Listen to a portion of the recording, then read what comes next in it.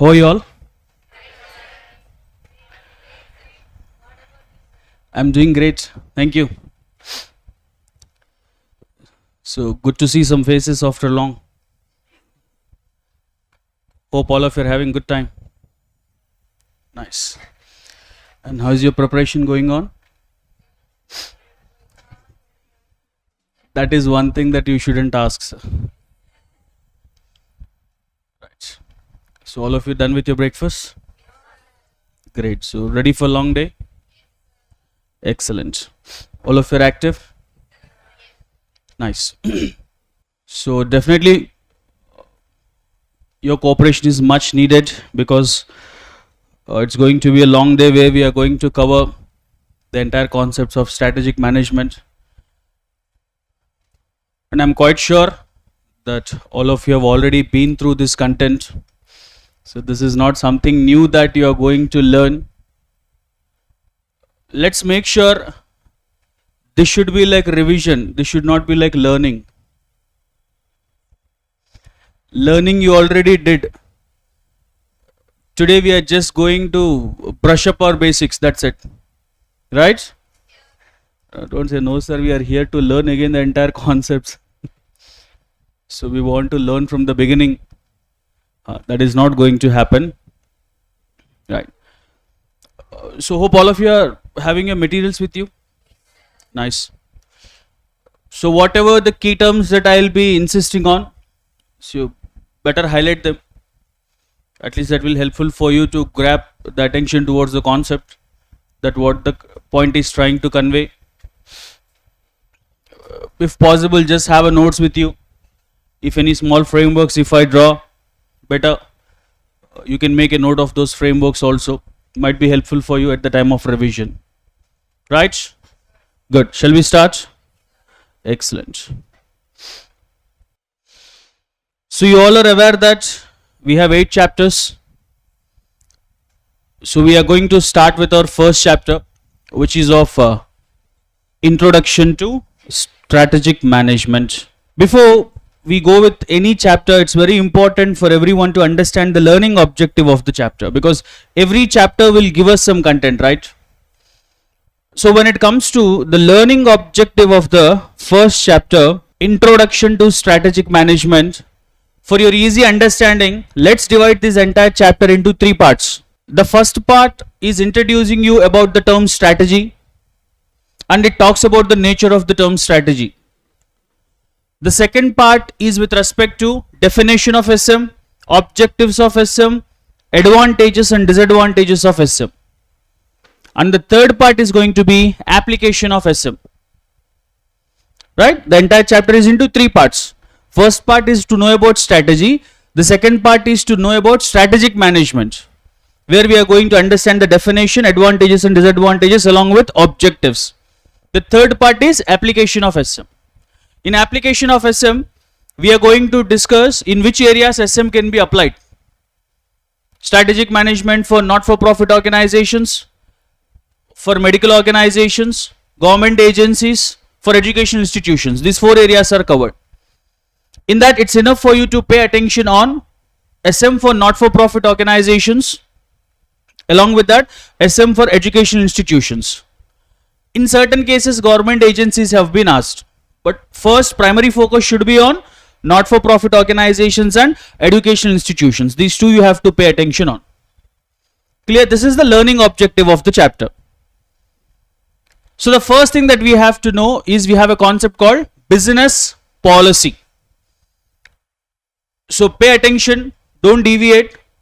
Whatever the 7 hours that we are going to spend today, if you are being more tentative, definitely most of the content that you can understand.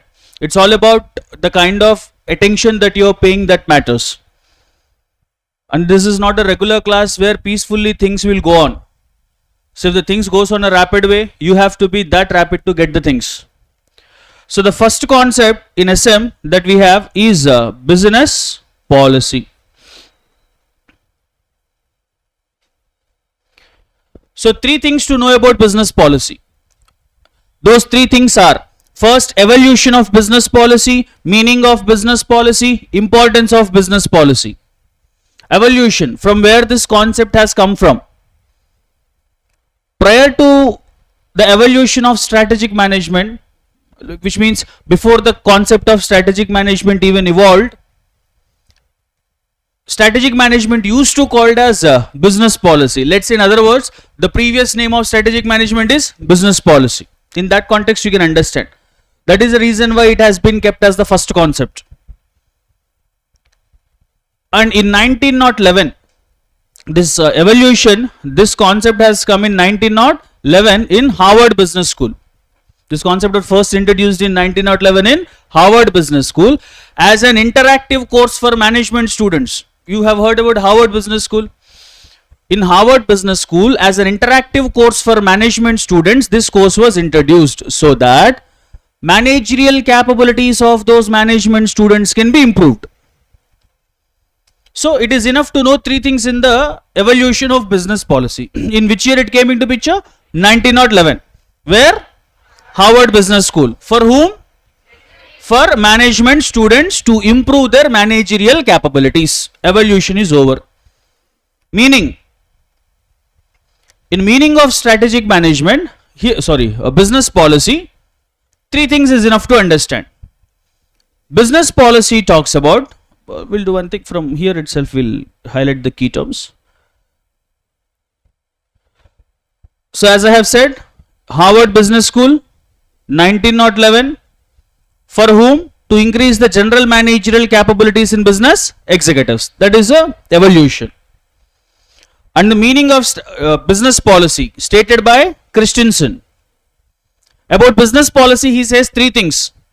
Business policy talks about functions and responsibilities of senior management. Senior management means in the organization who are senior management, let's say top level. Three levels we have. What are the three strategic levels that we have? Corporate level, business level and functional level. Business policy moreover talks about functions and responsibilities of corporate level. And then second one, functions and responsibilities would be the key term here. Next, it talks about what? Crucial problems that the enterprise is facing. Now don't think that, sir, in business policy are we talking about problems? No. Business policies are designed in a way, if any problem comes in the organization, policy comes with a solution for that. So that's why business policy deals with crucial problems that are affecting the success of the business. And the third point, business policy provides a direction to the firm so that it can shape the future. Three simple key terms in the meaning. Functions and responsibilities, deals with crucial problems, direction of the organization. The reason why I said in the beginning that we are going to insist on key terms, because in the professional courses like this, you are not supposed to generalize the content. Keep that thing in your mind. Don't over generalize the content. Like how you do for your other exams. Let's say if you're writing your graduation exam. Meaning of business policy you have to write. Very important for business. Without business policy, no business. Policy of a business is business policy. This is how you write. Straight away the question will be struck off. The answer will be struck off. So be very careful. Key terms are very important. Don't over generalize the content while you are reading, while you are writing theory. Key terms are important. So that's why I will be insisting on key terms. Are you clear with the definition? And then importance. Obviously, I said that the previous name of strategic management is business policy. That's why the importance of business policy says that it's a rational and it deals with rational and analytical aspects of SM. Because it is the previous name of strategic management is business policy. It is dealing up with rational and analytical aspects. And depending upon business policy, what managers can do, they can take some strategic decisions. Because as policy defined, accordingly decisions will be taken in the organization. Next one is it deals with general management responsibilities. So the importance of business policy deals with rational aspects of SM, and it deals with the decision making, and the third one is it deals with general management responsibilities. Business policy again three parts: evolution, meaning, importance. Evolution 1911 Harvard Business School for managerial capabilities for management students. As per Christensen, meaning says about three things: functions and responsibilities, deals with crucial problems, provide direction. When it comes to importance, deals with analytical aspects of SM, helps for decision making, deals with general management responsibilities. That's about business policy. After that, the first learning objective is to know about strategy. So business policy is a previous name of SM that we have covered.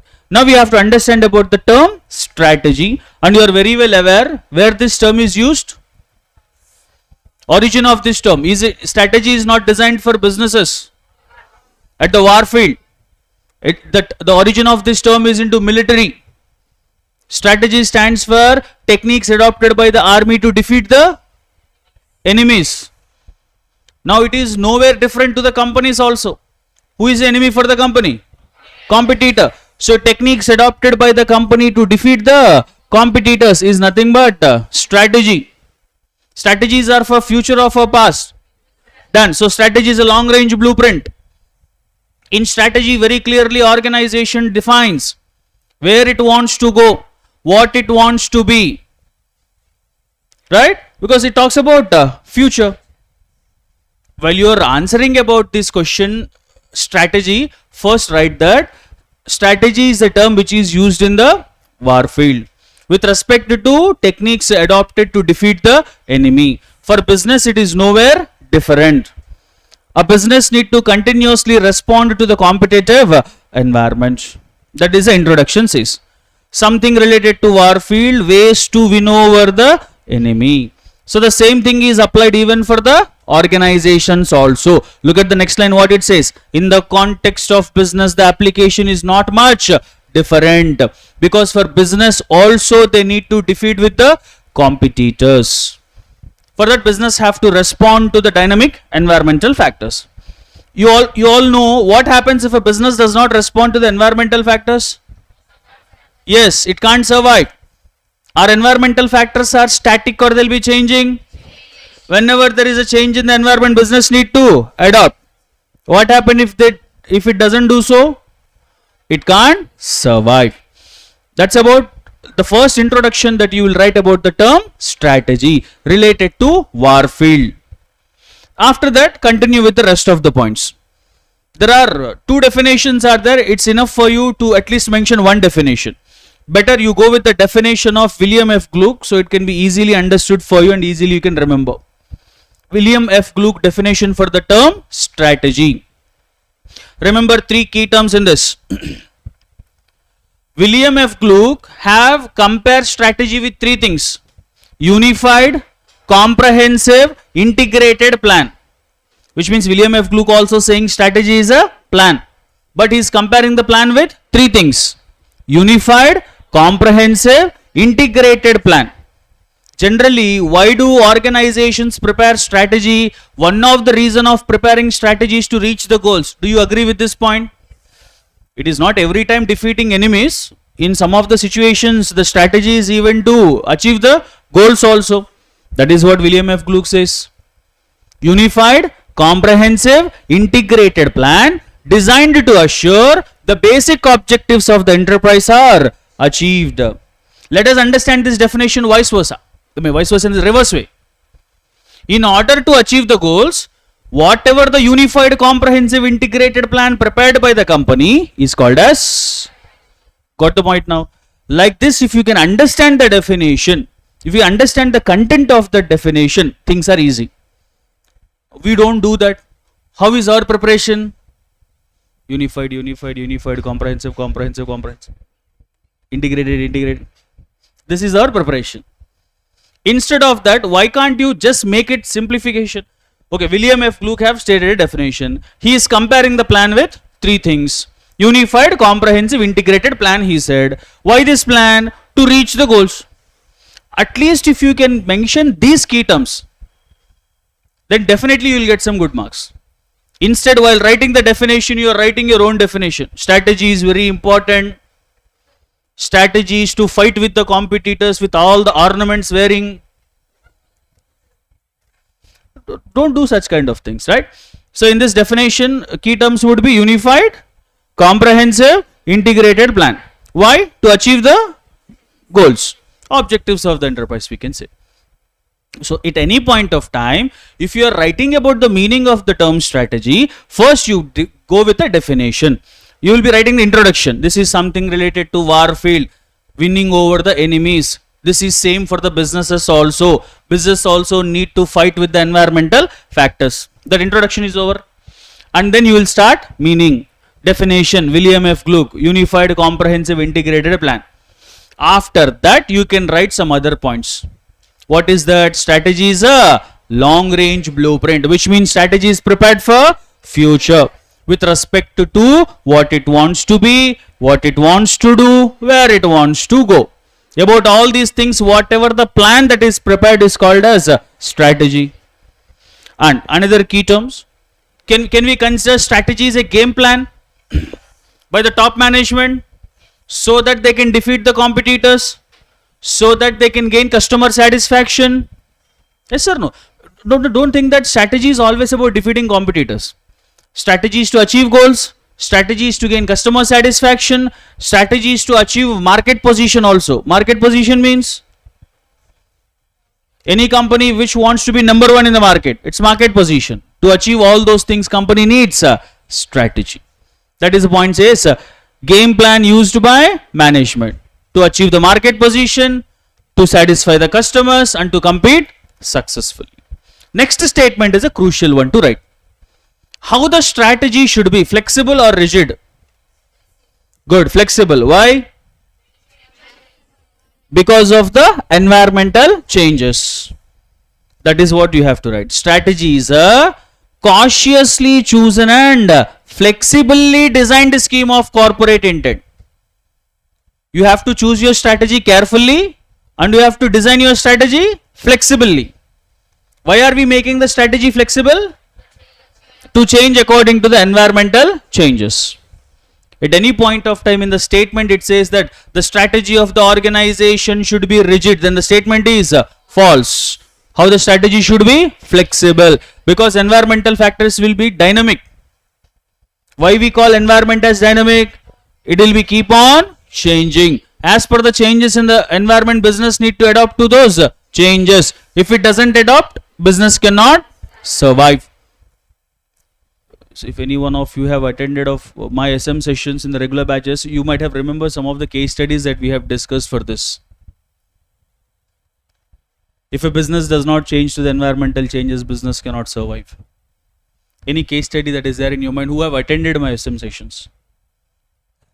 Sir, you're talking about an issue. Someone says, who says Nokia? Yeah. You have attended my SM sessions, but you have attended my ES sessions. Yeah. But how come you know that then I have explained about Nokia? That's how. Right. This is the meaning of strategy. Clear? While you have to answer about the term strategy, what is the first thing that you will write? Evolution. This term is related to warfield with respect to defeating the done. This is nowhere different even for the companies. In meaning, first definition stated by done. Then it is long range blueprint. Then it is a game plan. Finally, it should be flexible. I am giving you hints. Depending upon the hints, you have to write the term. So for this question, you can't write the 4 points that I have said. Depending on that, you have to develop your content. But don't deviate the entire concept in your own way. These parameters you have to follow and then you have to provide the content. That's about meaning of the term strategy. Next, we have a statement. Very good statement which has been asked plenty of times. But don't expect that then it will come in the next attempt also. But if you can understand this, if it comes easily, you can answer.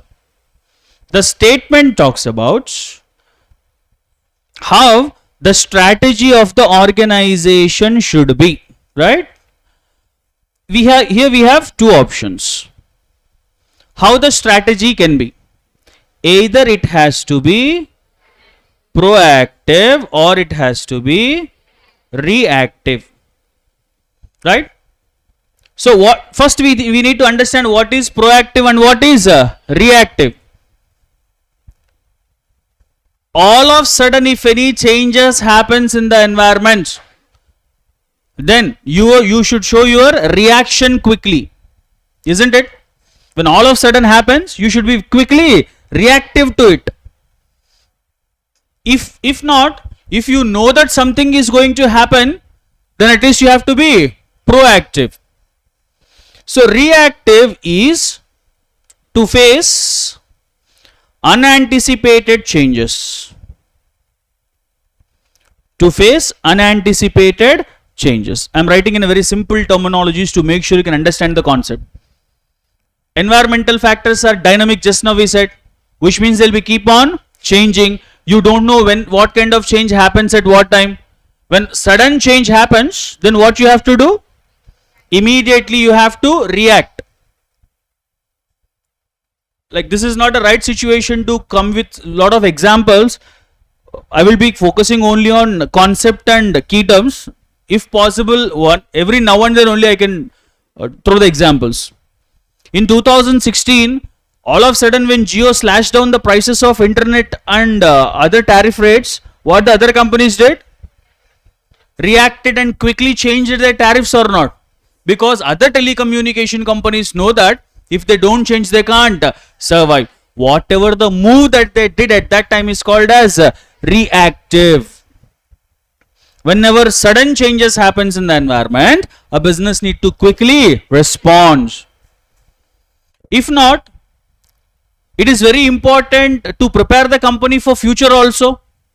Then how you should be? Proactive. To develop your financial performance for future. Financial performance. To grow financial performance for future. If any company have to be financially strong for future, then they have to be proactive. Let's say a company is thinking about future and planning now itself to face the future. So understood independently, proactive, reactive. Proactive means preparing for future. Reactive means if any sudden changes comes, you should be in a state to react. There is a problem in this. Is it possible for the company every time to be proactive? Because it is next to impossible to predict everything for future. Moreover, even if you have predicted, there is no guarantee that whatever you have predicted, it will happen in the same way.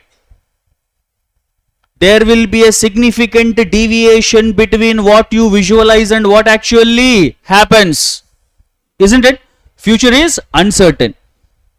You might have thought that in the coming 3 years, these might be the changes that happens in the environment. Apart from that, other changes happen. Future is uncertain. We don't know. When the future is uncertain, if any sudden change come, then what you should do? No, sir. 3 years back itself, I have decided something for 3 years. Now something else have happened, so I will not do anything. I don't do business also. Is it okay to do like that? Then what you should do?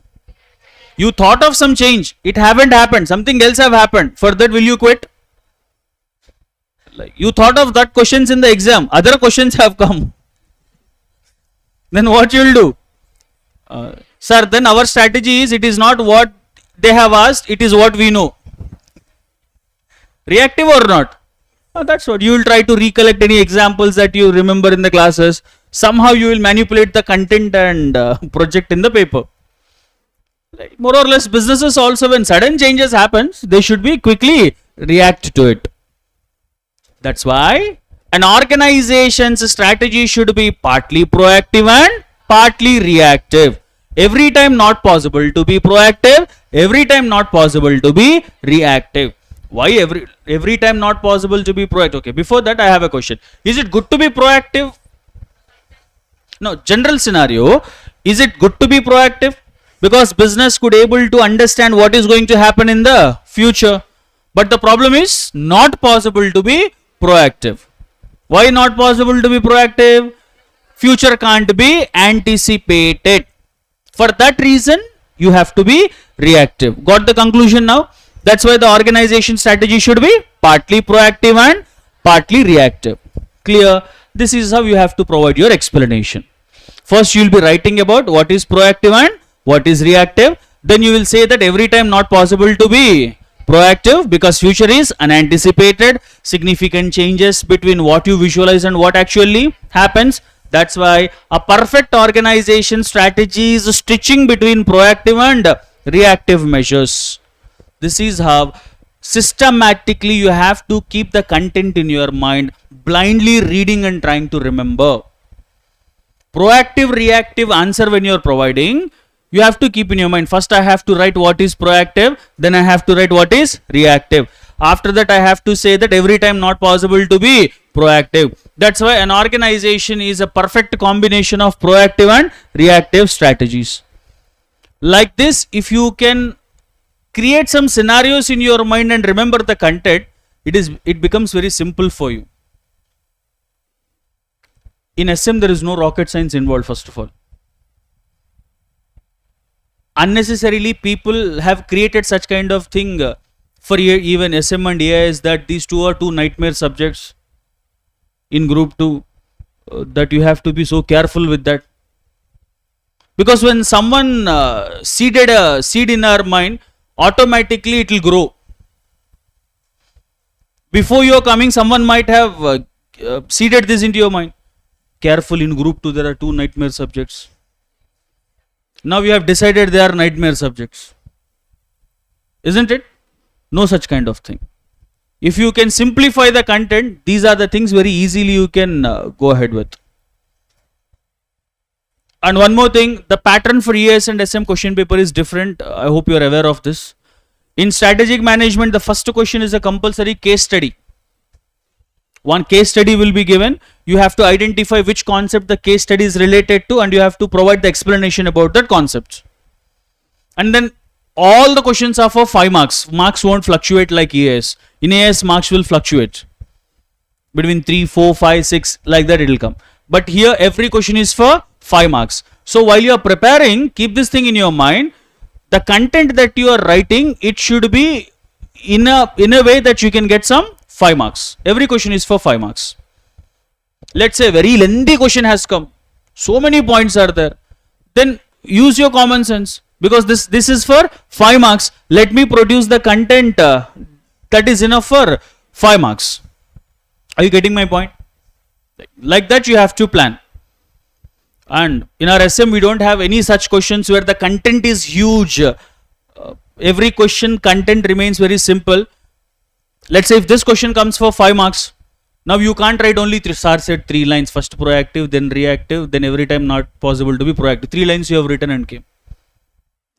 Are you getting what I am trying to convey? So you have to be sensible to decide how much content you have to write. By keeping those key lines in your mind, you have to develop the content. That's how the point says. Look at here, proactive strategy is a planned strategy, whereas reactive strategy is a adaptive reactions. Isn't it? Planned strategy means you are planning in advance. Reactive means adaptive reactions to the changing conditions.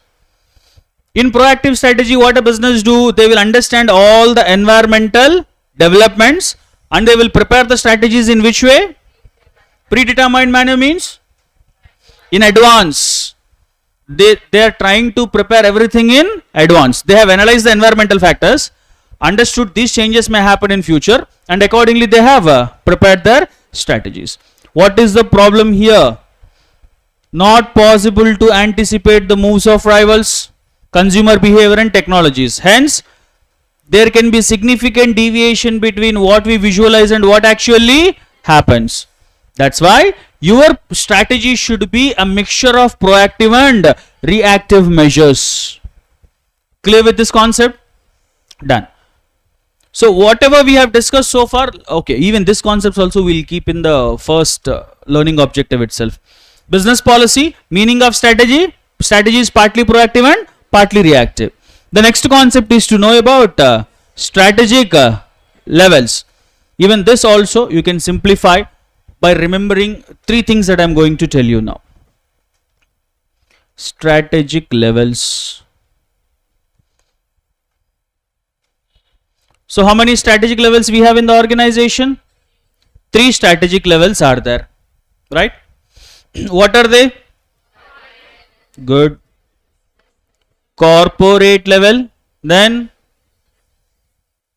right, business level, and then functional level. Right? These are the 3 levels that we have. About these 3 levels, it is enough for you to remember 3 things. When you can understand that key that I am telling you, developing the answers becomes easy. If you can get the flow that I am taking you through, for everything that I am saying, I am dividing the key things. Let's say for business policy, I said 3 things: evolution, meaning and importance.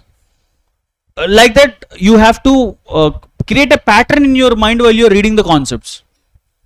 About these 3 levels, enough to know 3 things. Sir, what are those 3 things? Who will come at that level? What are the roles and responsibilities? Their scope of operations. About these 3 levels, know these 3 things: who will come at that level, roles and responsibilities, scope of operations. Then easily you can develop the answer. Corporate level, first, who will come? All the top executives will come: CEO, CFO, board of directors, managing directors, chairman, right? So who will come? All the top level executives. So I'm not writing CEO, CFO kind of thing because you're aware of top level executives. Second thing, what they do in the company? They will take lot of salaries, sir. That's what they do. Whatever major activities that happens in the organization will be done by corporate level. Let's say goal setting, isn't it? Policy creation, business policy. Who will create business policies? Executives of the company will create. Corporate level people will create policy. And if you have to do business, do you need resources? What are they? Resources. Men, machine, material, money. Methods we can say, but 4 resources you can remember. Men, machine, material, money. Who will procure the resources into the company? Top level. Procurement of resources and allocation of resources. Goal setting, policy creation, procurement and allocation of resources. Let's say what businesses company should do. Who will decide? What kind of businesses the company should do? Corporate level. These are the roles. Clear with the roles? Goal setting, policy creation, procurement and allocation of resources, and deciding what businesses company should do. These are roles and responsibilities. Third one, scope of operations. Whatever that has been done by the corporate level, that will be applicable for the whole organization. This is the scope, whole organization. When corporate level have set a goal, will that goal be applicable for the entire organization? When corporate level have taken a decision, will that be applicable for the entire organization? Yes. That's why the scope of corporate level is going to be the entire organization. Clear with these 3 terms? Same thing for business level. First one, who will come? In business level, we are going to have general managers. Right? This is the first thing. General managers will come. Second thing, let me talk about the scope of operations. Business level, whatever they do applicable for the whole organization. At business level, general managers, whatever they do, it is applicable for a particular business unit, not for the entire organization. Is the scope is shrinking? Corporate level is for the entire organization. Business level is only for that particular business unit. So what is their responsibilities are now? Here we have discussed so many responsibilities: goal setting, policy creation. Will the same thing general managers also do? Goal setting, policy creation? No, their role is whatever corporate level have created, that need to be practically implementing in a unit. Technical term is, what do business level general managers do? They make corporate level strategies practically feasible for each and every business unit. Remember this term. What they do? They make corporate level strategies practically feasible for each and every business unit. Got the point? Corporate level guy have created a goal for the entire business. Now this goal need to be practically implemented to the business unit, and this responsibility is done by general manager. General manager again will not set a new goal. Clear? 3 points are clear about business level. First point, who will come? What is the scope of operation? The responsibility to make corporate level strategies practically feasible for every business unit. Done with the business level? Right. Functional level. Let's answer the first question. Who will come? Good. Functional managers. At functional level, we are going to have functional managers. Now, can you state some examples? Who are these functional managers? Yes. Like we have a chapter called functional level strategies. Whatever the functional areas that will cover will come into functional level. Like if you can logically understand, all the 8 chapters that we are going to study in SM is a flow. Because strategic management consists of some major steps: analysis, planning, formation, implementation and control. 6 steps. Analysis, planning, formation, implementation and control. Strategic analysis, strategic planning, strategic formation, strategic implementation and control. The 8 chapters are these 5 steps, if you can carefully understand. Second chapter is analysis.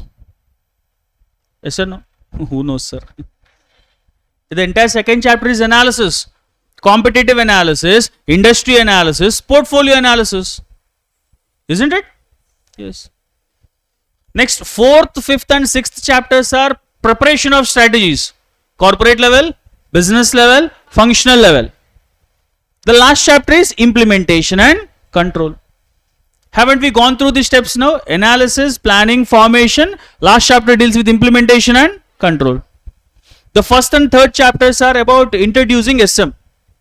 In the first chapter, introduction to SM. In the third chapter, again we discuss about stages of SM, vision, mission and objectives.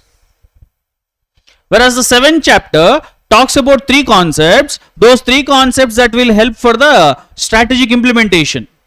In 7th chapter, we have 3 concepts: organization structure, leadership and culture. These 3 concepts will help the company for effective strategic implementation. That's why the 7th chapter talks about those 3 concepts, and then 8th chapter talks about implementation and control. Don't think that your board guy have blindly kept the titles of the chapters like that and they have dumped into content to read. So there is a purpose for creating those chapters so that a student can understand the systematic flow what happens in the organization. That is why we have functional level strategies. In functional level strategies, we are discussing how strategies can be prepared for each and every functional area.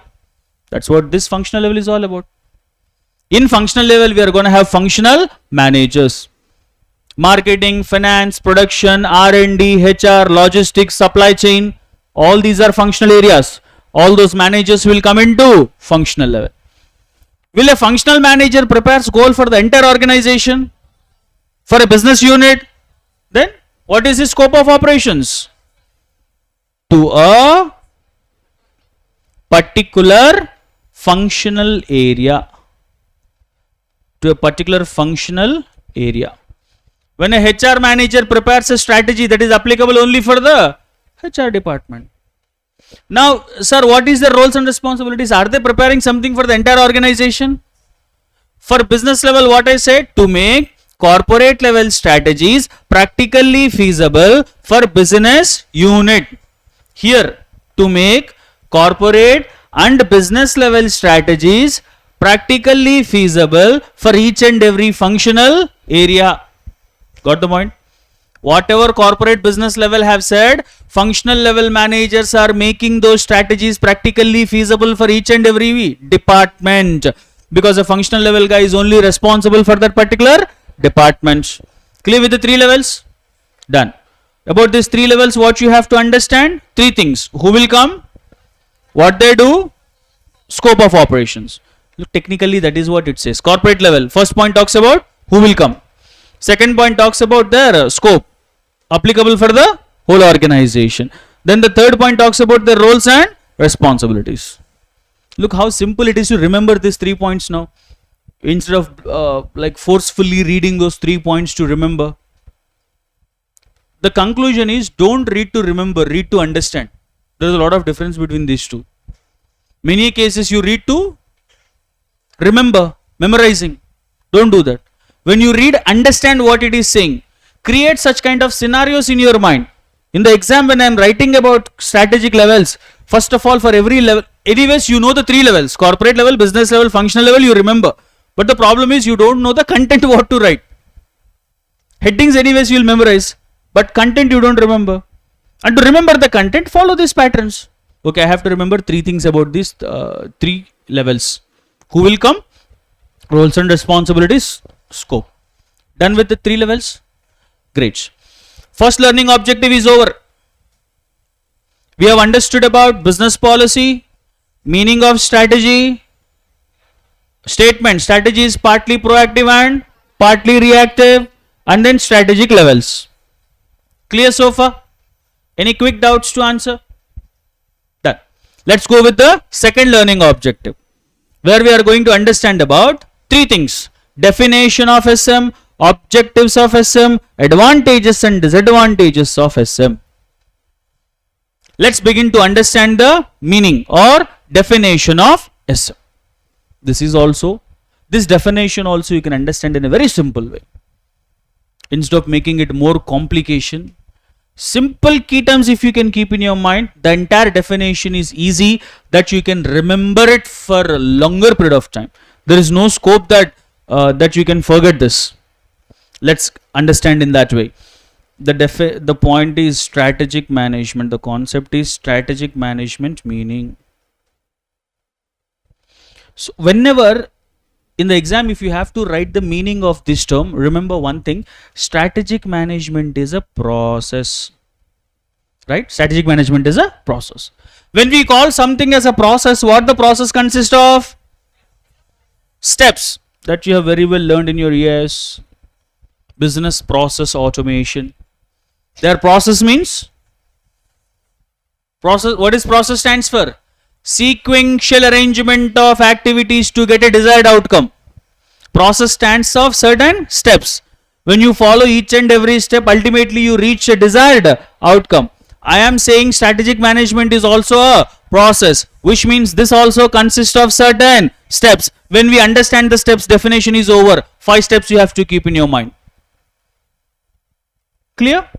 Step 1. In strategic management, what is as we said, it is a process. Let us understand the steps. In the process of strategic management, what is step 1? Step 1 is to develop vision and mission. The step 1 is to develop vision and mission. You know about vision and mission. In the 3rd chapter, have we discussed about this clearly? Definition of vision, definition of mission, how to implement vision and mission. Have they come in the 3rd chapter or not? I have already said, don't look at me as if it is a new thing. Confidently tell me that yes sir, we have discussed. When I say we have discussed in 3rd chapter, you are looking at me, sir, when you have taught the 3rd chapter. Here I am not to teach you the entire 3rd chapter. So this is the first step. What is vision? Good. Goal. Mission stands for existence and purpose. Nice. Vision talks about roadmap of company's future. Mission talks about existence and purpose. Anyways, 3rd chapter we'll revise it. But the first step in SM is to develop vision and mission. After setting vision and mission, next thing is setting objectives. What are objectives? Targets. Good. So in SM process, step 1 is to develop vision and mission. Step 2 is to setting objectives. After that, crafting a strategy. Crafting a strategy. Strategy need to be crafted. Strategy is ready. Once the strategy is crafted, yes, evaluating and implementing the strategy. Evaluating and implementing. Is implementation is the last step in any of the process of the management? No. What is the last step? Controls. The last step of SM says taking corrective adjustments. Taking corrective adjustments. Simple 5 steps. You are done with the definition. Don't overcomplicate it. SM is a process. Process consists of 5 steps. Step 1 is to develop. Step 2 is to set some. Step 3 is whatever you have crafted that need to be. Don't stop with the implementation. Assign some controls. Like this, if scenario is in your mind, how easily you can project the definition. Now the same 5 steps, you will create it as a definition. Strategic management is a managerial process of developing vision and mission, setting objectives, crafting a strategy, evaluating and implementing the strategy, and then over time taking corrective adjustments. So, keys should be there in your mind. SM is a process. Process consists of 5 steps. If I remember the 5 steps, I am done with the definition of SM. But what we do? Movement is important. While you are revising for your exam, you'll open the book and with the movement you will insert. Because what is our concept for the exams? Inserting and vomiting, as I always say in the classes also. That is our concept, inserting and vomiting. In the revision, insert. In the paper, if the question come immediately, otherwise you will forget. But we really don't know the purpose, why are we reading it. So don't make such kind of reading. Are you clear with the definition now? Done. After the definition, we have objectives of SM. We'll create even this as a framework. Objectives of SM. Strategic management have only 2 objectives. In the organization, if any company prepares strategic management, it has 2 objectives. First objective, strategic management will help the company to create competitive advantage. Competitive advantage. What is competitive advantage? An advantage that gained over the competitors. Can you tell me how it can be gained? Excellent. By developing core competencies. What are core competencies? Excellent. Unique strengths that cannot be shared by others. Anyways, we have this in the second chapter. But in the organization, if strategic management is applied, the strategic management will help the company to create competitive advantage. This is the first objective of SM. Strategic management is helping the company to create competitive advantages so that it can outperform the competitors. Done. Just before, when I was explaining about the strategy, I said that environmental factors are static or change. What is the answer that you says? Change. Whenever there is a change in the environment, does business need to adopt it? What happens if it doesn't adopt? Clear? Our second objective talks about the same thing. So here I can't write the key term, I'll write the entire statement here. Guiding the company, guiding the firm against changes in the environment. Guiding the firm against changes in the environment. Actually, when you read, the term says guiding the firm successfully towards changes in environment. To guide the company successfully against changes in the environment. These are the 2 objectives of SM. First one, SM is helping to create competitive advantage. SM is helping the organization to guide it successfully against the changes in the environment. Definition is over and objectives are over. Let's have a look at the key terms. Definition, as you can see here, it's a managerial process. This process consists of how many steps? This is step 1. Then step 2, setting objectives. Step 3 is? Step 4 is? Step 5 is initiating necessary corrective adjustment. This is 5th step. 5th step. This is how you have to write. One more small input. In the material, when you are reading these concepts, many of the concepts have been divided like the points. Let me tell you one thing.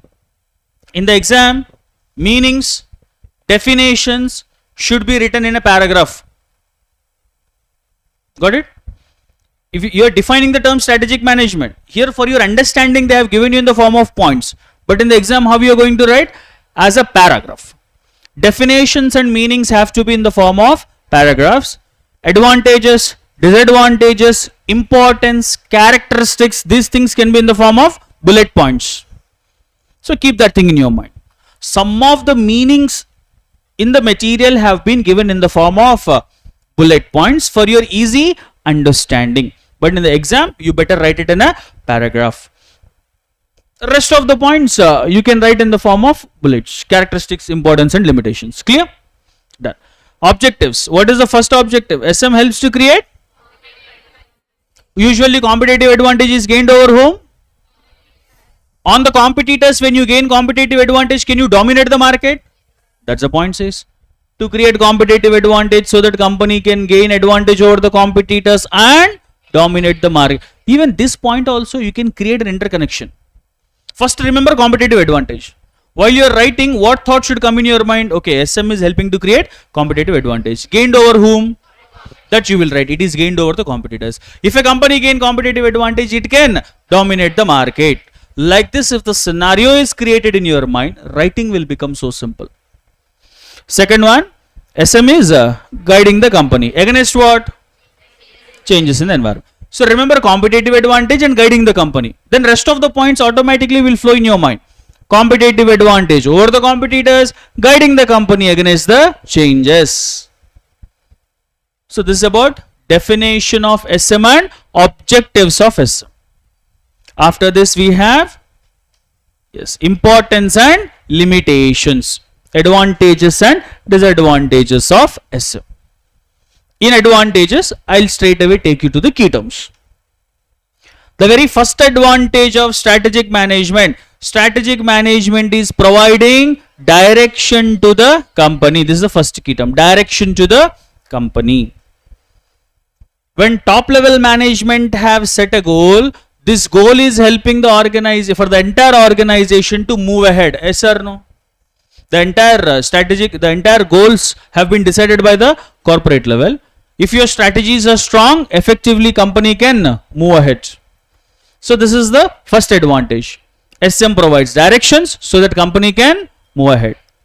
Second advantage we have already discussed in the statement. Proactive and reactive. Just to explain this, I have asked you a question when I was explaining proactive and reactive. I said that is it good to be proactive? I have said. Then all we have said that it is good to be proactive. But the problem is not possible to be proactive. In the organization, your strategy should always try to help you to think in a proactive way. Always prepare for future. You are not supposed to every time say, sir, let the change come, then I will react. Is it a good thing to do? That's why every time it is very important to be proactive.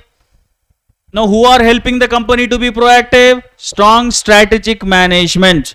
Now, the term says it is helping the organization to be more rather than being reactive. Which means what SM says is that every time organizations have to be more proactive than being reactive. One more question, sir. Here you are saying SM is saying to be proactive. In the previous statement, you said that partly proactive and partly reactive. It is creating contradiction. Understand a thin line here. SM always says as a company you be proactive.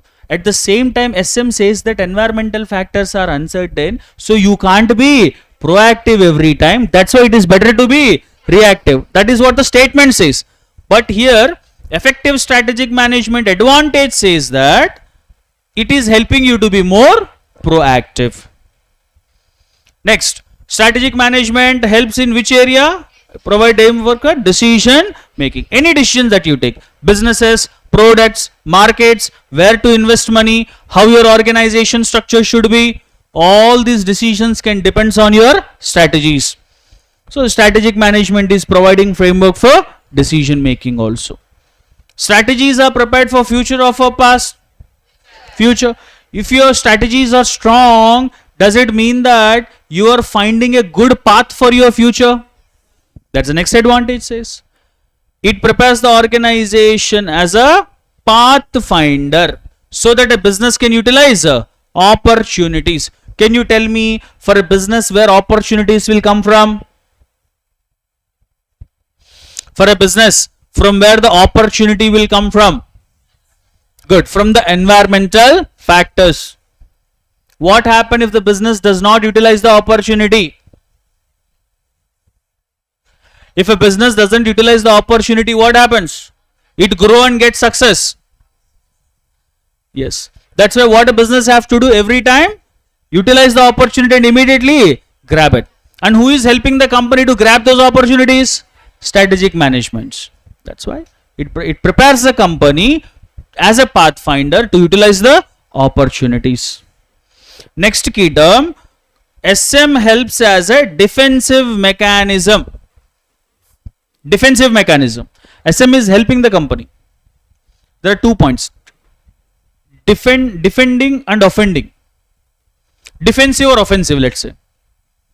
If you are being defensive, what does it mean? Defensive means you are protecting yourself. Opposite to defensive is offensive. You are retaliating, you are fighting. Then, if any sudden changes happens in the environment, is it needed that you need to be protected against those odd things? Because environmental factors are uncertain. There are a lot of unexpected events happens in the environment. When such kind of events happens, is it needed that you should protect yourself? Now, who is protecting you now? If you look at the explanation, there you will understand. Strategic management serves as a corporate defensive mechanism. SM is defending the company against what? Mistakes and pitfalls.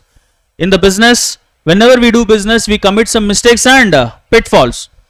Whenever such mistakes and pitfalls happens, who are protecting our company? Strong strategic management. So SM serves as a corporate defensive mechanism against what? Mistakes and pitfalls. Done. If your strategies are strong in the organization, can you survive for a longer period of time in the market? That's the point. Says it enhances longevity of the business. Nothing but a business can survive in the long run.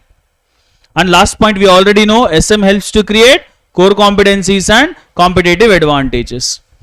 Key terms are very important. Competitive advantage, core competency, you know the meanings of that. You don't need to write the meanings here. You just have to write that over a period of time, strategic management help the company to create core competencies and competitive advantages. What are the 7 key terms that we have to understand about advantages? First one, it provides direction. Second one, helping to be more proactive than being reactive. Third one, decision making. Fourth one, acting as a pathfinder. Fifth one, defensive mechanism against what? Mistakes and pitfalls. Enhance longevity is the 6th key term. Longevity, surviving in the long run. Last term would be core competencies and competitive advantages. These are the benefits of SM. Every time SM doesn't provides with only benefits, SM has its own limitations. So not many. 4 simple limitations. Environmental factors are complex and turbulent. This is the first limitation. Conceptually, you have to understand. The concept is disadvantage of SM, but it talks about environment nature. Have you observed that? Concept is disadvantage of SM, but the point says environment is complex and turbulent. Why so? It should talk about strategy, rather it is talking about environment. Why so? Because our strategies depends on, because of the complexity of the environment, it is creating drawback for strategies. That's the point. Understood? Environmental factors are complex and turbulent. Turbulence means unstable, not turbulent. It needs to be understood as turbulences. You know, when we travel in flights, we will face turbulence, right? Turbulence means unstable. Environmental factors are highly complex and they are more turbulent. Turbulences happens in environment. Because of that, whatever the strategy that you prepare, sometimes the strategy will be of no use. That's a disadvantage. A strong strategy is always a time consuming one.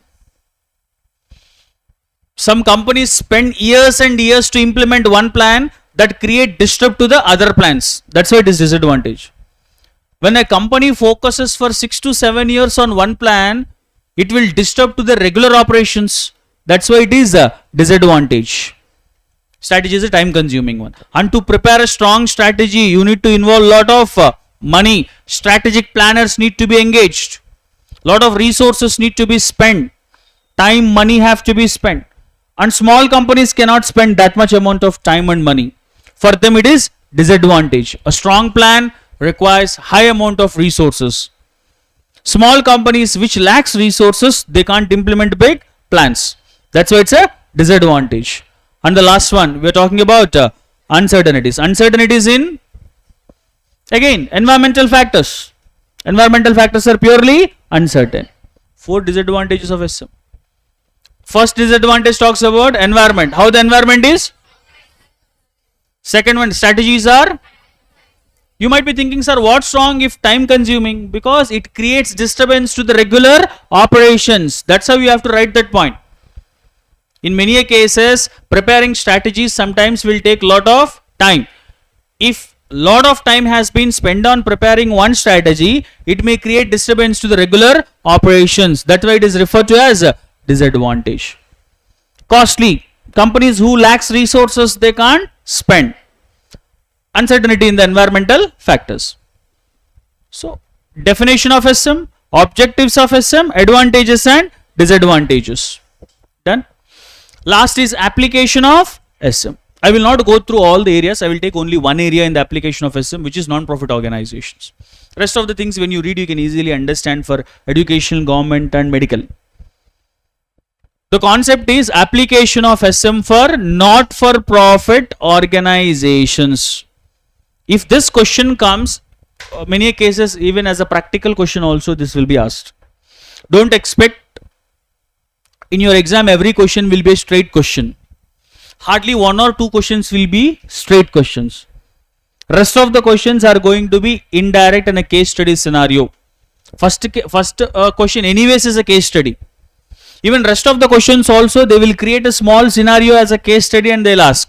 Don't expect the question should be in a straightforward. Where you have been asked, write the advantages and disadvantages of SM. At least paper will not be that straightforward. They will create a practical scenario and accordingly question will be asked. Even for this also it will be in the same way. While you are answering this question, applicability of SM for not-profit organization, divide this concept into 2 parts.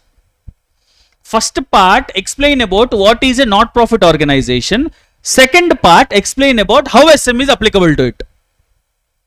Clear? So while you are explaining about what is a not-profit organization, you are aware of that business can be run for 2 motives, commercial and non-commercial. Commercial will always think about profit making. Non-commercial without the motive of making any profits, social, charitable purposes. This is how first you should explain what is a not-for-profit organization is all about. Second, applicability of SM for them. Here also we can simplify it. Whatever not-for-profit organizations do, they lack measurability. They lack measurability.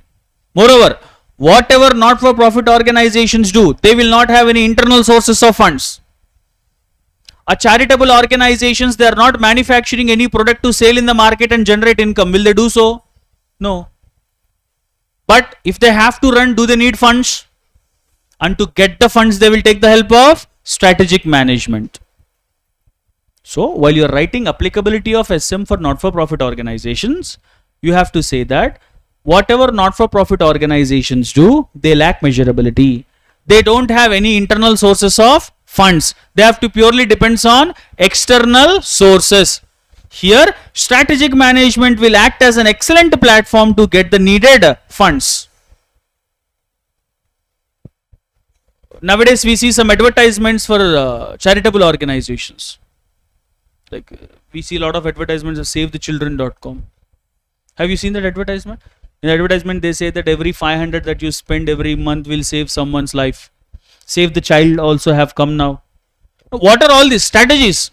Why they are applying those strategies? Because so that they can get the funds. That is what applicability of SM for not-for-profit organizations.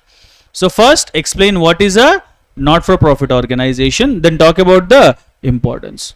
Look, I can take you to the key term. What it says is that they totally depend on outside financing.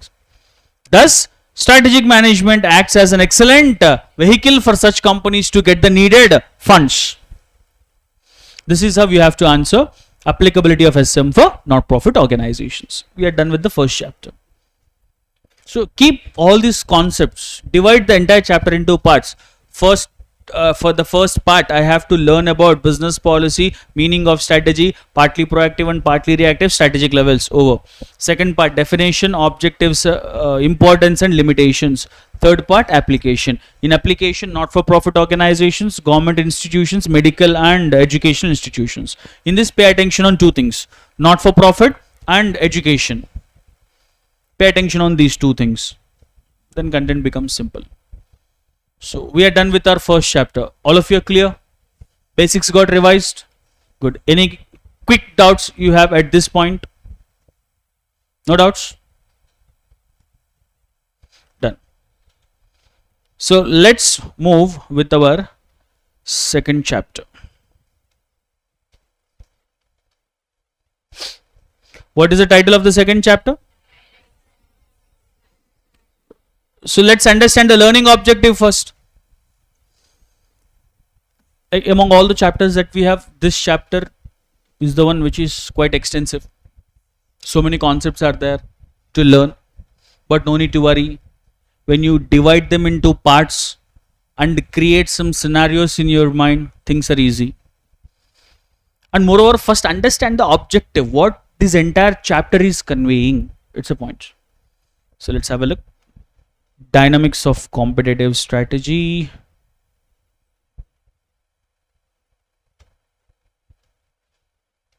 This entire chapter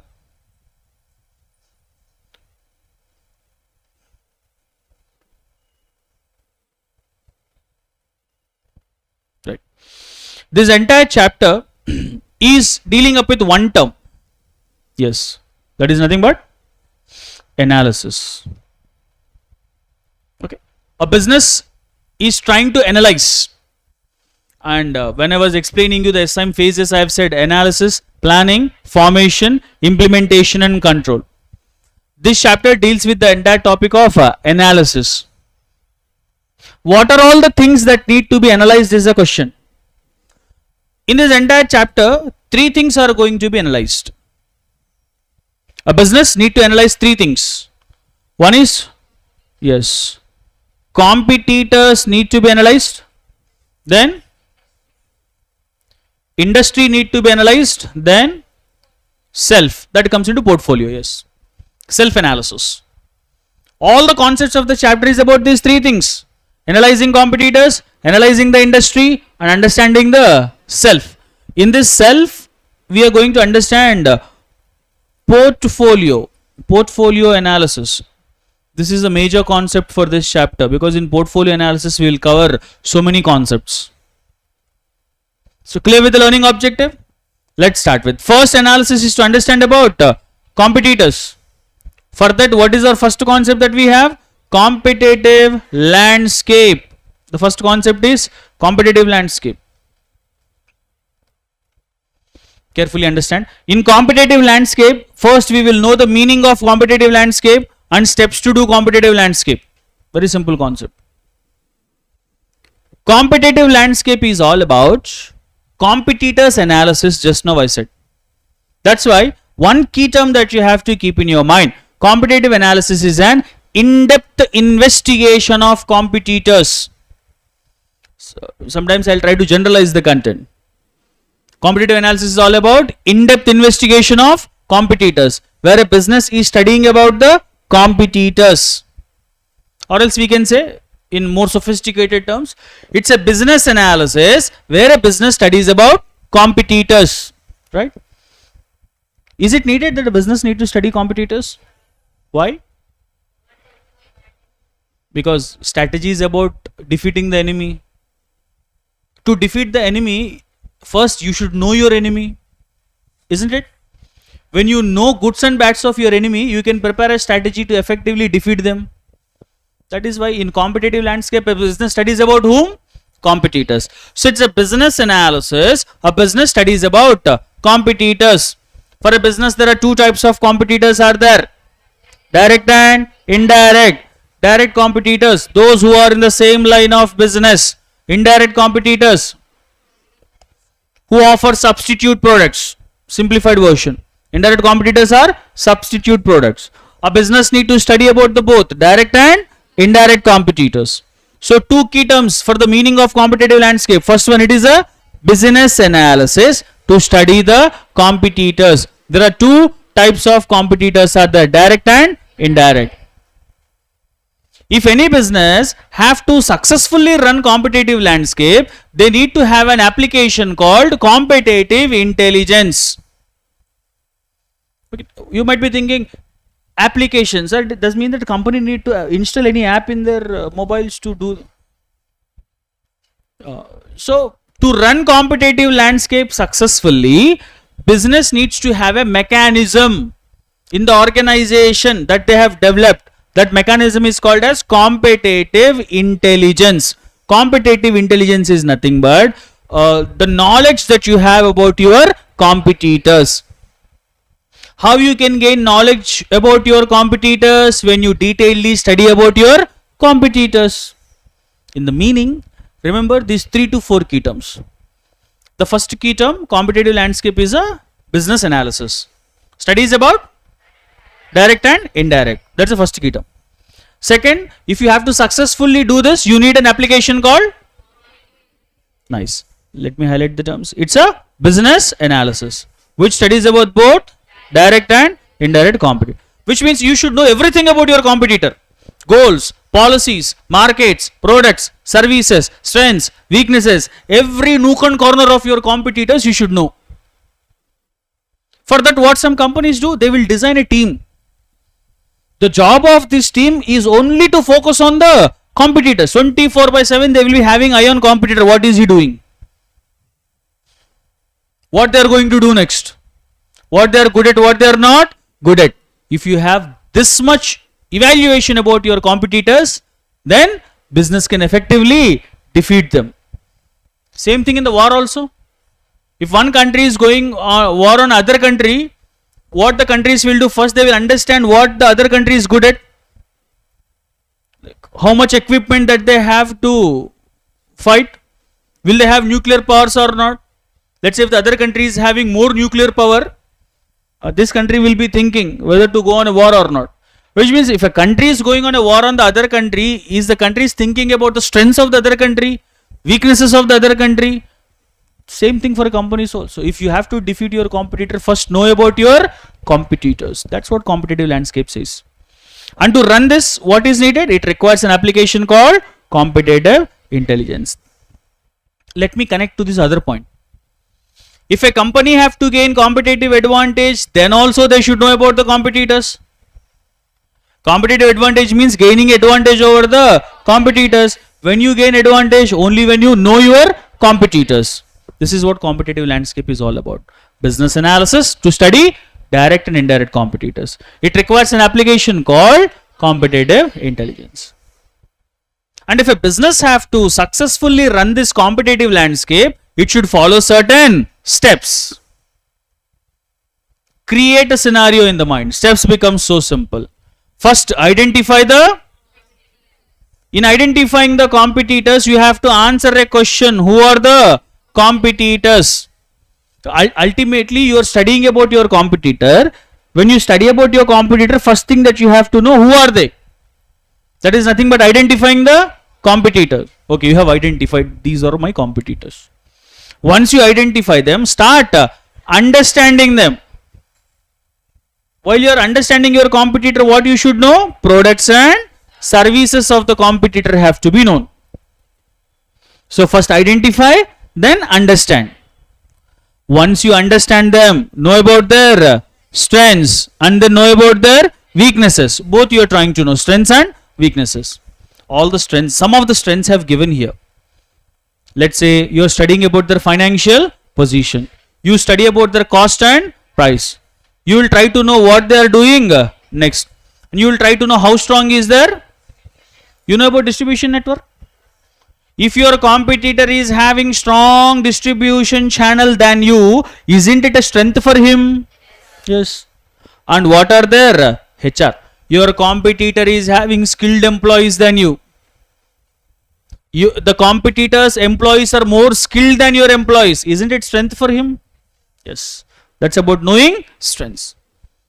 If you have to defeat your competitors, it is not just enough to know what is he good at. It is very important to know what is he not good at. That's why we are knowing the weaknesses. In weaknesses, what we are coming to know? Where are they lacking? Which means what they are not good at. Once you know about all these things, you have gained good amount of information. Who are they? Products and services, strengths and weaknesses. 4 things you have come to know. All these 4 things, isn't it a huge amount of information for you? Now you have to combine all this information and use this information for your benefit. That is the last step says, put all the information together. In putting all the information together, what are you doing? What the business do with the information? And moreover, how can a firm exploit the weaknesses of? What is the step 4 says? Studying the. After knowing the weaknesses of your competitor, what you should do? Convert those weaknesses as yours. Not as strengths actually. Use, I was saying that, convert his weaknesses as your weaknesses. Will you do so? No. You should try to utilize, exploiting the weaknesses of your, when you know your competitor is not good at something, you always try to fight him on that point itself. Like how you do when you know that your friend will get irritated if you tease him on a particular point. What you should do every time? You should only take that particular point. Yes or no? Same thing do with the competitors also. When you know that competitor is not good at something, every time you should have to pay attention only on that thing. That's it. Simple 5 steps. What is step 1? Which question will be answered here? Step 2 is? Which question is answered here? Good. Step 3 is? Step 4? In weaknesses, what we come to know? Yes. Final step is? Use the information so that you can gain the advantage. This is called the first concept, competitive landscape. Competitive landscape is analysis of whom? Which type of competitors? Good. What application is needed? If by keeping these key terms in your mind, you write your answer instead of overgeneralizing the answer. Competitive landscape. Point 1. It is very important for business. Your board guy is least bothered about this kind of points. Where a business need to, it's very important for business. Without competitive landscape, no business. You are not writing your graduation exams are going on by chance or recently completed? Going on. So don't carry the cascading impact for your November exams also. There you will do the same thing, I know. If the concept is strategy, competitive advantage or competitive landscape, sometimes you say landscape of the competitor is competitive landscape. You will do this also, isn't it? Then you will write following are the steps of competitive landscape. Their steps won't be there again. You will write something else. Step 1, it is very important for business. So ultimately you write what you wish to write. Sometimes there you will do some crazy things that, let's say you have watched a new movie, 1 or 2 good emotional scenes of that also you will add in that. In the flow you will add. Do so or not?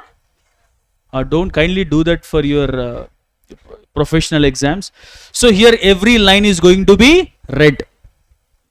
They will check whether the key term has been written or not. Are you presenting the concept or not? That also matters a lot. So be very careful. That's why I'm insisting on the key terms, right? So let's start with the next next concept actually. So we are done with competitive analysis. So our next focus is to do industry. That is where we have a concept called Industry and competitive analysis. For so many students, it's a very question mark thing that, sir, what is this concept is all about? For that reason, first let me tell you what is this concept is all about. Okay, industry and competitive analysis.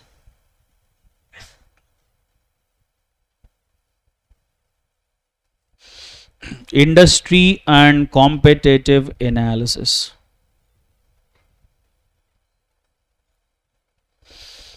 Right?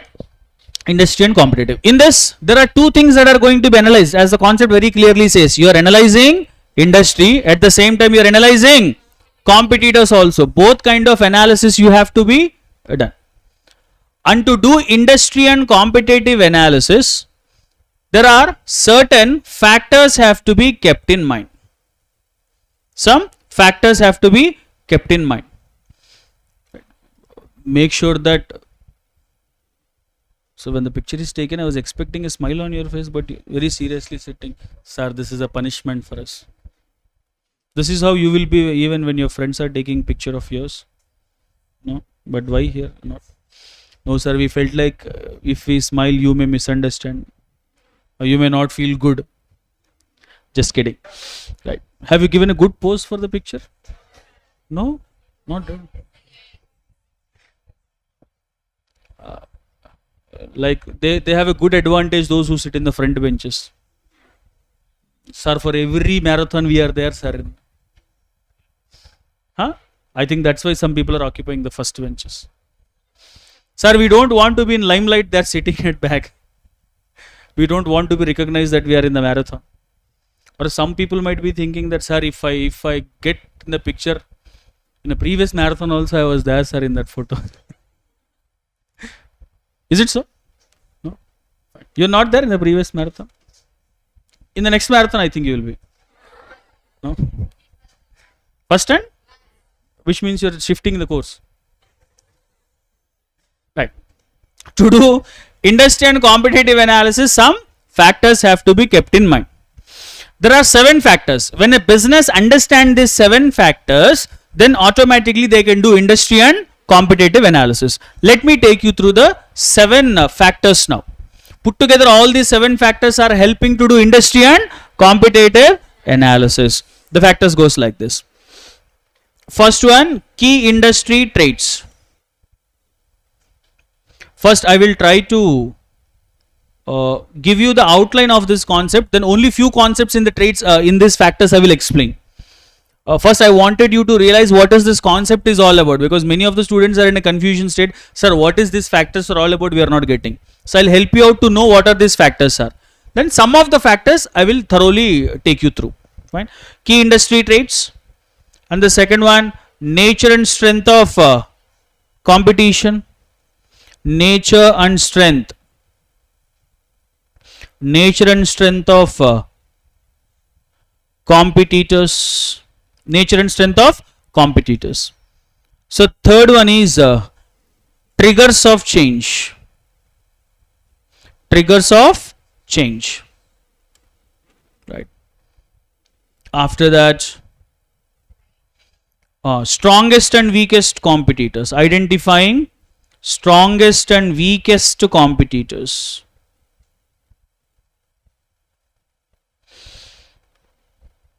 Then the next factor is moves of rivals. Moves of rivals. Next one is, I'm writing the key term, short term here, you better write the complete one. KSFs stands for key success factors. You can write it in the other scenario also. Key factors for competitive success, both the terms. Very important, key terms. In the first case study, when you are finding the answer, these key terms are used. If you can't get that key term, you can't find what is this case study is related to. In one of the exam, I think previous attempt is so, final exam, the first case study, many students couldn't able to get what is the case study is all about. Because in the case study, only one simple key term has been used about the content. That is nothing but company is trying to get a standard against the competitors. This is the key term. Setting a standard, comparing with the others. These are the 2 lines are used. Excellent. Benchmarking. In benchmarking, don't we have the key term? Setting a highest standard in the industry practices, comparing with others. This is only the entire case study talking about companies doing this, companies doing that. Every content has been given. Somewhere in the middle has been stated that they are trying to compare with the others as per the standards. The finally question says identify the tool stated by the company. Then many of the students were thinking, sir, no tool has been stated in the question.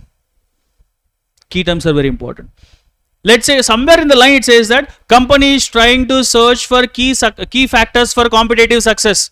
Now you might be thinking, sir, where the concept have been taught key factors for competitive success? This is nothing but key success factors. Every term, every concept is very important. In many cases, I have said to many of the students that in SM, never try to prioritize important and non-important. IMP, VVIMP, 2-star, 3-star, 4-star, no such kind of things. You never know from which area the question is going to be picked. Let's say in the third chapter, there is a concept called SM model. For so many years, the concept haven't come SM model. In one of the year, a question has been asked about SM model. Sometimes even a case study has been asked about SM model. Now, don't try to segregate depending upon these requirements, important or unimportant. Better to have knowledge about every concept. Understand what the concept is saying. Try to be in a situation where you can identify what the case study is related to. Yes, we will be paying more attention on certain concepts which are important, which has been asked plenty of times, nothing wrong in that. But it doesn't mean that other concepts you are completely avoiding. You should have a good amount of idea about those concepts also. So I am not asking you to go for extensive reading to remember. My intention, whenever you read, kindly understand what the concept is saying. That's about key factors for competitive success or else key success factors. And the last one is financial attractiveness of the industry. Financial attractiveness of the industry. 7 factors. Now let me explain you the concept now. Why all these 7 factors are? The 7 factors are talking about industry or competitive analysis. Some factors are industry related, some factors are competitive related. First thing, industry analysis, competitor analysis, industry analysis, competitor analysis, competitor analysis, industry analysis. Lots itself says industry analysis. Now you have understood the meaning. All these 7 factors are helping the company either to understand about the competitors or to know about the industry. One last point. About all these factors, one thing to remember, industry and competitive analysis starts by knowing the traits. Okay, industry and competitive analysis starts by knowing the traits. Traits of, yes, traits of industry. After knowing the traits, you will understand all the rest of the factors. And then, after knowing all these factors, a company should do a final conclusion. That is nothing but financial attractiveness of the industries. So once again, industry and competitive analysis starts by knowing the traits. After analyzing all the things, what is the final conclusion that has been made? Whether industry is financially attractive or not. Clear with the meaning of the concept now? Yes, I will not take you through all the concepts. We'll be focusing on some of the key areas. Like first one is triggers of change. What are triggers? Good. Trigger stands for the dominant forces. The dominant forces that will have impact over the changes that takes place in the industry. If I have to generalize this triggers point,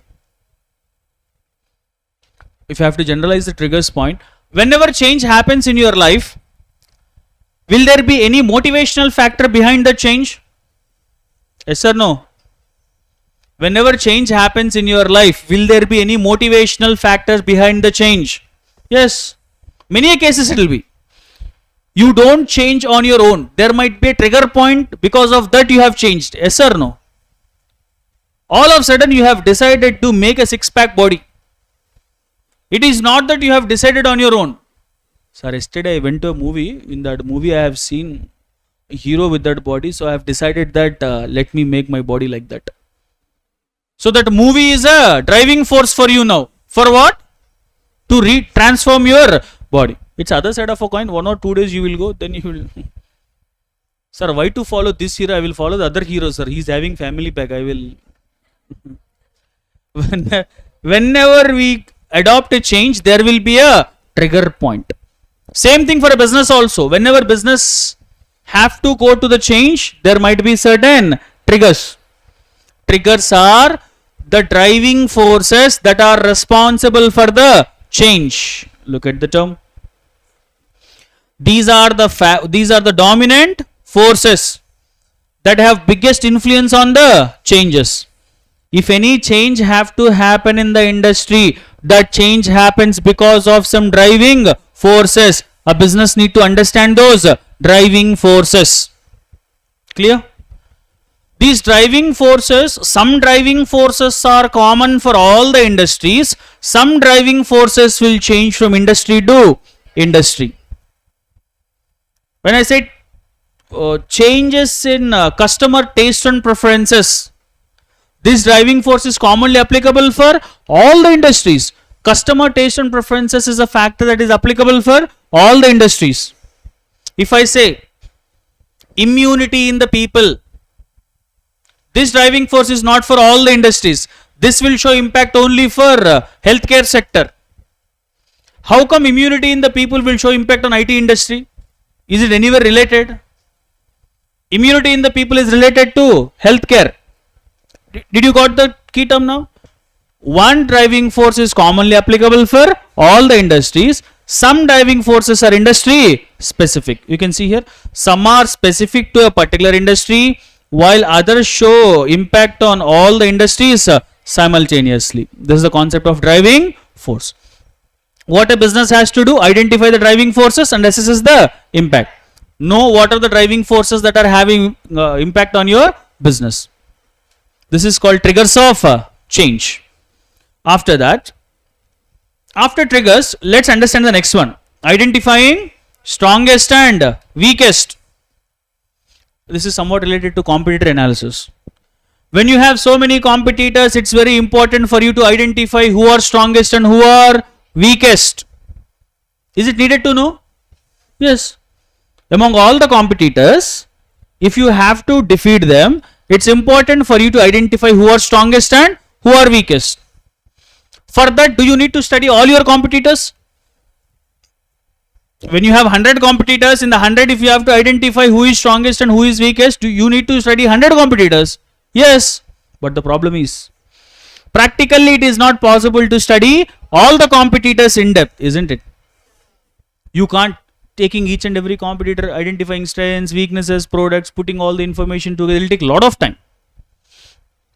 So once again, in order to identify strongest and weakest competitors, a business need to understand all the competitors, but practically it is not possible to study all the competitors. For that, company have to use a tool.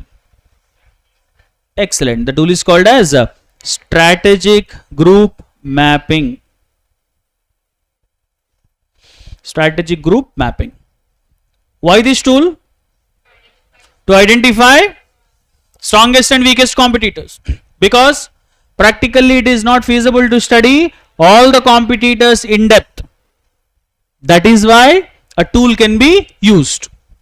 Understood this tool? Why this tool is? When you read in the material, one of the factors is identifying the strongest and weakest competitor, but in the sub points, nowhere it explains about identifying strongest and weakest. Rather, they talk about strategic group mapping. With this, we have to understand strategic group mapping is a tool that can be used to analyze the strongest and weakest competitors. Got the point? In this, two things. First, knowing what is a strategic group, then knowing group mapping steps. So first, let's understand the meaning of what is a strategic group. Okay, which is called as a strategic group. Strategic group stands for group of firms which follow similar strategies and have similar market positions. What is a strategic group is all about? It's a group of firms. This group of firms need to be identified with two requirements. First one, they might be following similar strategies or they might be having similar market positions. Depending upon these two criteria, if you divide all the competitors into groups, that is called as strategic groups. Got the meaning? Once again, what is a strategic group? It's a group of firms which follow, or they may have 100 competitors are there for me in the market. 10 competitors are following same strategy. Then those 10 competitors are one group. 15 competitors are sales are same. Every year they are witnessing same amount of sales. Now I have divided those 15 competitors as a group. Here I have not taken the requirement strategy. What is the requirement that I have taken here? Their market positions are same. Another 25 competitors, their distribution efficiency is same. Which means they have same distribution channel, same amount of distribution channel. Can I divide them into group? On what criteria? Market positions. Another 25 competitors whose sales are same. Market positions. Like that, when I divide the competitors, either I can take strategy as a requirement or market position. Then that group is called as a strategy group. One more point. Industry contains only one strategy group when all the companies follow same strategies. Technically not possible, just to understand the concept. Because in the market, all the companies will never follow same strategy. Vice versa. There will be more strategy groups when every company follow different strategy. Got the logic? Three things about strategy group. First one, strategy group is nothing but group of firms which are following or have done. Second thing, industry contains only one strategy group when vice versa, there will be many strategy groups when all the firms follow. Done. This is the meaning of strategic group. No, strategic group meaning. Now we have to understand strategic group mapping. In strategic group mapping, there are 4 steps. When strategic group mapping has been done, 4 steps have to be followed. The 4 steps are, first one, identifying the characteristics. Identifying the characteristics depending on which you are going to divide strategic groups. Characteristics are sales, distribution channel, market position, financial positions, products and services. Any requirement you take. Depending on the requirement, you divide them into strategic groups. That is the first point. Identify the characteristics. Once you identify the characteristics, plot them on a 2-variable map. Plot them on 2-variable map. Here you will do only 2-variable map. 2-variable map means only 2 factors you will take. Right? And once you plot them on a 2-variable map, on this 2-variable map, you are going to divide strategic groups. Right? Create strategic groups. Create strategic groups. Let's say I have 5 groups here, 6 groups here, 10 groups here, 5 groups here. I am dividing strategy groups. On a map, I am dividing strategy groups. Once I create strategy groups, I have to draw circles. I have to draw circles on each and every group. Can you see different sizes? Drawing circles with different sizes. The size of the circle should depends on proportionate of sales, because these 10 companies are having high sales. These 10 companies is a strategy group, but these 10 companies are having high sales. That's why I have drawn a bigger circle. Smaller circle is 5 companies, which means their sales are low. Now can you tell me who is strongest now? These 10 competitors. Have I studied about each and every competitor detailedly? No. But have I come to know strongest and weakest? That's about strategic group mapping. Divide this concept into 2 parts to understand what is a strategic group. What is strategic group? It consists of rival firms which similar and they can have similar positions. When can industry have only one strategy group? Yes. And group mapping steps. First one, identifying the, you can see number of characteristics I have given here. Once you identify them, you have to plot them on a, and then you are creating, and then you draw. These are the key terms. That's about identifying strongest and weakest competitors. And then we can understand key success factors. What are key success factors? This is industry analysis. Every industry will have their own key success factors. The factors which will help the company to get success in the industry. If you are in banking industry, your process is a key success factor for you. If you are insurance industry, your policies are key success factor for you, isn't it? For an insurance company to get success in insurance industry, what is good thing that they should have? Their policies have to be good. Got the point? You have started a 5-star hotel. What gives you key success factor? Services, hygiene. When any guest comes, how you are receiving your guest? Whether the rooms are hygiene or not. What kind of food that you are offering to them? How the infrastructure is. All these are key success factors. If yours is a bank, what is key success factor? The process that you follow in your bank is a key success factor. If you are manufacturing clothes, color combinations, designs, these are key success factors. Quality probably. Like this, any factor which will help the business to get success in the industry is called as a, look, there the answer lies, key success factors. The key factors which are helping the company to give success in the industry. Or else I have said another term, key factors for competitive success. If any company have to get competitive success, they need to have these key factors. Will all the industries have same key success factors? At no point of time, yes. Every industry will have their own key success factors. And will key success factors will change from time to time? Time to time. 20 years back, bell bottom is a key success factor for an apparel company. The company which manufacture pants 20-30 years back, what is key success factor? Bell bottom pants. Do we have that now? What is key success factor now? Pencil fit, slim fit, skin fit, torn, beggar. What else? This is the key success factor changed or not? That's how. Key success factors will change from time to time.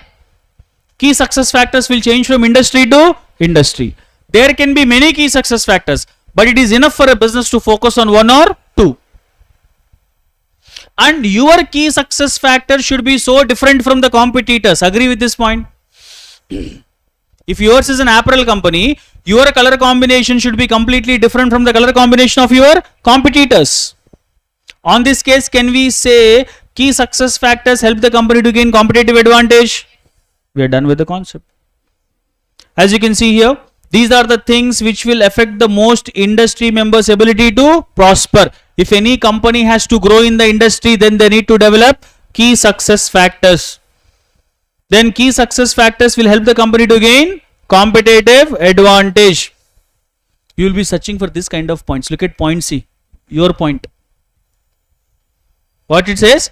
Key success factors are so important that every business should pay attention. This kind of points you will be expecting. But unfortunately, only in this question we have that point.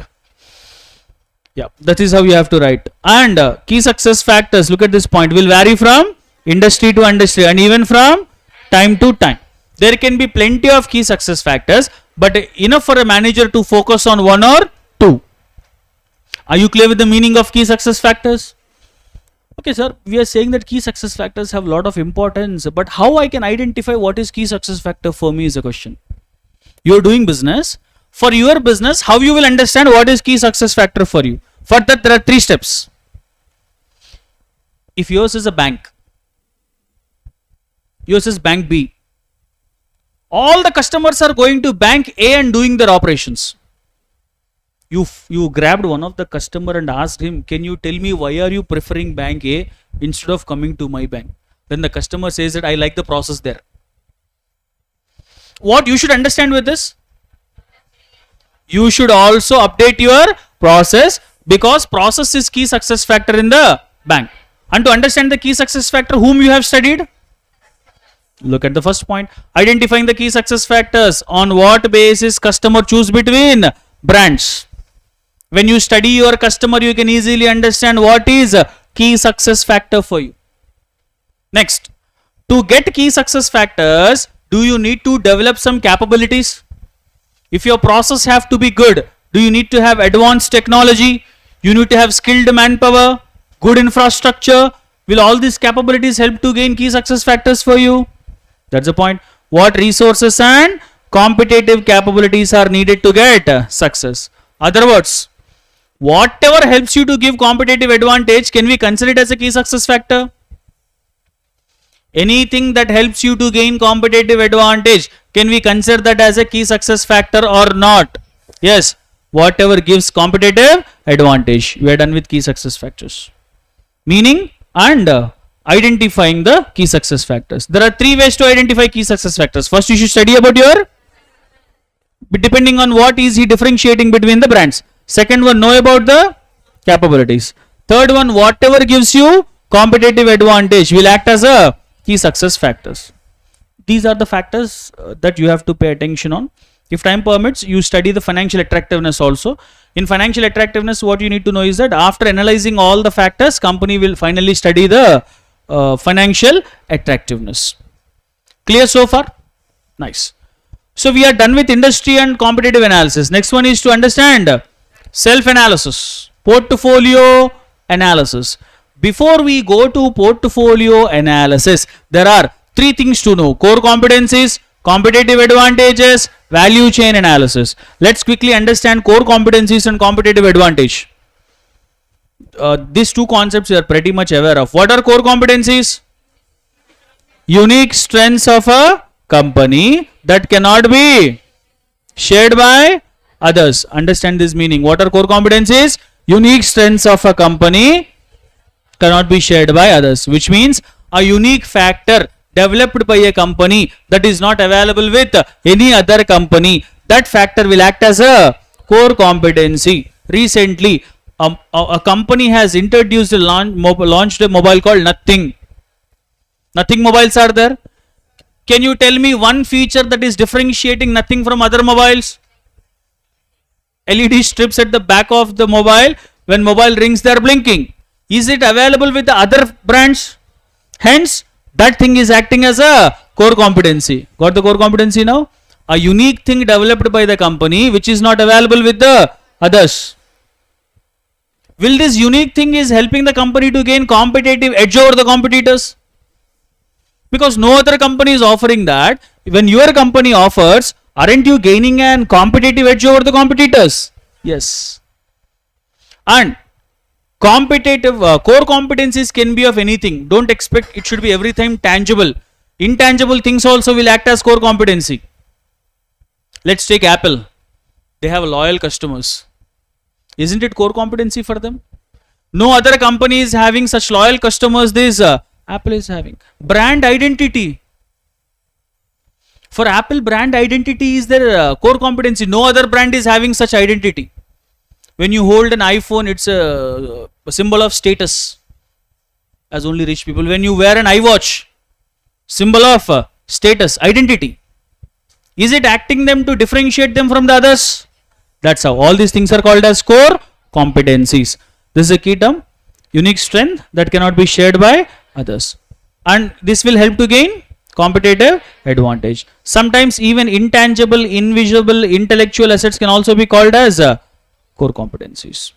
Next, competitive advantage. What is competitive advantage? Gaining advantage over the competitors, like favorable market position when compared to the competitors. This is a key term. Competitive advantage can be gained by two ways.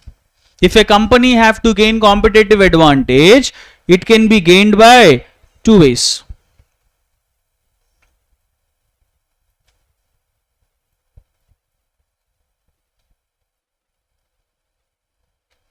Competitive advantage can be attained by two ways. First one, to be a low cost producer, which is nothing but you have to develop the product at a low cost. If your company is producing the product at a low cost, then you can gain competitive advantage. Or being unique.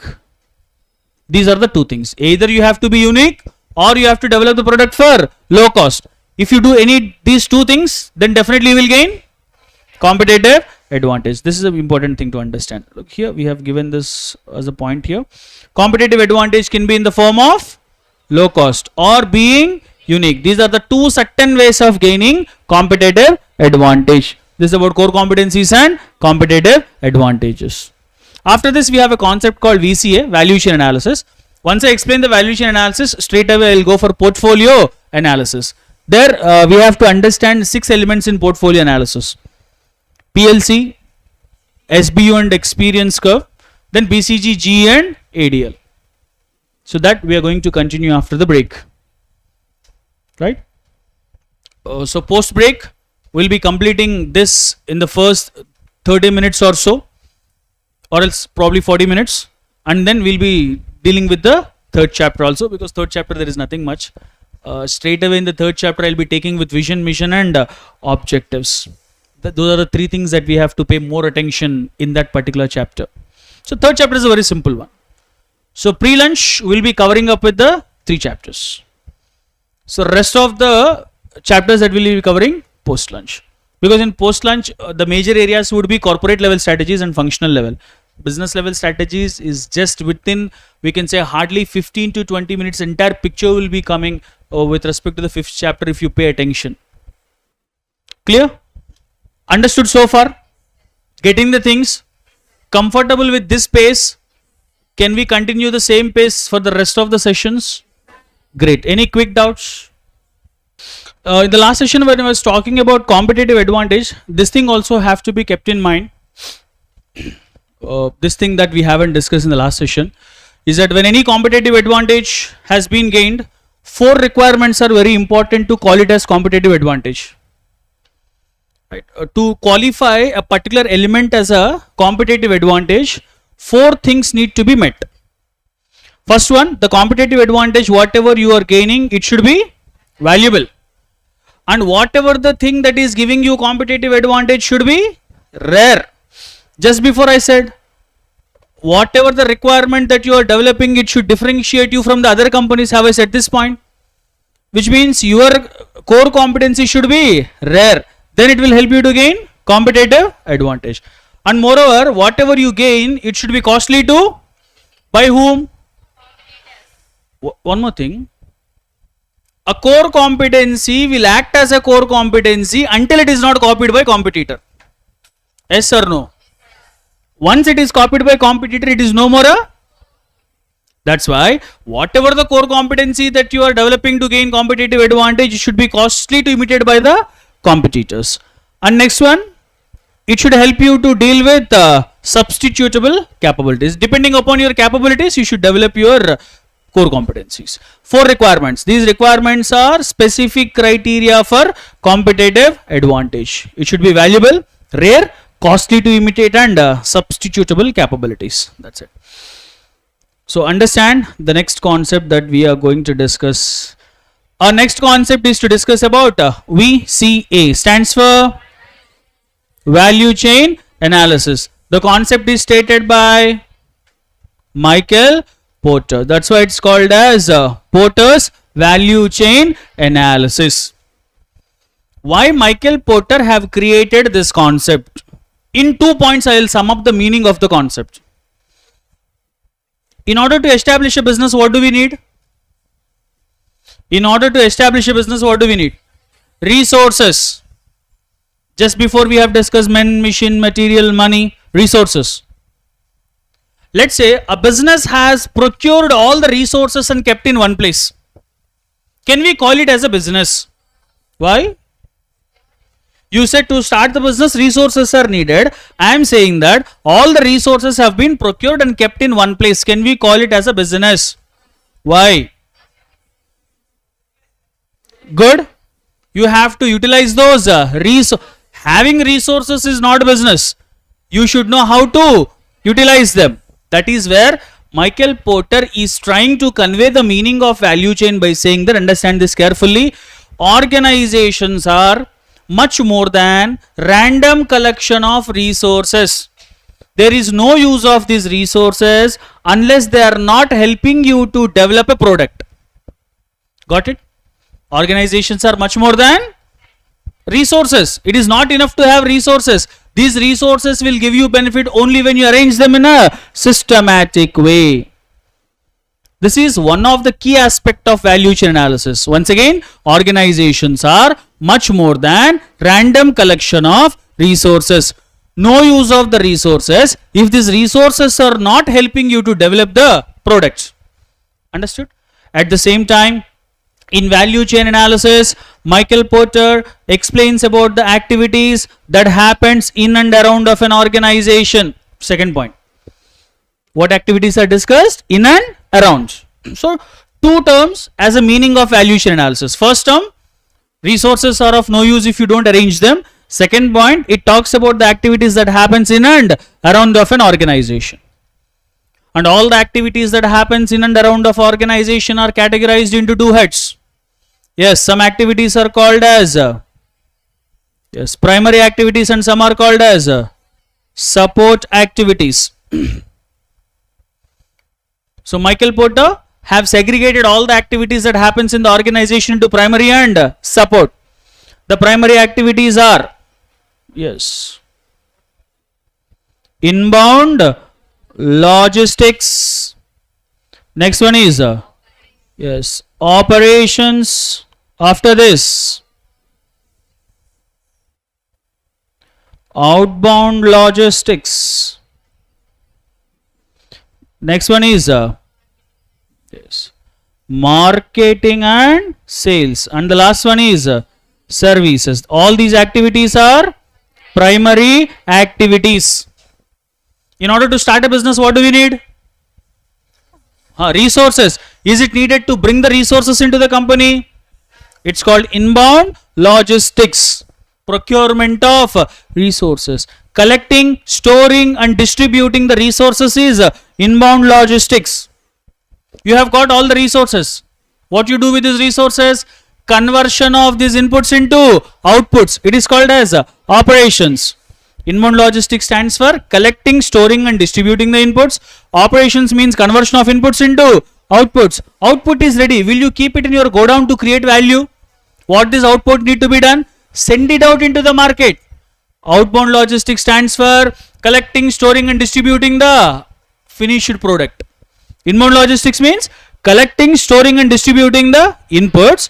Outbound logistics means collecting, storing and distributing the finished product into the market. A product went into the market. How a customer will know? That's why the fourth activity, marketing and sales. Creating awareness. Marketing is a means of creating awareness. Okay, marketing you did. Consumer product bought the product. Your responsibility is not done. Finally, you have to provide services. Services includes post-sales services. Consumer have purchased the product. After he purchased the product, you should provide post-sales services. Installation, repair, guarantee, warranty, spare parts. All these are post-sales services. Clear with the primary activity? Inbound logistics means collecting, storing and distributing the. Operations means. Outbound logistics means collecting, storing, distributing the output. Marketing stands for creating. Services includes post-sales services.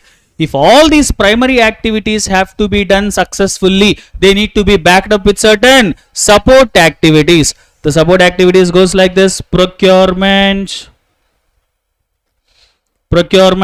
then tech development, nothing but technological development. Third one is HRM, stands for, and the fourth one is firm infrastructure. Procurement, procuring the inputs, whatever the inputs are needed for the business, get them. Let's say, to get the best raw material, do we need to search where the raw material is available? That is procurement. To do all the primary activities, do we need technology? To do all the primary activities, do we need manpower? To do all the primary activities, do we need planning? Do we need information? Do we need proper controls? Do we need proper budget? All these things comes into firm infrastructure. Firm infrastructure consists of planning, information management, budgets and controls. All these things will come into infrastructure, because all the primary activities requires planning.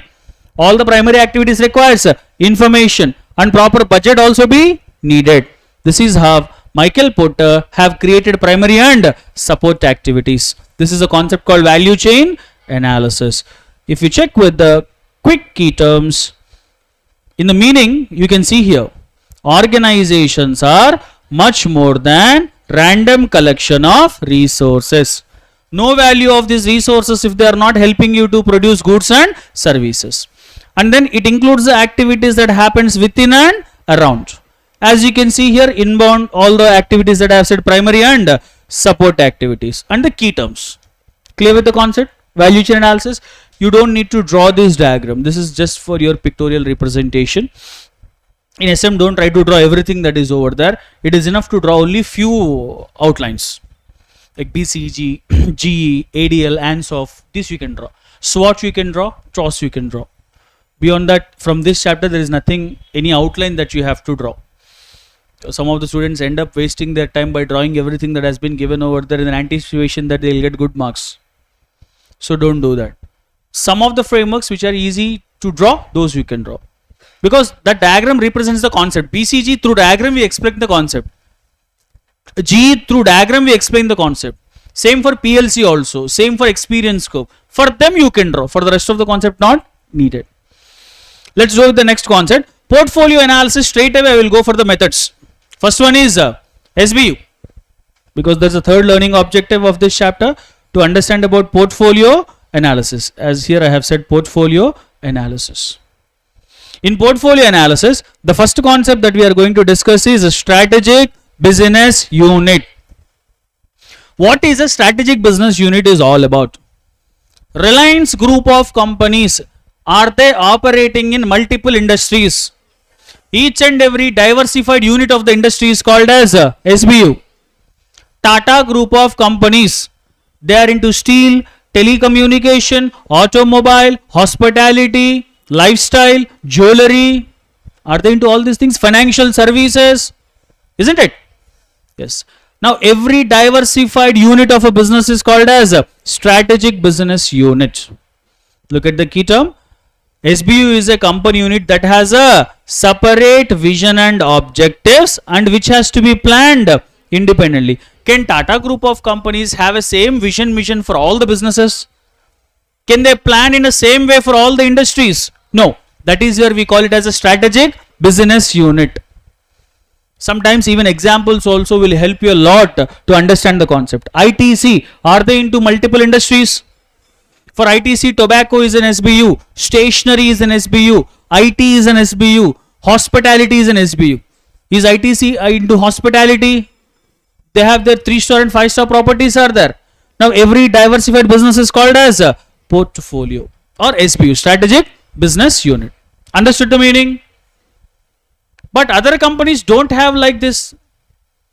Reliance, Tata, IT, these big companies are having multiple industries. What if a company is not into multiple industries? Will they have SBUs is a question. Yes. For them, what are SBUs? It can be a company division, or it can be a product line, or it can be a single product. Tata's, multiple industries. Every unit is an SBU. Product line in a division. Let's take Coke. Is Coke is having product line? A lengthy product line is having for Coke. They have Coke, Thumbs Up, Sprite, Maaza, all these are product line. Each and every product line is called as SBU. Some other companies, they don't even have product line. They are manufacturing only one product. Even that single product is called as SBU. Can you see here? Company division, product line, or a single product or brand. To call it as an SBU, it should have three characteristics. First, SBU concept understood. It can be a company's separate, it can be a unit of a company which can have a separate vision, mission and objectives, and which has to be planned separately. Which things can be called as SBU? Division, product line, or even a single product or brand. Characteristics. There are three characteristics for an SBU. It can be a single or collection of related businesses that has to be planned separately. Just now I said SBU is the one which is a separate division which needs to be planned separately. Every SBU will have their own set of competitors. Tatas, in automobile, do they have competitors for them? In jewelry, do they have competitors? In IT, do they have competitors? So every SBU is the one which have separate competitors. Now for every SBU, they will appoint a manager who will be taking care of planning and profit. There is a small concept called strategic business unit. A unit of a company which should have a separate vision and objectives. And the three characteristics. It can be a single or collection of related businesses, have a separate competitors, and have a manager. That's about SBU. There is another small concept called, there is a small mistake here. This diagram is not for experience curve. This is for PLC. Somehow a print mist might have happened. This is with respect to experience curve. Okay. Just keep that thing in your mind. In the exam, don't draw this diagram for experience curve. This you have to draw for PLC. Experience curve. Let us not complicate the concept much. Straight point, experience curve. If an organization have to reduce per unit cost, they have to increase volume of production. Over. What is experience curve is all about? Reducing per unit cost by increasing volume of production. Look at here. Average cost per unit declines as the firm accumulate experience in the volume of production. This is called as experience curve. Can the small company enjoy this benefit? Why? They can't increase volume of production. Only the large companies in the market can enjoy this benefit. That's what it says. The implication is the large firms in the industry will have low per unit cost. How come? They can increase the volume of production. Understood this point? Experience curve will help the company to create entry barrier to the new firms, and experience curve will help to discourage the competition. Do you know a concept called entry barriers? Entry barriers. Restricting the new company to enter into the market. We call it as entry barrier. If the existing companies are reducing their cost, a new company cannot enter. When you are creating entry barriers, are you discouraging competition? So experience curve is helping to create entry barrier and discouraging competition. What is a major key term for experience curve? As we increase the volume of production, per unit cost will reduce. Which kind of companies can enjoy this benefit? Large companies. What are the two relevances? Creating entry barrier and discouraging competition. It's a small concept called experience curve. PLC, which talks about the different stages that a product passes through in its entire lifespan. Isn't it? With the diagram, I will explain you this concept in a simple way. How many stages that a product passes through? What are they?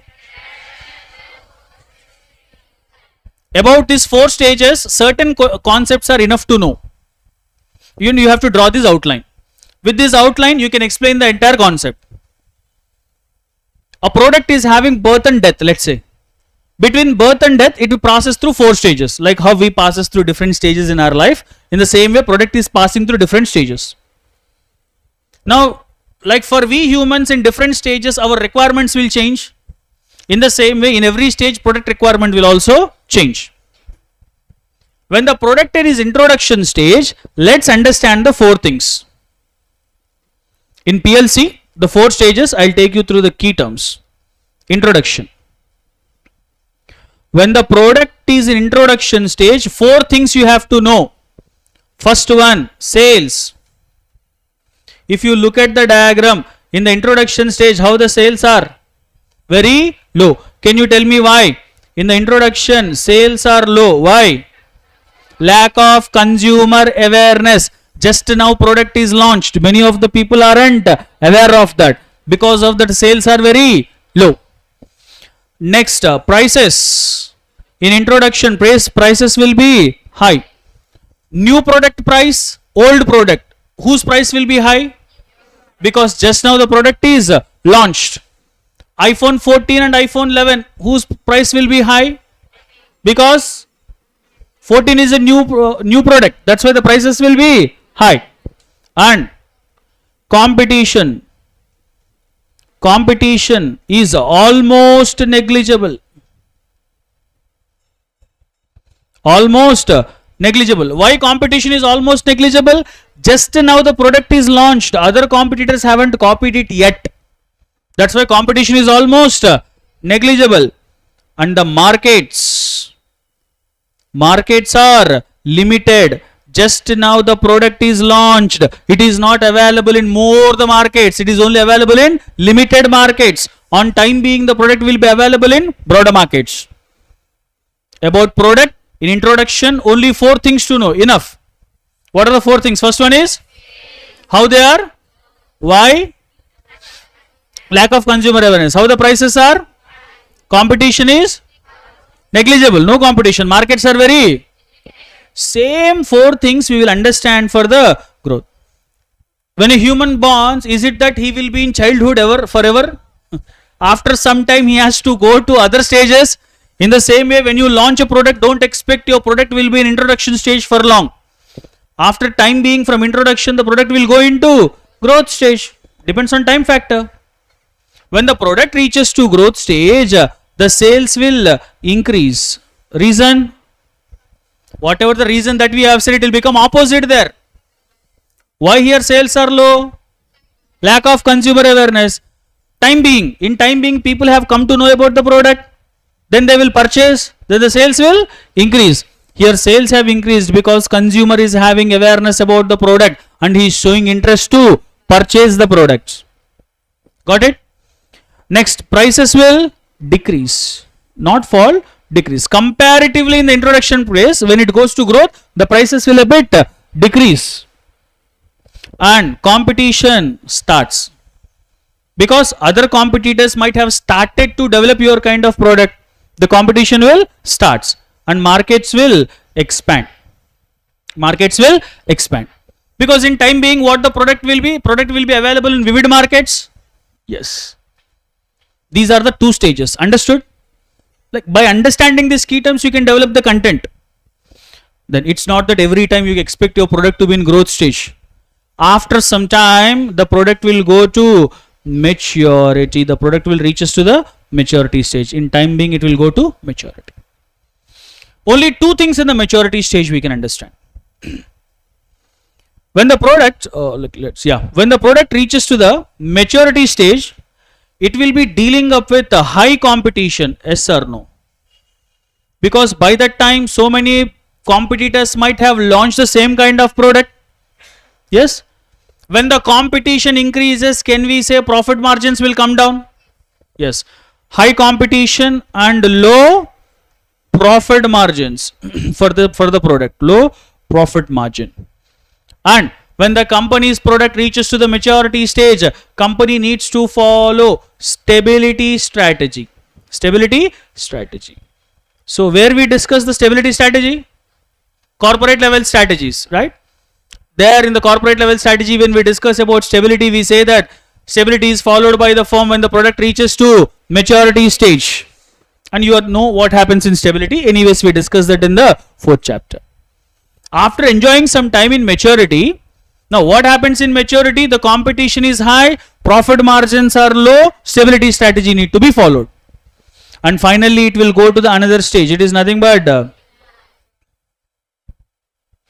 decline stage. After time being, the product will goes to decline stage.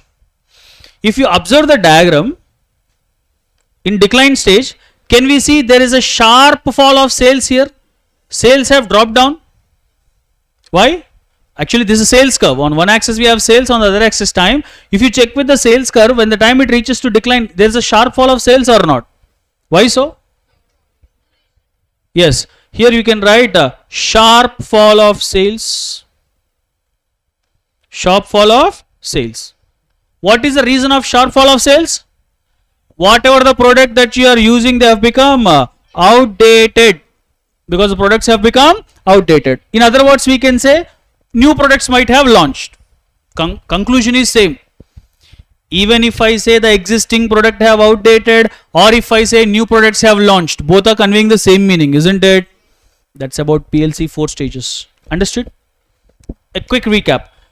Introduction. Sales are, reason is, competition is almost negligible, prices are, markets are, growth, sales have, why, yes, prices have, competition, markets will, in maturity, competition is, sales will be high, profit margins will, what strategy have to be followed? Yeah, rather we can say, due to intense competition, the profit margins will be low for a product in maturity. Decline, there is a sharp fall of sales. Reason, yes, new products have been launched in the market. So for PLC, you just draw this outline and then you write about the 4 stages. Whatever the explanation that I have provided, you can get it there. Later on, you better highlight the key terms. Are you clear with the concepts? SBU, PLC and experience curve. Now we are going to discuss about portfolio analysis methods. Okay. Tata Group of companies, as they are operating in multiple portfolios, the chairman of Tata Group of companies, does he need to analyze each and every portfolio? How my automobile is working? Chandrasekharan, chairman of Tata Group of companies, will he be studying about how my automobile is working, how IT is working? Will he analyze this or not? Yes. Now how he should analyze? For that some tools are available. BCG, G and ADL, these 3 are tools that will help the company to analyze the portfolios of the company. So portfolio analysis, 3 methods. What are they? BCG, G and ADL. Let's understand each and every method now. And every method comes with a diagrammatical representation. If you can understand the diagram, concept is over. When you draw the diagram, you can easily write the answer also. So let's have a look. We will understand the concept through the diagrams. The first one that we have is BCG growth share matrix. Growth share matrix. Why it is called as BCG? The concept is developed by Boston Consulting Group. This is a big company that we have which provide consulting services to different companies. BCG have created this matrix. When BCG created this matrix, they have taken 2 parameters. This concept is developed depending upon 2 parameters. On one axis, company will take market share. On the other axis, they will take market growth rate. Market share and market growth rate. 2 parameters. You know about market share. For Tata Group of companies, let's say IT is having larger market share. Can we say this? IT, information technology, TCS. Can we say that? Because that's the #1 company that we have. Market growth rate talks about how the future of the business will be. Market share talks about the present sales. Market growth rate talks about how the future. Depending upon these 2 parameters, BCG have created a matrix. In this matrix, all the SBUs of the company are divided into 4 metaphors. 4 metaphors we call them as. So this is how BCG matrix looks like. On one axis we will take market share. On the other axis we will take market growth rate. Sir, anyways we know this matrix, are plenty of times we have studied, but the twist is now I am going to tell you how to remember the 4 metaphors. To remember these 4 metaphors, I am giving you 2 simple tips. You know the 4 metaphors. Can you tell me the 4 metaphors? Here we have, okay, stars here, cash cows and dogs. These are the 4 metaphors that you are aware of. Sir, I know the 4 metaphors. I will draw the diagram also. How to answer the points in stars? It's a question now. So stars in the aim points. What point should I write under stars? For that, I am going to give you tips. About these 4 metaphors, it is enough to know 2 things. First, know about its position. That metaphor's position. And what strategic decision you have to take for that metaphor. Strategic decision. It's enough to know these 2 things. Position and strategic decision. If you can remember these 2 things, easily you can answer these 4 metaphors. Let's see how to develop the answer now. First metaphor is stars. About stars, what is the first thing that you should know? Can you look at the diagram and tell me what is the position of stars? Market share is, sorry, here I haven't mentioned the requirements. High and low and high and low. Right? Now tell me the position of stars. Market share is high and the market growth rate is also high. Point 1 is over. Stars are the SBUs with high market share and high market growth rate. What is the second thing that you should know? Strategic decision. You are a businessman, you have 10 businesses.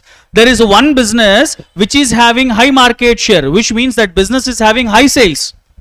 At the same time, the business is having high growth rate. The future of the business is also good. Sales are good, future is good. Will you divest from that business? Will you stop investing money from the business? What you will do? Invest more money, expand that business. That is strategic decision. So first point you will write, stars are the SBUs which have high market share and high growth rate. They need lot of investment. They represent best opportunity for growth and expansion. Now easily you can write the 3 points. That is what your board is also expecting. You don't need to write all the stories there. Fairy tale stories. Stars are very important. Stars very shiny. Particularly at the night. Why all these stories? Straight away give him the point. These are the SBUs with high market share. Diagram already giving you the half answer. Position you can easily understand from the diagram. Only you have to remember decision. They require a lot of investment. They represent best opportunity for growth and expansion.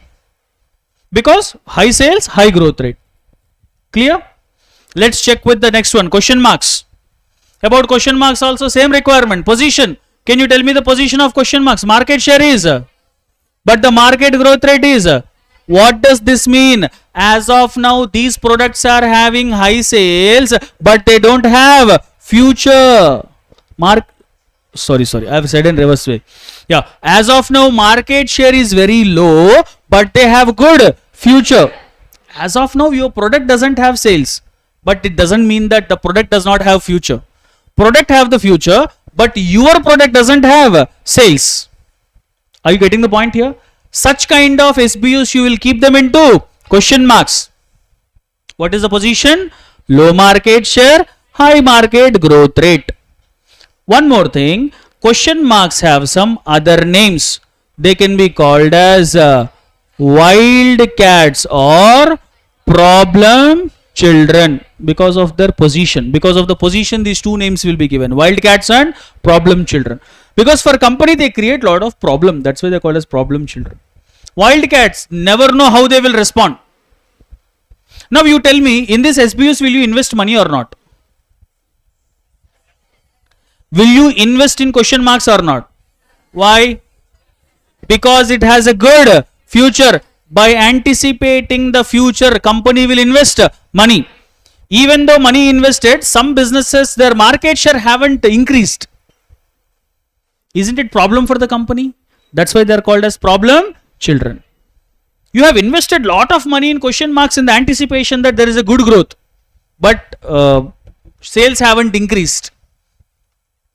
Like they have responded in a wrong way. That's why wildcats. So that's what position and decision. What is the position for question marks? Market share is low, growth rate is high. Decision, need investment because of high growth rate. What are the other names for question marks? Problem children or wildcats. Enough. Third one, cash cows. Position, how the market share is, but the growth rate is. What does this mean? As of now you are enjoying wonderful sales for that particular business, but the problem is in future the business will not run. Another technology may come, another substitute may come. Because of that it does not have growth, but as of now the company is enjoying sales. Will you invest money in cash cows? No, because of its low growth rate. But they are the financial base for the company. They are giving you a lot of cash. Why are we saying giving a lot of cash? Because of its high market share. Whatever the cash that is coming from the cash cows, again don't invest in cash cows. Invest in stars and question marks because they have good future. This is how cash cow says. And last one is, what is the position?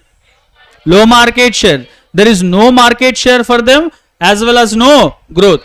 Sir, I am a wise businessman. I will invest a lot of money in dogs. What you will do for dogs? Divestment or liquidation. Because there are no sales, no future. It is not good to invest money in these metaphors. So better to divest. This is how you develop the answer. Now is it easy to create the answer for the 4 metaphors? Identify position and decision. Easily you can develop the answer. Final conclusion you will give. Sir, for these 4 metaphors we will follow 4 strategic options. For stars you will follow a strategic option called build. You can build the stars. For question marks you will follow a strategic option called hold. For cash cows you will follow a strategic option called harvest. You know what is harvesting means? Harvest.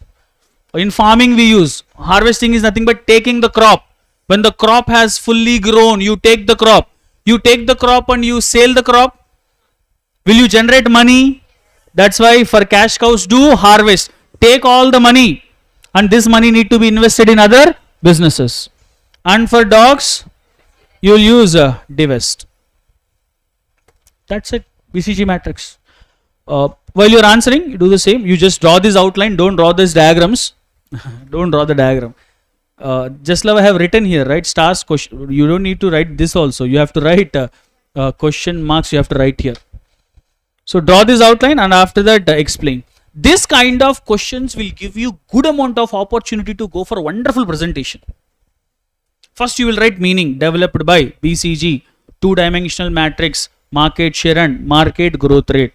You will explain 2 to 3 points. Then draw this matrix. Once you draw the matrix, under that first you will keep a heading called stars. Again, this kind of matrix is for your easy convenience. In the exam you don't take a big scale and drawing a box, stars, and don't do that. Rather what you have to do, first 2 to 3 lines introduction, drawing the diagram, first heading is stars. Under that points, point 1 position. These are the SBUs with high market share and high growth rate. Point 2, they require a lot of investment. Point 3, they represent best opportunity for growth and expansion. That is a wonderful way of presenting these concepts. Instead of wasting time drawing all these things. Here they have been given for your easy understanding so that you can classify what is what. Are you clear? Good. So we are done with BCG matrix. Next one that we have is G model.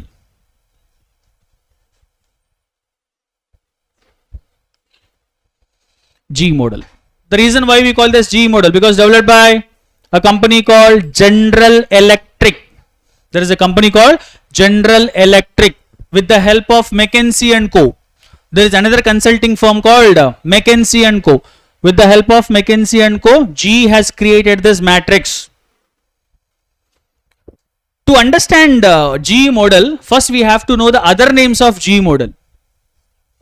Yes, this G model can otherwise be called as stop light strategy model. It can be called as GE 9-cell matrix, and this can be called as GE business planning model, because in the exam any of these names can be used, so you have to know about this. Stoplight strategy model, 9 cell matrix and business planning model. Why GE model is called as stoplight strategy model? Because this concept is inspired from the traffic control lights. Another key term. MCQs also sometimes a question may ask, which of the following portfolio analysis model is inspired from traffic control lights? You say GE model. One more thing, BCG matrix is called as 2 by 2 matrix. 2 by 2 matrix, right?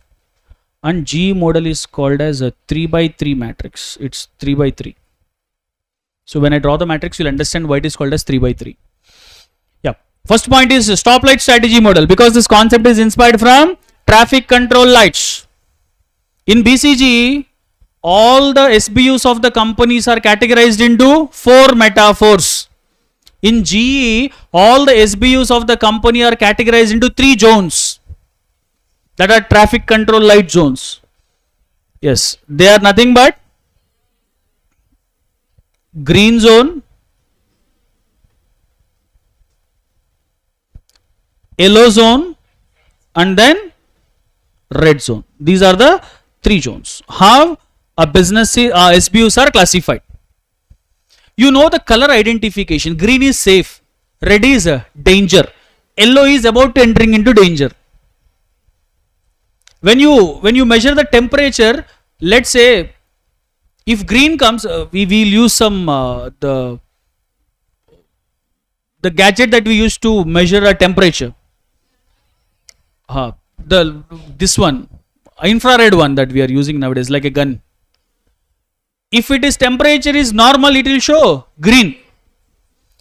You are about to get fever, then it will show yellow kind.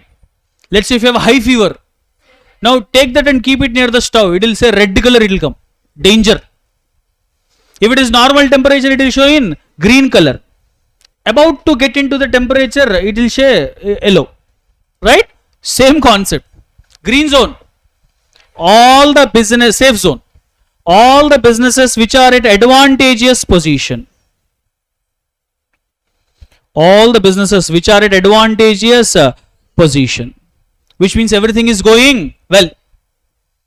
As the business is in advantageous position, what kind of strategic choices that can be made for this is to invest, is to expand and grow. Can you compare this green zone with any of the metaphor in BCG? Very good, stars, because market share is high, market growth rate is high. Same thing here, green zone, everything is doing well. Yellow zone, which requires caution. Caution. You haven't entered into danger zone. If you are not being careful, you will enter into danger zone. In BCG, we can compare this as question marks. I forgot to tell you one more thing about question marks. If question marks are left unattended, they become cash traps. Isn't it? If you don't take care of your question marks, they become cash traps. You have to be very careful about question marks. If any business doesn't take good care of question marks, automatically they will become cash traps. That's about yellow zone, which requires caution. Red zone, any business which eventually lead to losses. Red zone, danger, your business is went into losses. Now if your business in losses, you will invest money in this. The strategy is divestment or liquidation. What is divestment and liquidation? We can understand in corporate level strategies. So when you are answering GE, first write about these 3 zones. Green zone, business is in advantageous position, invest, expand and grow. Yellow zone, you have to be more cautious. Red zone, business is leading into losses, divestment or liquidation. What are the 2 parameters for BCG? Market share and market growth rate. In the same way, G is also having 2 parameters. One is business strength. Business strength. On the other axis, we have market attractiveness. Attractiveness. Now, sir, what are these 2 concepts? We haven't studied anywhere. Don't confuse. Business strength is nothing but market share. Market attractiveness is nothing but market growth rate. Same thing we have discussed in BCG, right? There we have said market share and market growth rate. Here we are calling it as business strength and market attractiveness. Business strength can be categorized into three heads. Business strength into their market share high or low. Here business strength is high. No. Strong, average and weak. Strong, average and weak. Again, market attractiveness into three. High, medium and low. Can you see 9 cells here? That is why it is called as 9 cell matrix. Now what you have to do, all these 3 zones have to be kept into 9 cells. Green, yellow, red zone need to be kept into this 9 cells. Right? These 3 are called as green zone. And these 3 are called as yellow zone. And these 3 are red zone. So just draw this diagram and then you write about these 3 zones done with G. It's about market position. It talks about its market position.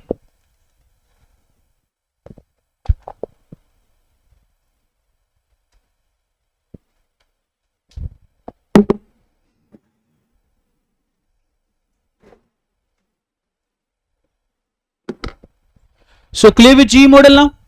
Great. Look at the answer, how you have to answer in the exam. It is also a point to be remembered. In G model, first you write the introduction. General Electric, McKinsey & Co, traffic control lights, 3 lights will be there. You don't draw this, you write these 3 zones, right? After writing these 3 zones, then draw this outline, or else you can draw this outline and you can write the 3 zones, nothing wrong in that. You don't need to draw this much complicated diagram. I have already simplified 2 zones, green zone, yellow zone, red zone, like this you write, enough. And if time permits, you study these things, how the business strength and market attractiveness can be measured. How to measure this you can read. That's about G model. G model is also an effective tool that will help you to analyze the SBUs. Next one is ADL matrix. To understand this ADL matrix, this diagram is enough to understand. ADL matrix is also a 2-dimensional matrix. And moreover, you can understand why it is called as 3x3 matrix. Because you can see this is a 3x3 matrix and BCG is a 2x2 matrix. And ADL is a 4x5 matrix. ADL is a 4x5. And what are the 2 parameters for ADL matrix? On one axis, stages of industry maturity. On the other axis, competitive position. As a company, on one axis you are studying about industry maturity stages. On the other axis you will study about your competitive positions. Industry maturity stages, PLC 4 stages, do you remember? What are they? Same 4 stages we will discuss here, but these 4 stages are with respect to industry. Embryonic, growth, maturity and aging. Embryonic means startup. Startup. Just now the industry has started. And aging means the industry is went into decline.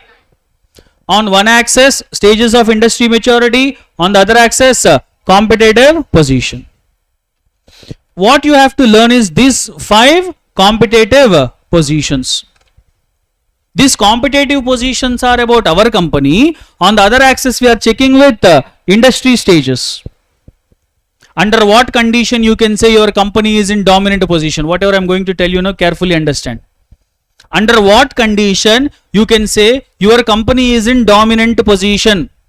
3 requirements have to be met to call your company into dominant position.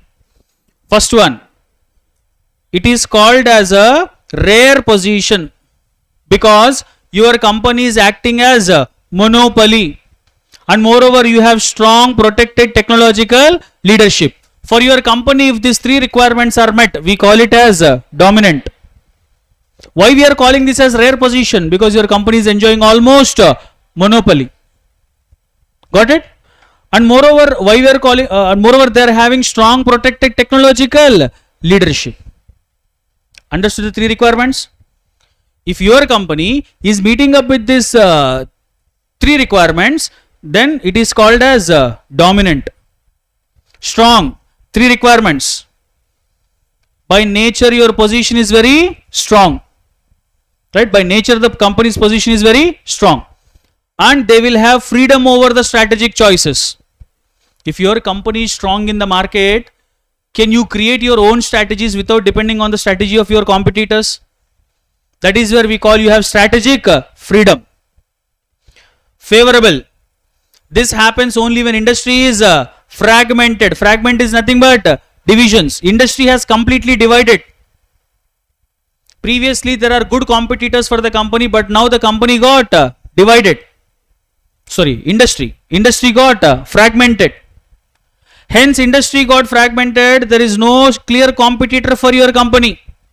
Hence, there is no clear competitor for your company. You are enjoying degree of freedom. Got it? If your company have to be in favorable condition, three requirements.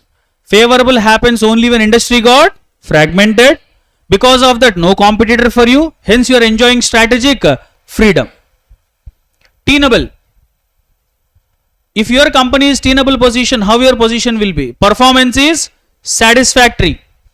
And you are justifying your stay in the industry. But your problem is vulnerable for increased competition. Performance is satisfactory. To stay in the industry, you are justifying. But when competition increases, you are the first one who is getting affected. Understood this point? When competition increases, your company is the first company who is getting affected. Then your position is tenable. Weak.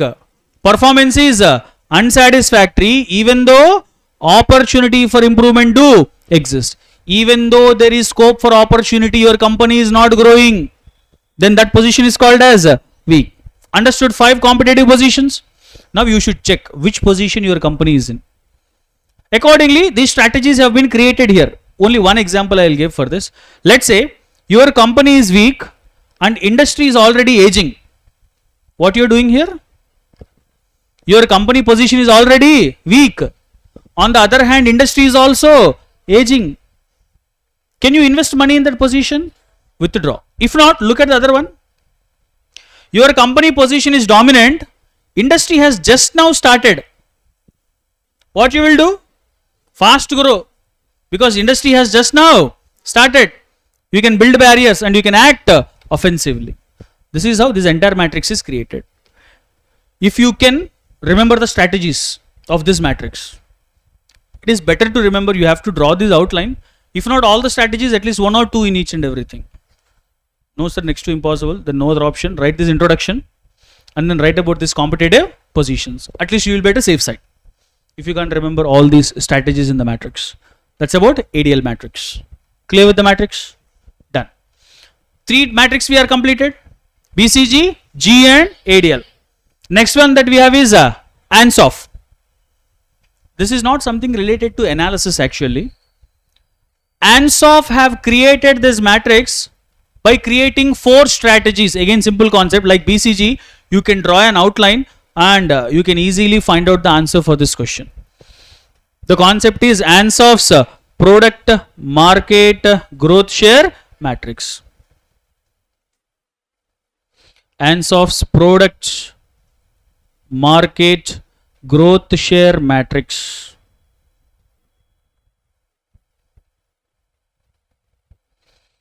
ANSOF's product market growth share matrix. This concept is developed by Igor H. ANSOF. Concept is developed by Igor H. ANSOF. ANSOF have created 4 strategies in this matrix, and the 4 strategies will help the company to get growth. That's why it is called as growth share matrix. Let's understand the 4 strategies and to know what can be understood from the 4 strategies. To understand the 4 strategies, ANSOF have taken 2 parameters: product and markets. Products and markets. On one axis, he has taken product like existing product and new product. On the other axis, existing markets and new markets. So to answer this, now 4 strategies we have. In BCG, to know the four metaphors, what is the tip that I have given for you? Position and strategic decision. Here also two things. Position and how to implement the strategy. Yes, how to implement the strategy. Done? Four strategies we are going to understand now. The first strategy is market penetration. Market penetration. Can you tell me what is the position of market penetration? An existing product has been introduced into existing markets. Position is clear. How to implement this particular strategy? By increasing the sales of the existing product. Already customers are using the product. You try to increase your sales. Asking them to increase the frequency of usage.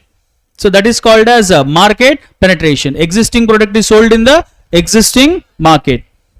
By increasing the sales or increasing the frequency of usage. So position, how to implement. Second strategy is product development. Product development. What is happening in product development? A new product has been launched in existing market. Already company is there in the existing market. They are simply launching a new product.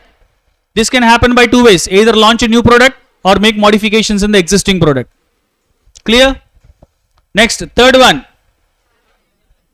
Market development.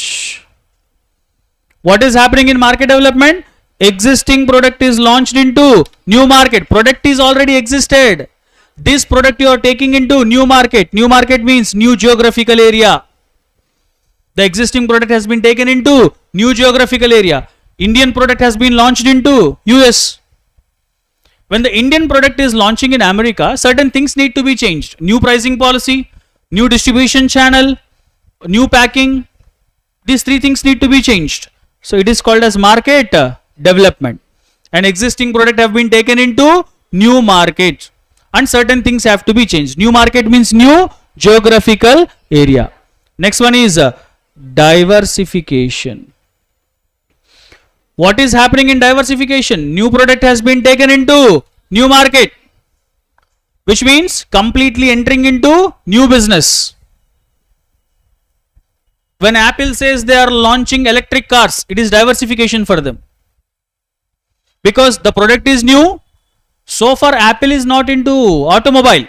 Apple is an electronics company. Now they have entered into automobile. Now such kind of strategy is called as a diversification strategy. Now you check. When any company follow these four strategies, ultimately that will help them to achieve growth. In first strategy you are increasing your sales, growth will come. In the second strategy you are launching new products and modifying the existing products, growth will come. Market developing, geographically expanding your business, growth will come. Diversification, entering into new industries, growth will come or not. That's why these four are called as growth strategies. So that's how you have to answer this. You draw this outline and explain this. Again here also you don't need to draw this thing. I have set for BCG, same pattern, market development heading, points, position and how to implement it. That's about ends of BCG, G and ADL are over. SWOT and TOS a very simple one to get into, not complicated one. For SWOT, enough to know the definitions, right? I'll highlight the key terms. Strength is an, what it creates, any internal capability of the company that is helping the company to gain strategic advantage is called as, weakness is opposite, it is an, which creates, if any company have more limitations, it creates a more disadvantage. Opportunity is a favorable condition helping to, if any company utilizes more opportunities from the market, that will help them to strengthen the position. Opposite is threat, threat is an, causes risk or damage.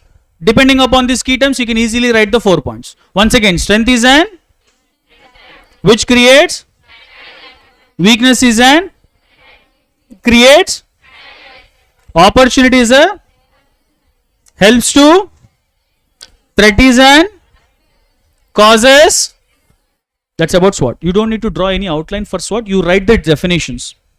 Then significance of SWOT, some points I've given. It provides a logical framework. After knowing the 4 elements, you can create your strategies. And it's create a comparative account. What are you comparing here? Internal strengths and weaknesses are compared with external opportunities and threats. That's why we said create a comparative account. After knowing the 4 elements, it is guiding the strategy in strategy identification. You are a strategist in the organization. While you are preparing the strategy, you draw the SWOT of your company. Depending upon the SWOT, you will create a good strategy. So it is guiding the strategist in strategy identification. 3 points about significance. Logical framework, comparative account, guiding the strategist in strategy identification. That's about SWOT. There are some drawbacks in SWOT. Rectifying those drawbacks, TOS matrix has come. For TOS, you can draw the diagram. TOS matrix. SWOT analysis, TOS matrix. Here itself, I'll write a point. SWOT analysis. You know, SWOT analysis is a planning tool. With this term, we can differentiate between the two. SWOT analysis is a planning tool, whereas TOS matrix is an action tool. TOS matrix is an action tool. Because TOS matrix, we perform some actions by taking the same 4 parameters of SWOT. Let's see what are the actions. Strengths, weaknesses, opportunities and threats. In SWOT, we have just understood the definition of 4 elements, but in TOS, we are making a comparative account to understand the 4 strategies. 4 strategies we have. First one is SO, strengths and weaknesses. Strengths and opportunities. So what to do with these 2? Strengths and opportunities. Is it good to have more strengths? Good to have more opportunities? That's why this position is called as maxi. Maximize the strengths and maximize the opportunities. Maximizing. Is it talk about some action? You are maximizing your strengths and maximizing your opportunities. Can we call this as an action? No such thing is mentioned in SWOT. Addressing the drawback, we have TOS matrix. SWOT lo drawback undane TOS matrix create chesaru. SWOT is just for the purpose of planning. But whereas TOS, we are performing some actions. Next one is WO. Can you tell me weaknesses need to be minimized? Opportunities need to be maximized. Same as T. Strengths needs to be. Threats need to be. Next one is WT. Both need to be mini. This is why it's called as action tool. In SWOT and TOS, whose scope is broader? TOS matrix is having broader scope when compared with SWOT, because SWOT is just for the purpose of planning, whereas TOS is helping us to perform lot of actions. You can draw this outline and you explain about SOW and all these things. Conclusion: SO is an ideal situation that every company should be in, because for every company there should be more strengths and more opportunities.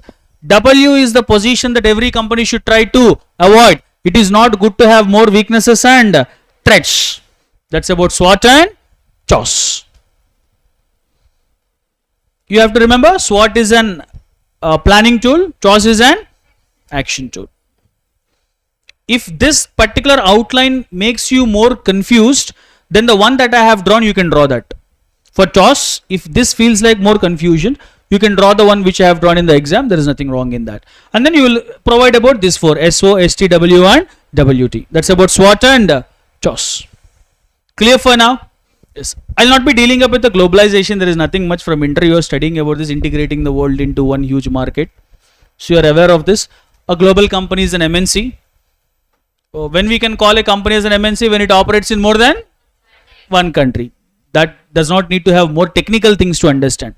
So this is about the entire second chapter of dynamics of competitive strategy. So many concepts are there in this. If you pay little attention, easily you can go through with the things. Any quick doubts for this chapter? Outlines, key terms are must to focus on. So the next chapter that we have is SM process. In SM definition, what are the first two steps? Developing vision, mission. Second step is this chapter, three key concepts are that vision, mission and objectives. Before that, we will understand some elements about strategy. The key concept of this chapter is to know vision, mission and objectives. Before that, we have a concept called strategic decision making. Good and effective concept to know. And general concept also. You all take decisions in your life? No. Why? I think you have already taken a decision. After this, what to do? That is a decision. Yes. Articles is when you complete this. You all take decisions in your life? Decision making definition is going to be so simple to understand that you don't need to read 100 times to understand this concept. Keep a scenario in your mind. You went to shopping to buy clothes. From there we can come up with the concept of decision making. When you go to shopping, what will happen? I'll tell you the scenario, you'll understand decision making. You went to buy jeans. As soon as you enter into the shop guy will ask, what do you want? Say, I want jeans. Will he be giving you jeans and say that take this and go? Will he keep different options in front of you? Different brands, different colors, different models. What you do? You'll pick one. You have taken decision. That's it, decision making. When we have different alternatives in front of us, picking one alternative is called as, you go to restaurant to have food, list of items are available. From that what you will do? You will choose one. Have you taken decision? After completion of +2, you have different career options in front of you.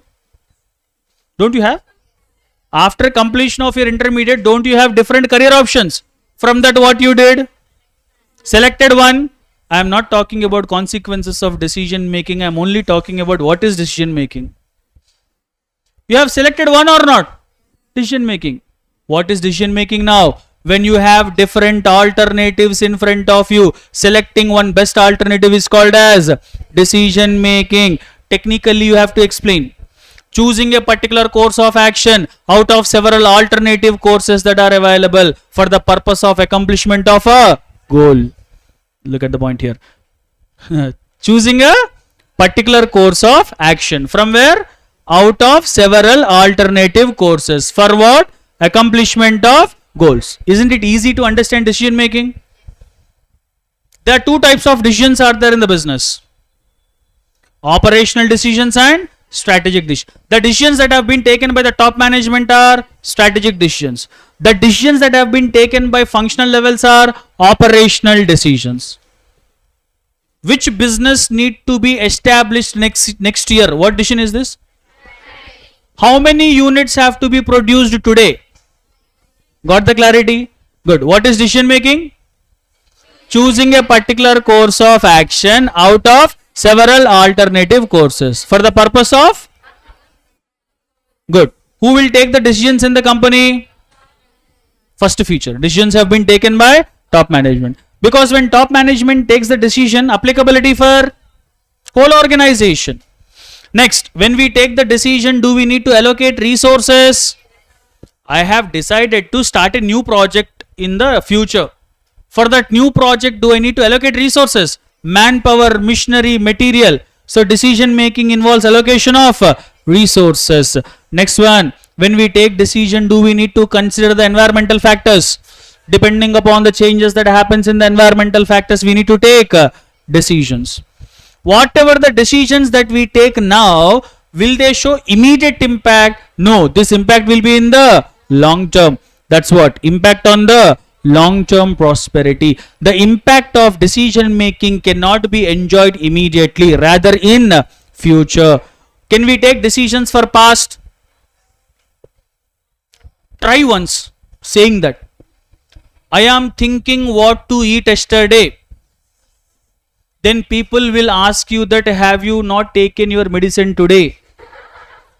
Yes or no? You can't take decisions for past. Decisions will always be taken for future. When top level management have taken decision that is applicable for the entire organization, is it guaranteed that it will show impact in the same way for all the sectors of the business? For one, it might create opportunity, for the other, it may be threat, which means some people may get benefited with the decision, some may not. That's why decisions will have multi-business consequences. When top level have taken a decision, the impact of the decision will be on different sections and different ways. Meaning of decision, dimensions of decision. Understood the dimensions? Once again, decisions have been taken by, decision making involves allocation of, decision making need to consider, impact of decision will be on, decisions are for, consequences are, good. So decision making and dimensions of decision making. Can you quickly tell me the stages of strategic management? No, the definition stages. Vision and mission, setting objectives, crafting the strategy, implementing and executing the strategy, taking corrective adjustments. Our next two concepts are those steps. If you can carefully understand. SM process. Can you see the steps here? Developing, vision and mission, environmental analysis, creating strategies, implementing strategies and evaluating the strategies. This question will be asked such as SM model. If this question comes, then you are lucky enough, you don't need to do a lot of hard work, easily you can gain 4 marks. Because you know what you have to do if SM model comes, you draw this outline. Not now, in the exam you have to do. SM model consists of 3 phases. First you have to write. What are the 3 phases? Formation, implementation and evaluation. Formation consists of some steps. The step 1 is to develop vision, mission and objectives. Step 2 is to do environmental analysis and organizational appraisal. Then generate, analyze and select. All these 4 stages will come into formation. After formation you will go for, and after implementation last step is SM model. If that question comes, draw this outline and write down the same steps. Concept is over. Introduction you will write. SM model consists of 3 phases: formation, implementation and evaluation. And formation, implementation, evaluation, one time process or continuous process? Like that you will write the introduction, draw this outline and write these points. SM model is over.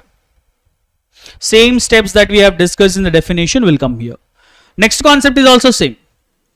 Stages in strategic management. You can see the same stages will come. Stage 1, developing vision, mission and objectives. Step 2 is to understand internal environment and external environment. Then formulating the strategy. After formulating, implementing. And the final step is evaluation and control. These two concepts conveys the same thing. SM model and stages in SM. So decision making is the one thing that you have to learn. After that we have a concept called strategic intent. Top level management, when they run the company, will there be any purpose in their mind that this is where I want to take my company into future? That is called as intent. What the organization strives for. Intent stands for what the organization strives for. What are you striving for now?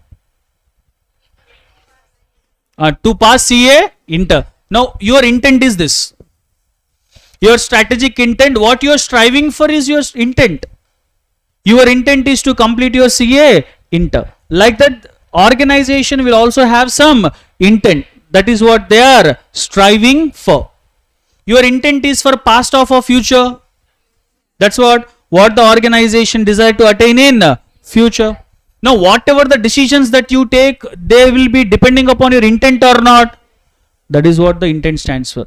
Strategic intent means what the organization strives for. And this intent will talk about what the company wants to attain in future. When the business or the top management prepares the intent, some elements have to be part of that. In the intent, they should talk about their vision. They should talk about their. Now, don't worry about these terms. Our next concept is to understand vision and mission. That's why I'm not explaining these terminologies. And then you need to go for business definition. After that, business model and goals. In this, I will explain these two because these two we don't discuss anywhere. Business definition and business model. What is the definition of business is all about?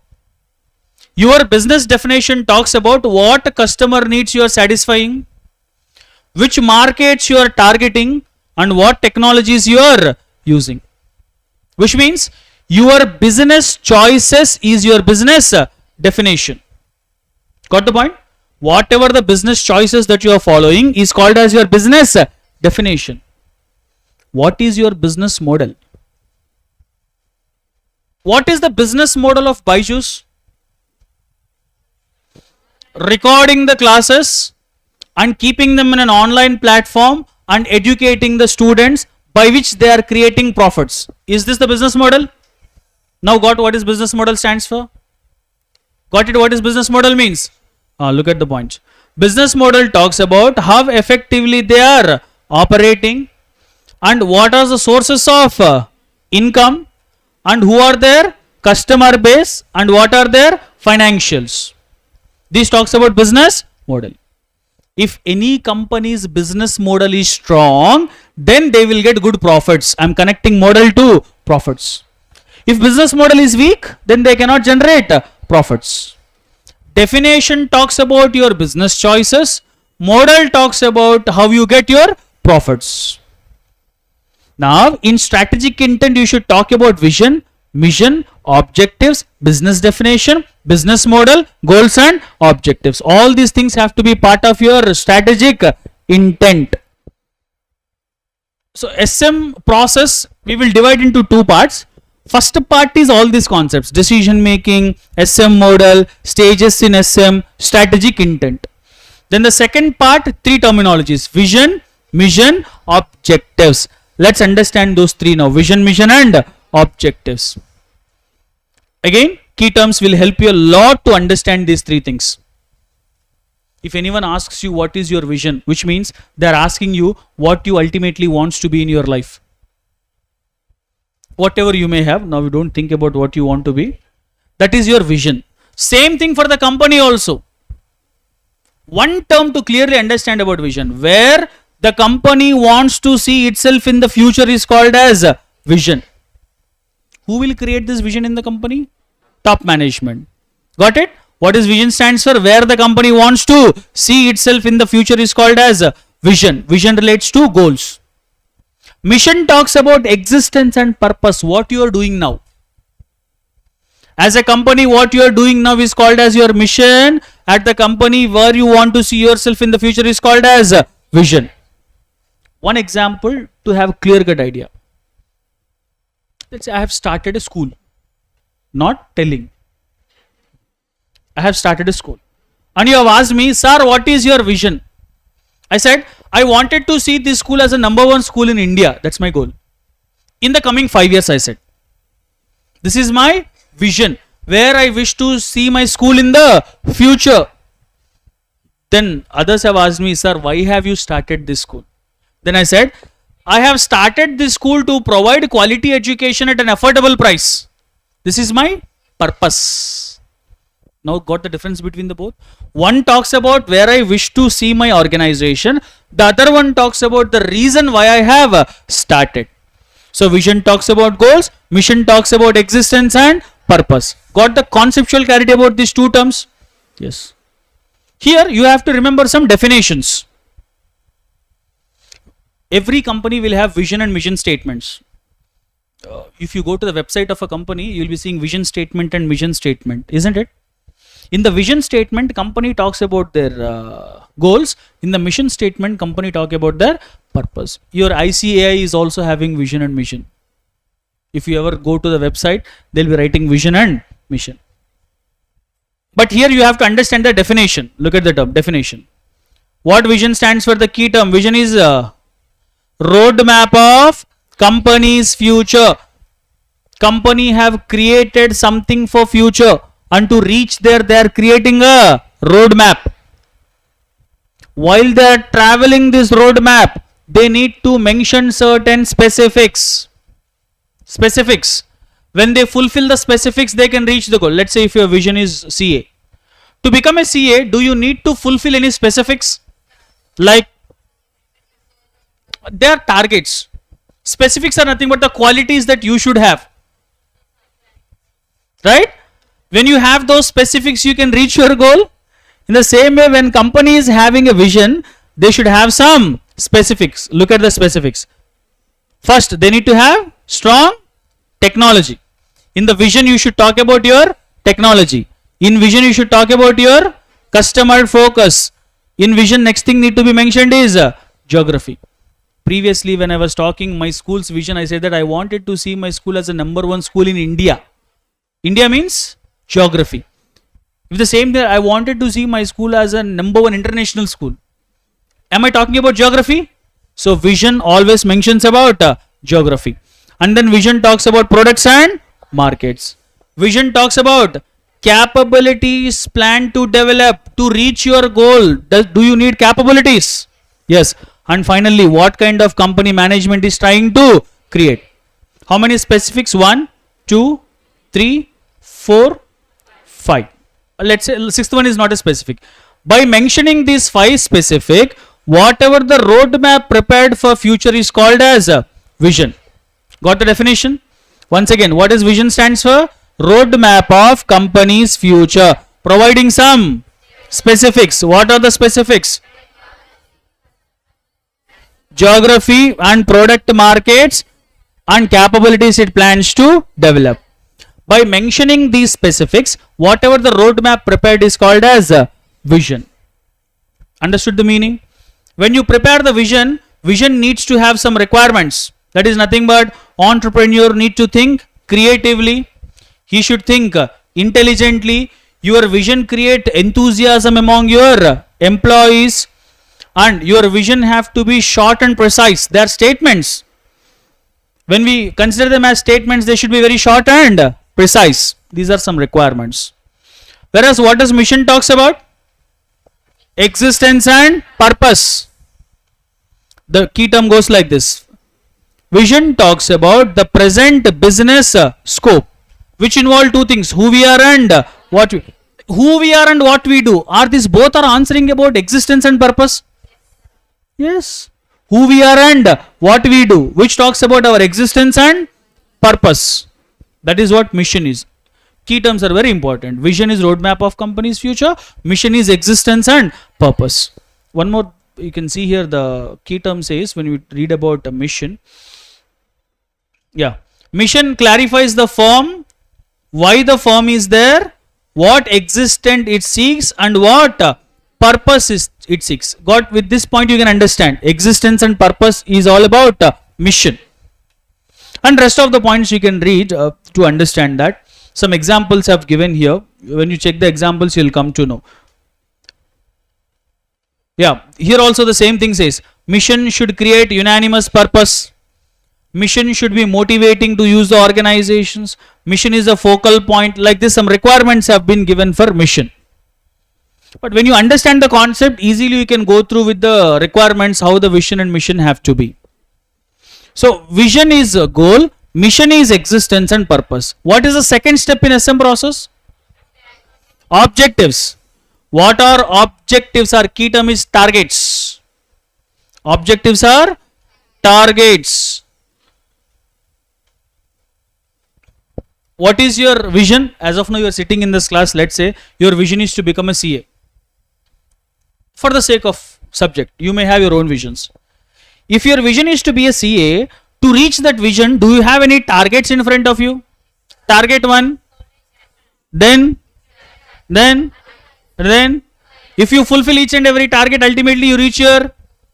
Same way, in a first step, when a business have set a vision, to reach that vision, they need to have some objectives. Objectives are nothing but targets. Look at the key term. This is the definition. Objectives are performance targets.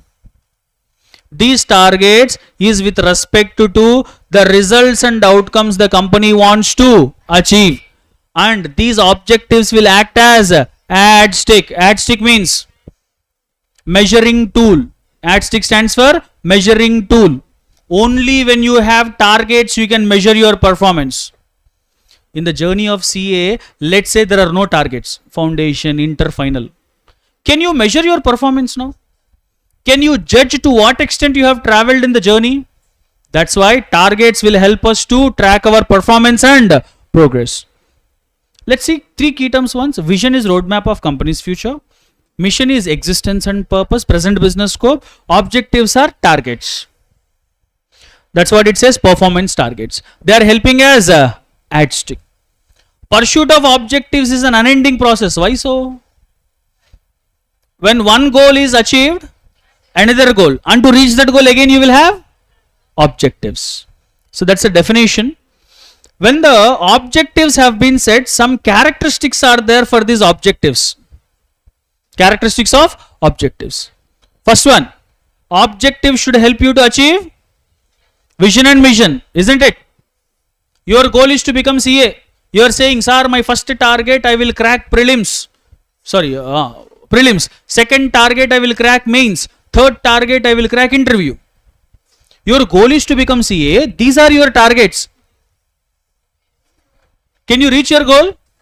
Now got the point? Whatever the targets that you have, the target should help you to achieve your goals.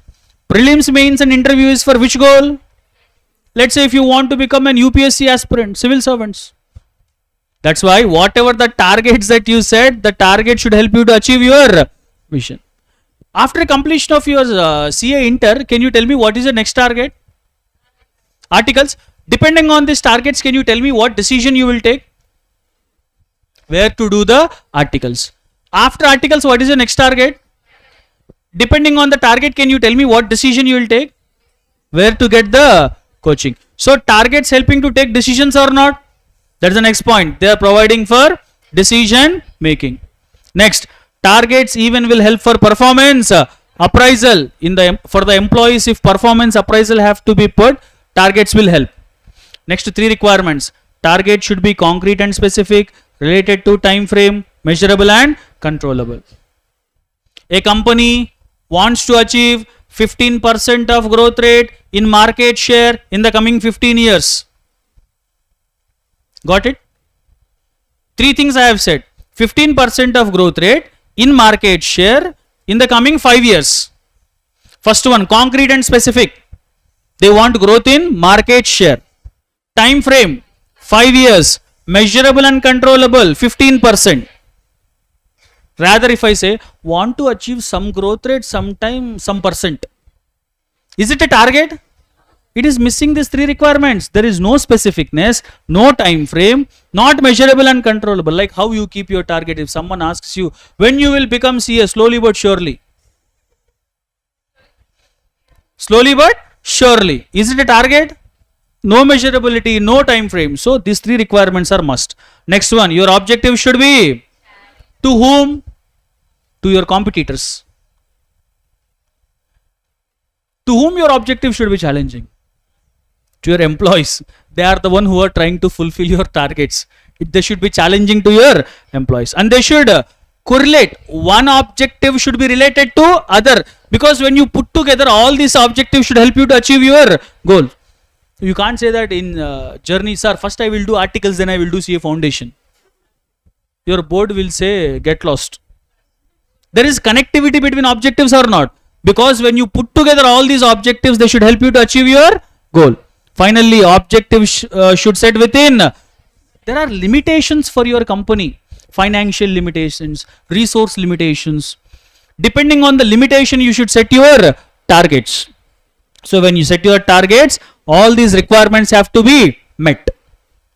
This is about vision, mission and objectives. Once again, key term. Vision stands for roadmap of company's future. Mission talks about present business scope, existence and purpose. Objective stands for targets, helps as an yardstick. This is about SM process. Very simple chapter. Half of this chapter is dealing up with the previous concepts in the first chapter itself. So 3 chapters we have covered. Hungry? Lot? Then let's continue with the fourth chapter. So post lunch, we'll be starting up with the fourth chapter.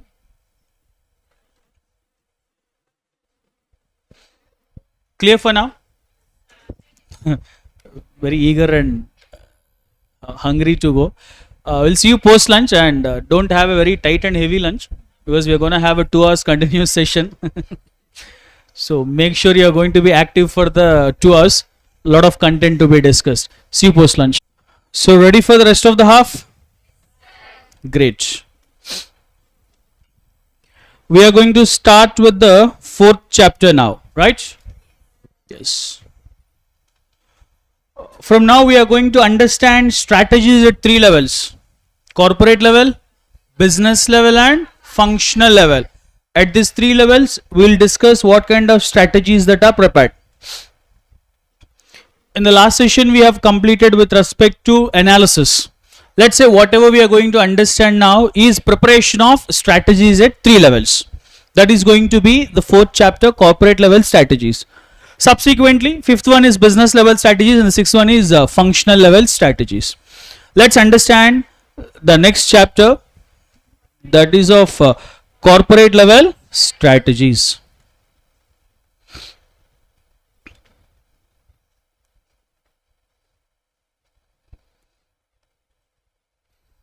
So we have 4 corporate level strategies to discuss. And just to be sure, corporate level strategies, we have some other names for corporate level strategies. Any idea? They can be called as grand strategies, master strategies, or directional strategies. These are other name for corporate level strategies: grand strategies, master or directional strategies. And moreover, these strategies have been stated by Gluck and George. Gluck and George. That's why these are called as Gluck and George generic strategies. Do you know why these strategies are termed as generic? Any idea? Why these strategies are termed as generic? Because these strategies can be applicable for any type of organization and any size of organization. Irrespective of a type of a company, irrespective of a size of a company, any company can adopt them. That's why the term generic has been used. And moreover, these strategies are developed by William F. Gluck and Lawrence or George. That's why these are called as Gluck and George generic strategies. So these are some of the things that we have to know: grand strategies, master strategies, and directional strategies, or Gluck and George generic strategies. The term generic has been used. It can be used by any type and any size of org. Any type means like say public, private, and non-profit. Any size means micro, small, medium, and large scale enterprises. And the 4 strategies are, so any idea what are the 4 strategies? Good. Stability. Second one is, yes, expansion. Third one, retrenchment. And the last one is combination. These are the 4 strategies. In this, extensively we have expansion and retrenchment. These two strategies will have a number of sub-concepts to discuss. Stability and combination are simple. Combination, there is nothing to discuss in that, in fact. So technically we have to understand 3 strategies now. Let's start with the first one, stability. I have already used this term in the second chapter. When the product reaches to the maturity stage, we said companies prefer to follow stability strategy. Here, the same point we are going to use. Stability strategy has been used by the firms when the company's product reaches to maturity stage. But we have to understand some key terms. I will provide you 2 instances where it proves that companies are using stability strategy. Okay, when the firm is using stability strategy under 2 conditions. First condition, stability is pursued by the firm when they wants to stay in the current markets, when the firm wants to stay in the current markets and dealing with current products. Firm wants to stay in the current markets, dealing up with current products, which means the company is not going into new things. They are happy with what they are doing now. If any company is showing interest to stay in the current markets and dealing up with the same products and services, if any company do so, then that company's strategy is called as stability. They are not going into anything new. If they go into anything new, that would become a second strategy. Now you got the difference. Hence, the company deals with current products and current markets. We can understand certain elements to this strategy. Let's say characteristics or features. Before I talk about the second term, I would like to state some of the features of stability. They say that there is no need of redefinition of business. No need of redefinition of business. There is no need to redefine the business. Let's say if business is going for expansion, they are entering into new businesses. When a company enters into new businesses, do they need to study their existing businesses? When the company going into new businesses, do they need to understand existing businesses first? They have to. When you are good at existing business, then you can think of going into new business. But in stability, is the company is going into new business? No. Hence, there is no need of redefinition of business. And no need of fresh investments. You better write the complete term. I'm just writing the key term. No need of fresh investments. When you go into expansion, do you need investment? As you're dealing only with the current businesses, you don't need any fresh investments. So no need of redefinition of business, no need of fresh investments. Risk is less risky strategy. Risk is very less. And hence risk is less. Can we call this as a safety strategy? Safety oriented strategy? Because when you invest more money, if you get losses, you will deal with a lot of risk. But here you are not investing any money. Hence risk is very less. And moreover, this is referred to as a status quo oriented strategy. Status quo oriented strategy. Status quo means, maintaining the same level of efforts is called as status quo. In stability, company maintains status quo. In expansion, company challenges the status quo. Because in expansion, you are not supposed to maintain the same level. You have to keep on increasing your levels. Are you clear with the requirements that I have said here? No need of redefinition, no need of fresh investments, risk is less, safety oriented strategy and status quo oriented strategy. We are saying all these things because the company deals with current products and current markets. Can we call stability as a do nothing strategy? No, stability is not a do nothing strategy. If a company follows stability, it doesn't mean that they are not doing anything. Even though they are following stability, do they need to respond to environmental changes? Yes, you can add this point. Stability is not a do nothing strategy. Even the companies which are following stability, they also need to adapt to the environmental changes. That's why what is the statement says? Stability is not a do nothing strategy. Which means the companies which follow stability, they also take strategic decisions. That is the second point.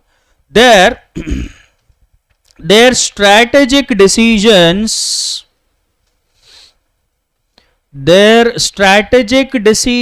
will focus on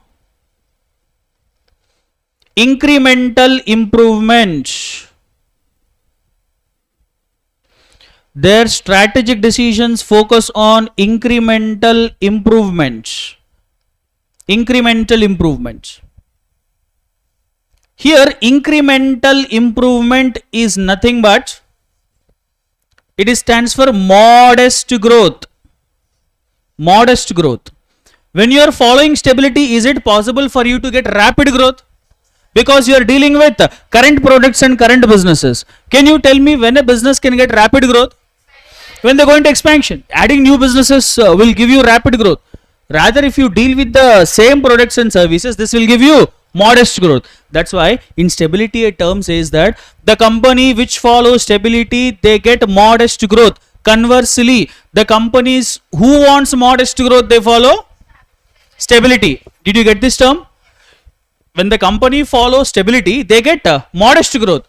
Conversely, the companies which need modest growth, they will follow That's why we are saying the second point, they will also take strategic decisions, but their strategic decisions will focus on incremental improvement. If you can understand the key terms that I have said here, you are done with stability. Whatever you study in the material, easily you can understand. Let's highlight quickly some of the key terms for stability. Yeah, you can see here, when we can say companies following stability? To serve in the same or similar market, dealing with same or similar products and services. When this can be adopted, this strategy is suitable for the firm whose products have reached to the maturity stage. Can we call this as a do nothing strategy? No, it is not a do nothing strategy. Some requirements have been said here. They try to maintain same level of efforts. No need of redefinition of business. Status quo is maintained. No need of fresh investments. Only minor improvements. Risk is less. Look, if you understand the concept, how simple. About stability strategy, if any term comes, easily you have to put down all these points. Writing the meaning of strategy and characteristics of stability strategy. That's it. What are the reasons they says? The most of the reasons why do companies follow stability? Because it is less risky. And moreover, the companies which don't want to deal with complex environment. When you go into expansion, your environment will be so complex. And moreover, for them, expansion is considered as very threatening. They are scared of expansion. Are you clear with the stability? Good. Next, let's understand expansion. Opposite to stability. Whatever the characteristics I have said for stability, they will become opposite. There status quo is maintained. Here status quo is challenged. There it deals with current products and services. Here the company goes into new products and services. There is no need of fresh investments. Here need of fresh investments. There risk is less. Here risk is high. It is safety strategy. It is a risky strategy. Status quo is maintained. Here status quo is challenged. Whatever the characteristics that I have said in stability, in expansion they become opposites, where the businesses are trying to enter into new things. Here expansion could be possible by probably three we have. First, let's understand on two. Expansion could be possible by three ways. They are intensification, yes, intensification, and then diversification, and then we have mergers and acquisitions. And the aim of these three strategies, intensification, diversification, mergers and acquisition, the aim of these three strategies is to get a rapid growth. And what is the growth aim of stability? Modest growth. Conversely, the firm which want modest growth, they will be following stability. If any company which wants rapid growth, then they will be following expansion. Now expansion could be possible by three ways: intensification, diversification, mergers and acquisitions.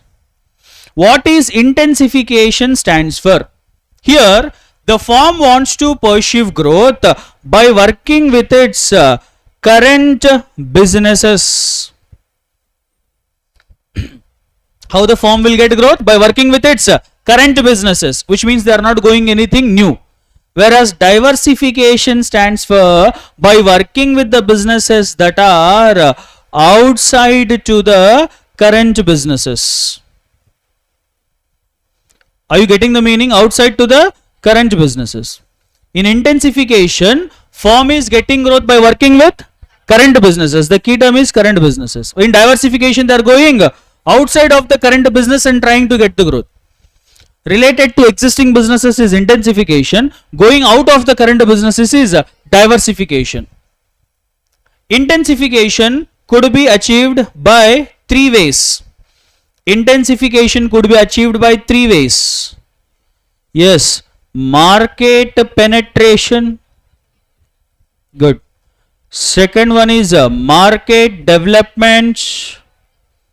And the third one is product development. Where have we come across with these terms? In the second chapter, Ansof's product market. Four strategies we have there. What is the fourth one? Diversification. Now can you tell me why haven't we written diversification as a part of intensification? Can you tell me the position of diversification strategy in hands of? New product in new markets. But intensification says deals with the current business. But their diversification company is going into another markets. That's why outside of the business is diversification. But these three things is somewhere business is related to the current business. Market development, existing product in existing market, both are existed.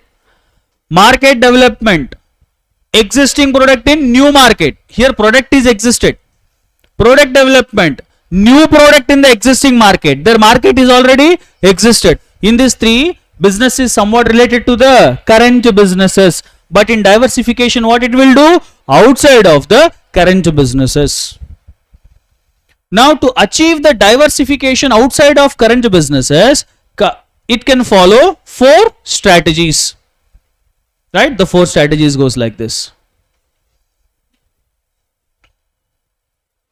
Vertically integrated diversification. Vertically integrated diversification. Second one is horizontal integrated diversification. Third one, concentric diversification. And the last one is conglomerate diversification. These 4 will come into diversification: vertical, horizontal, concentric, conglomerate. Before we understand about these 4 strategies, one point that have to be kept in mind is vertical, horizontal, concentric. These 3 strategies are referred to as related diversifications. These 3 are related diversifications. How they are related? When I explain the concept, I'll let you know. Only the last one is referred to as unrelated diversification. Got it? Vertical, horizontal, concentric are related. Conglomerate is unrelated. How that related unrelatedness we will understand. Let's start with each and every strategy. Vertical. Vertically integrated diversification. Firm prefers to engaging into new businesses that are related to existing business. Got it? Engaging into new business that are related to existing business. And it has 2 types. Vertically integrated diversification has 2 types: forward integration and backward integration. Carefully understand this. What is backward integration? When the firm enters into businesses of input providers, it is called as backward integration, which means you have your own raw material and you are developing your own product. This is called as backward integration. You have your own raw material with you and you are developing the product. Like if a bread manufacturer owns a wheat farm. Got it now? The major raw material that is needed to manufacture bread is wheat. He has its own wheat farm, and from his wheat farm he is taking the wheat as a raw material to develop the bread. This is called as backward integration. Forward integration. When the firm enters into the businesses of distribution channel. In backward, whose business the firm is entering? Input providers. In forward, he is entering into whose businesses? Distribution channel. Which means you are manufacturing the product and you are distributing the product on your own. Bata manufactures footwear. Do they need to go to other footwear sellers and ask them, can you please sell my footwear? Because they have their own outlets or not? They have their own distribution efficiency. The same Apollo Pharma company do. Yes or no? The same most of the branded cloth showrooms will do. Nike will do this. Reebok will do this. Do they have their own distribution efficiency or not? They have their own outlets. They will manufacture the product straight away. They will send to the outlet and they will sell. You don't need to search in the other shops to buy the product because they have their own outlets. This is called entering into distribution channel. Are you clear with the concept? Once again, vertically integrated diversification. Engaging into new businesses that are related to current business. It has two types. What are they? Backward and forward. Backward integrating with, forward integrating with. Can you tell me any benefit if a company go for backward or forward integration? Yes, so many are there. One benefit is cost saving. Imagine you have your own raw material, you are manufacturing your own product, and you are selling it on your own distribution efficiency. Will this help you to save your cost? Patanjali is having a food park where they grow their own aloe vera plants. With that, they will manufacture aloe vera gel and they are selling in their Patanjali stores. Got the concept? They have their raw material, they are manufacturing the product, they are selling in their own stores. This will help them to save the cost. Patanjali is having their own stores. You have an idea of that. That's how. This is called as vertically integrated diversification. Can you tell me here, business is going into new businesses, but they are related to the existing business or not? Raw material related to your existing business. Distribution related to your existing business. That's why this is called as related diversification. Got the point?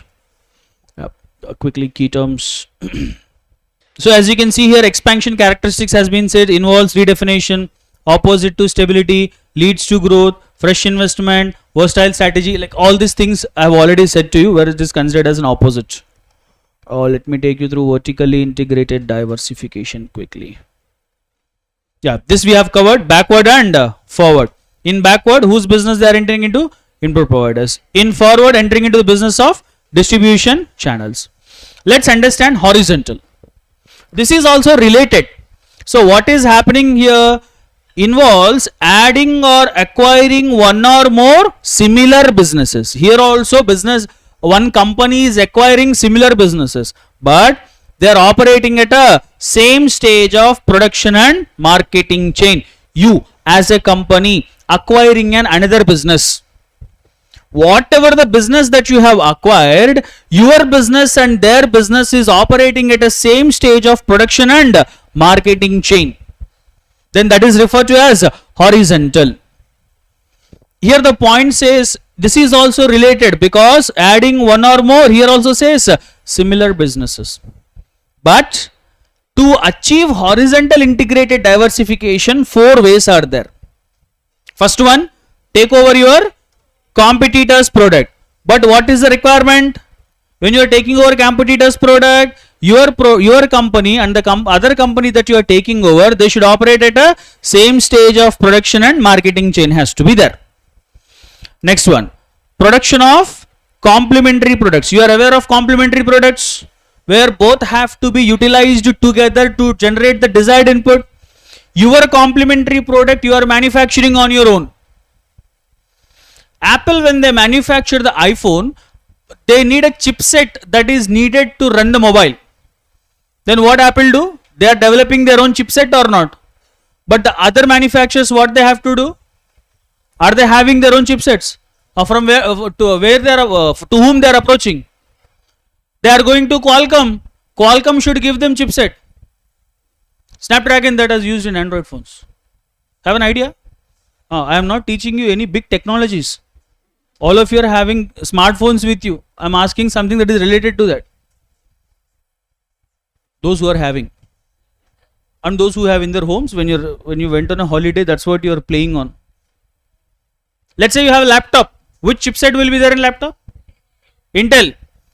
Which means what the laptop manufacturers are doing, they are depending upon others for their inputs or not. Complementary product. Without chipset, the mobile will not run. Without chipset, the system will not run. But what Apple do? MacBooks. Even in the MacBooks, they have their own chipset or not? Which means what Apple is doing? They are developing their own complementary products. Reliance Jio Infocom Limited, telecommunication. To run the telecommunication, what is the complementary product that they want? Jio SIM. What complementary product is needed to run it? Without mobile, what you do with that SIM? Is Jio is coming up with their own mobiles or not? That is what? Production of complementary products. Got the point now? If any company is manufacturing their own complementary product, that also comes into horizontal. Next one, sale of byproducts. From school days you are learning about these byproducts.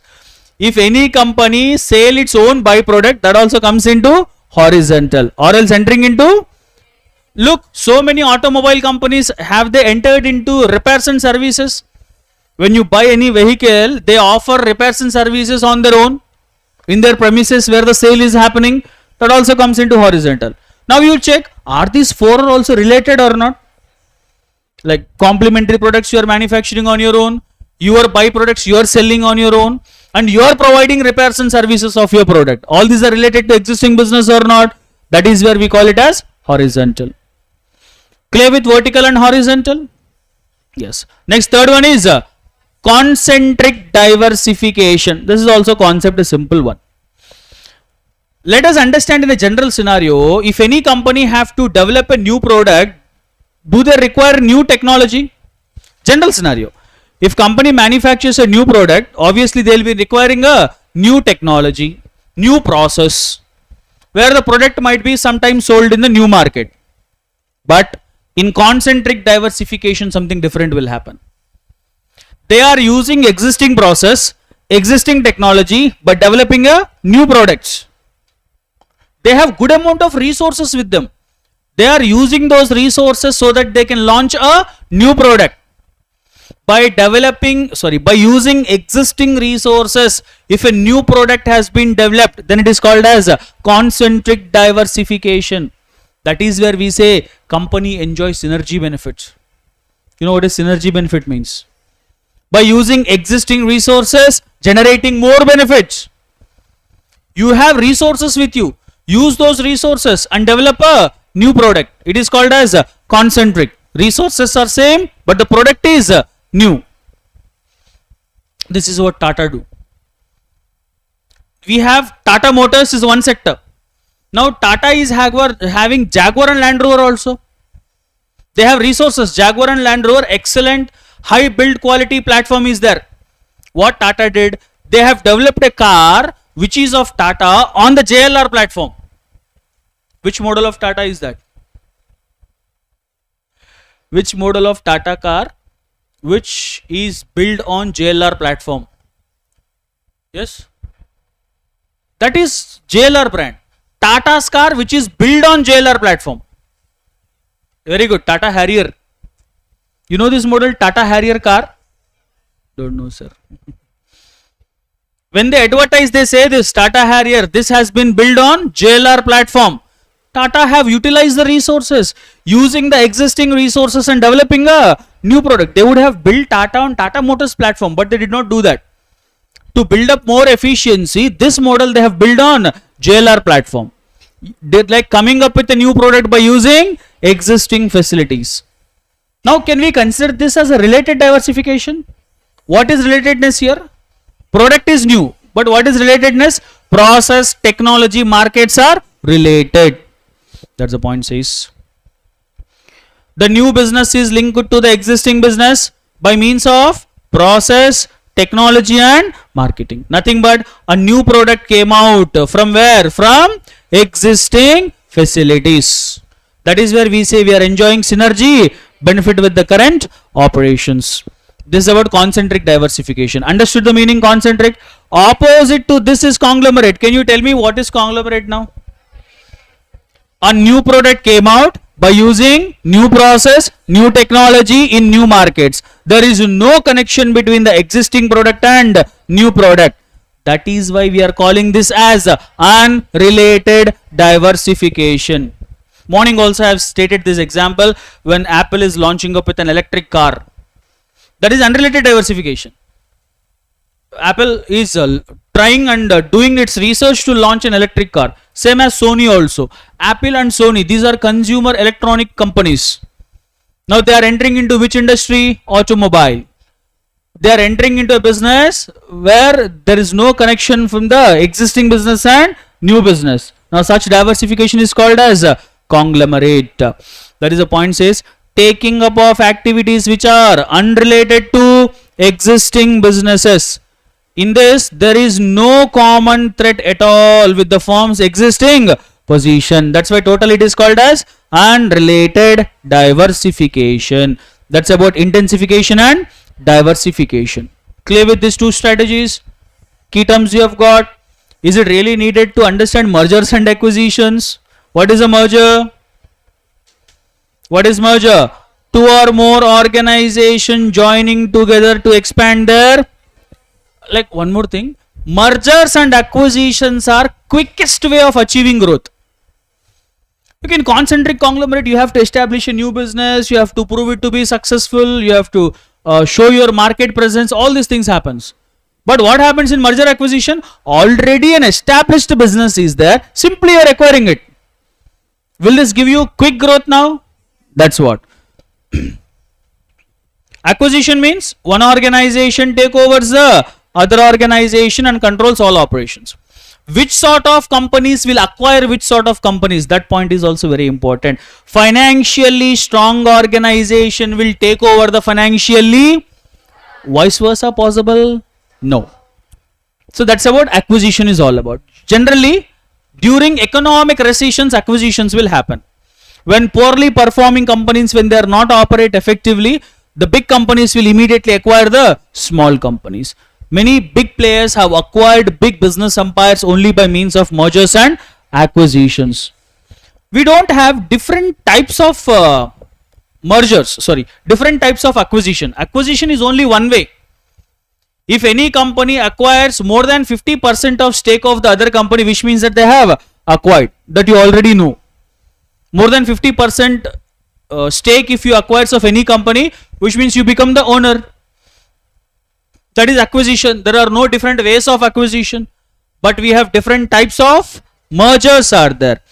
A quick take through I will give you here. Types of mergers. There are 4 types of mergers are there. First one is, yes, horizontal merger, vertical merger, co-generic merger and conglomerate merger. Simple key terms to understand. Horizontal merger, here the two merging companies belongs to same industry, nothing but merging with a direct competitor.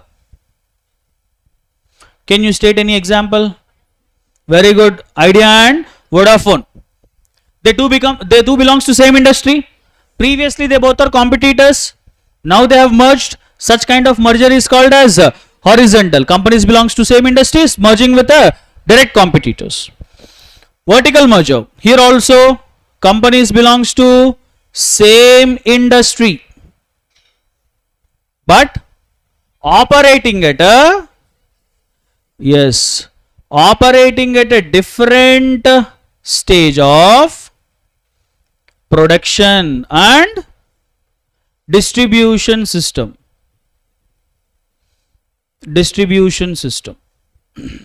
Here two merging companies belongs to same industry here also, but what is the condition? These two companies are operating at different levels of production, at the same time different levels of distribution system. One company merged with the other company. These two companies are same industry, but the production capacities of these industries are different. Such merger is called as a vertical merger. Co-generics. Companies belongs to different industries. Here two merging companies belongs to different industries, but connected to one another. I'm just writing the key terms. You better write the entire time if you are writing. Connected to one another in one or other way. The two merging companies are connected to one another in one or other ways, which means there is a connection between these two merging companies somewhere, either production or utilization or marketing or providing services. These two merging companies are having connection somewhere. If a detergent powder manufacturer is merging with washing machine manufacturers, two different companies, isn't it? Washing machine is electronics, detergent powder is FMCG. But is there any connection between these two? Utilization happens in the same place. You need detergent powder to wash the clothes. If these two kind of companies merge, then we call it as Co-generic. A refrigerator manufacturer is merging with kitchen appliances. Yes or no? Two different industries. Refrigerator is different from kitchen appliances. But what is the connection? They both are used in the same place. We use refrigerator in the... What are you thinking? Where are you using? Is there any other place that you are keeping? Your bathroom you are keeping your refrigerator. Then what are you thinking of? A refrigerator is used in which place? Kitchen. I think if any guests come to your home to bring the water you'll be going into bathroom and saying that my fridge is in the bathroom. You are very creative people. You have to use it in the kitchen.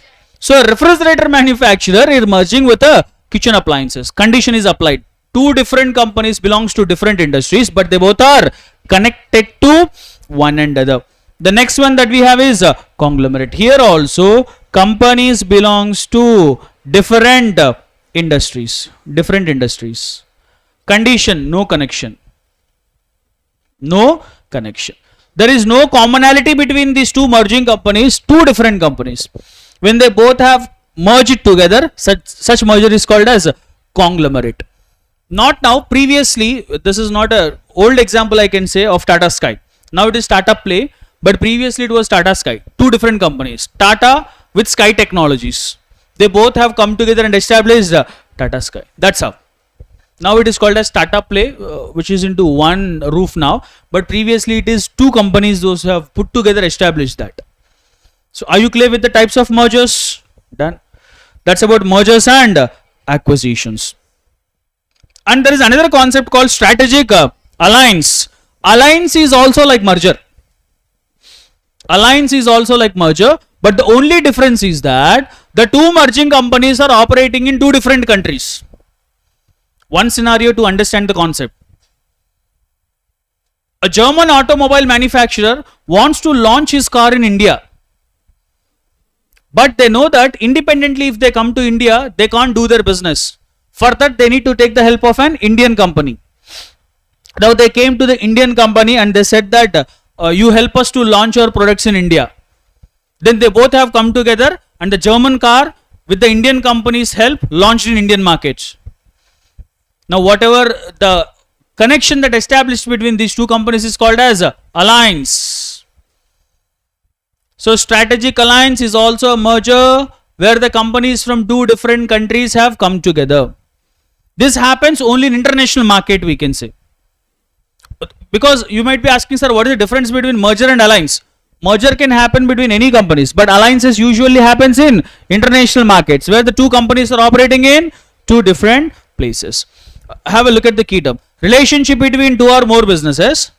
They both have come together. Why? Because they know that independently they could not able to achieve an objective on their own. There is certain objective which they could not able to achieve on their own. That's why they have associated with the other companies. In which place we can see these alliances? Often formed in the global marketplace between the countries, those who are operating in different regions of the world. That is called as alliance. Benefits and limitations are there because of this alliance. Organizational benefit. Can the German company learn all the skills from the Indian company now to operate in the Indian market? That's called as organizational. Next one, economic. If any loss comes, will it be sharing the loss with the Indian company? Yes, that is called as economic. Next one is strategic. Will the German company learn all the strategies from the Indian company to operate in Indian market? Strategic benefit. Political. There are some political barriers for the German company to enter into Indian market, but the Indian company is politically influential company. It has helped the German company to easily enter into Indian markets. That is called as political benefit. These are four benefits that are having with the alliance. Not only benefits, it has its own disadvantages. As you are alliancing with the German company, you need to share all your secrets with the German company. How you do business, some trade secrets are also there. So it is not suggestible to share your trade secrets, but in alliance you have to do so. Until you are in alliance, it's okay. If the alliance got broken, then the Indian company with its own hands created a competitor for himself. Yes or no? That's the point. When Alliance may create a potential competitor and LA becomes competitor in future when they have decided to separate out. That's about alliance, advantages and disadvantages. Alliance happens between the countries which operates in. Good. So that's about expansion. The next one that we have is stability is over, expansion is over. Third strategy that we have is retrenchment. What is retrenchment is all about? You better remember a term called cut off. Retrenchment means cut off. If you update your knowledge in the news, you know Byju's have announced that in the coming 6 months they are going to lay off more than 1,000 employees from the organization. If you follow the news, you might be knowing this. If you follow the corporate news. Do you know what is the reason?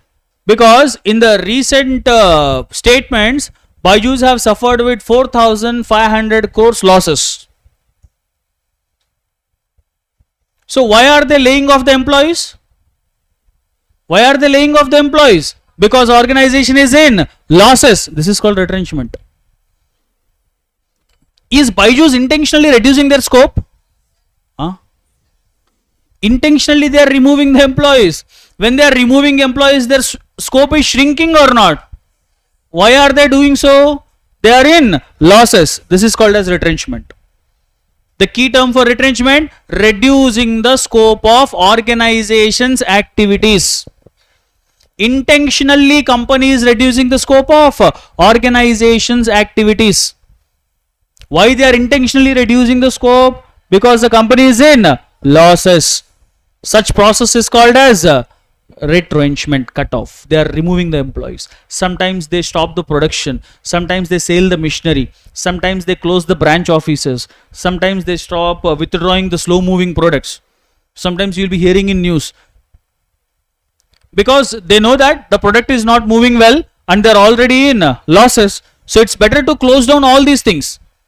Like that, systematically reducing the scope of business operations is called as retrenchment. Retrenchment is adopted by the company when the company is in huge losses.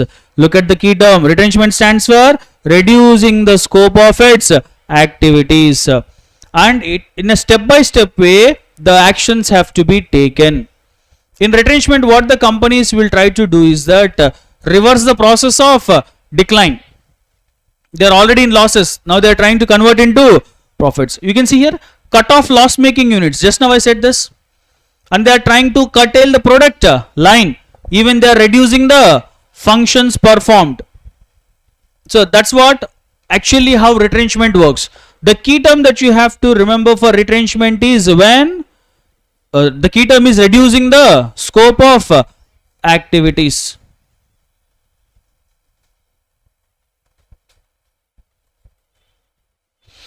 Retrenchment could be of two types. Okay, one is internal retrenchment and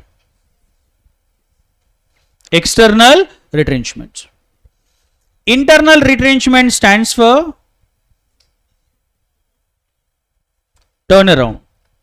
External retrenchment stands for, these are the strategies that we are going to discuss now, divestment and liquidation. What is retrenchment means? Reducing the scope of business activities, where intentionally company is reducing their scope. Now retrenchment is of two types. Internally it can happen or externally. Internal retrenchment stands for turnaround. Let's understand what is turnaround stands for. General scenario, if I have to tell, turnaround means converting a loss making unit into a profit making unit. Very general terms that you are not supposed to write in the exam, but to understand the concept you can remember. Turnaround stands for turning a loss making unit into a profit making one. We call it as a turnaround. But technical meaning, converting a financially distressed company into its normacy. Right? What is turnaround stands for? Converting a financially distressed company into its normacy, to bring the company to an acceptable amount of profits. From insolvency to solvency, from negative cash flow to positive cash flow should be witnessed in the company. To do all these things, what the company do is that they will try to increase internal efficiencies. By increasing internal efficiencies, if the company is trying to convert a loss making unit into a profit making unit, that is called as turnarounds. Turnaround is not an overnight process. Certain steps will be followed by the company to achieve turnaround. Whereas what is divestment? Simple key term, divestment stands for closing down a portion of business is called as divestment, whereas liquidation stands for the closing down of the entire business is called as liquidation. Liquidation is most unattractive retrenchment strategy because the entire business have to be closed down. It leads to serious consequences. Employees will lose all their employment. The company will be in a trauma of failure and the company could not take up new projects because recently they have failed, they have liquidated, now they can't take up with the new projects also. So that's how turnaround, divestment and liquidation stands for. Turnaround is all about converting a financially distressed company into its normalcy. So let's have a look at the terms here. Retrenchment could happen internally or externally. For internal retrenchment to take place, what the company have to do? Improving the internal efficiencies. Improving these internal efficiencies is called as turnaround. Let me take the other key term. What is the goal of this turnaround is all about? Look at the point E. The overall goal of turnaround is to return an underperforming or distressed company into its normalcy, to the acceptable levels of profitability, solvency, liquidity and cash flow. Cash flow means from negative cash flow to positive cash flow. This is called as turn around. To understand the concept, simply I said that to convert a loss making unit into a profit making one. As you can see here, the highly targeted effort to return the organization to profitability to increase what kind of cash flow? Positive cash flow. That too at what level? Sufficient level. Now don't expect that when the company follow turnaround, all of a sudden they will become number one in the market. At least from negative cash flow they can get some positive cash flow. These are the indicators when you can follow turnaround. When there is a continuous negative cash flow, when your market share value is completely falling and your physical facilities are also deteriorating and you have more employees. Will the company go into losses if they have employees more than required? Yes. Employees are more, their morale is low.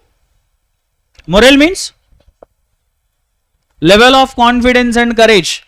Employees are more but their confidence is very less. Then also company will go into losses and their products have become uncompetitive and there is mismanagement. In the organization, whenever these indicators have been observed, that means that immediately company has to go for turnarounds. Understood? And there is an action plan for turnaround. What is the first point says? Action plan for turnaround. Understand the current problems. Go to the root cause of the problem. Because there is something seriously happened in your organization, because of that your company went into losses. Go to the root cause of the problem. That is what assessing the current problem. Once you understand the current problem, what you have to do? Understand the situation and develop a plan. And get ready with an emergency action plan also. Emergency action plan. All of a sudden huge loss have happened to your company. Then you should be ready with an emergency action plan. So that you can stop the bleed. All of a sudden if any accident happens, what is the first focus should be on? To do some first aid. It's not that you do surgery there. In your home, if there is a deep cut to your hand, will you do surgery on your own, taking stitches? First you try to stop the blood or not. Do the same in the organization. If any emergency situation has come, get ready with an emergency action plan. There are some teams are there in the organization who are experts in this. And then step 4 says that restructuring the business. In restructuring the business, company have to be very careful with respect to their core businesses. If the health of the core business gets damaged, it creates damage to the other businesses also. In restructuring the business, company have to take care of what? Health of the core business.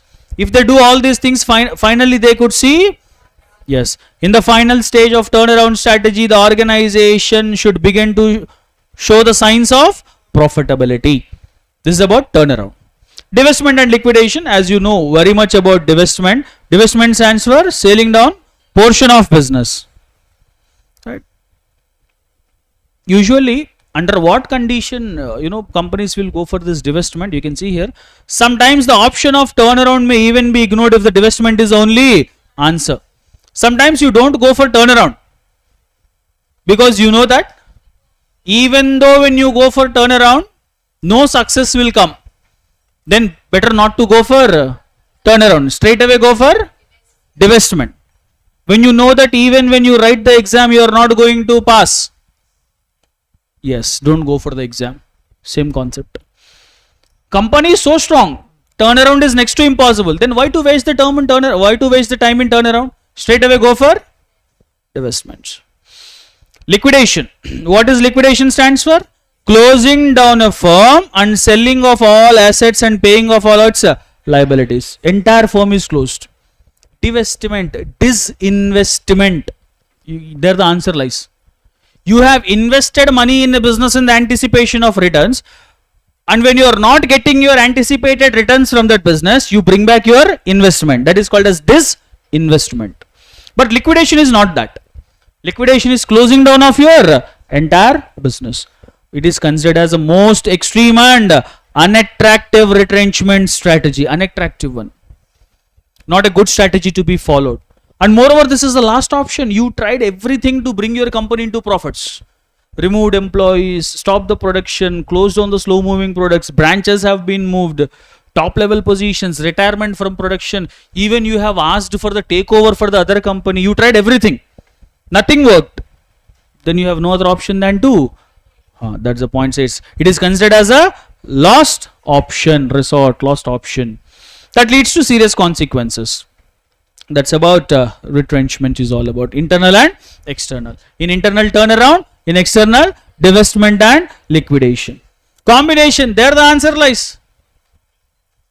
If any company prefers to the mix of different strategies like expansion, diversification and retrenchment to suit a particular situation. And moreover, if a combination strategy have to be followed, one requirement, the company have to be a big company which operates in multiple industries. Then only they can go for combination. Any company which is having only one product or one business, they can't follow all the strategies in that business at a time. Companies like Tata's, they can follow combination. In one business, stability. In the other business, expansion. In loss-making business, retrenchment. So you can look at the term, it says that. Organization composed of different businesses and each lies in different industry. Such kind of companies can go for combination, where the mixture of all these three strategies put together can be used. So this is about the next chapter that we have. We have covered up with the four strategies: stability, expansion, retrenchment and combination. In expansion, you have to understand the matrix that I have drawn for you: intensification, diversification, mergers and acquisition. 3 types of intensification, 4 types of diversification, 4 types of mergers. Retrenchment, internal and external. In internal, turnaround; in external, divestment and liquidation. At least these pictures are in their mind. You can easily understand the content when you read. Then you will come to know what, how and things are happening. So corporate level strategies have been completed.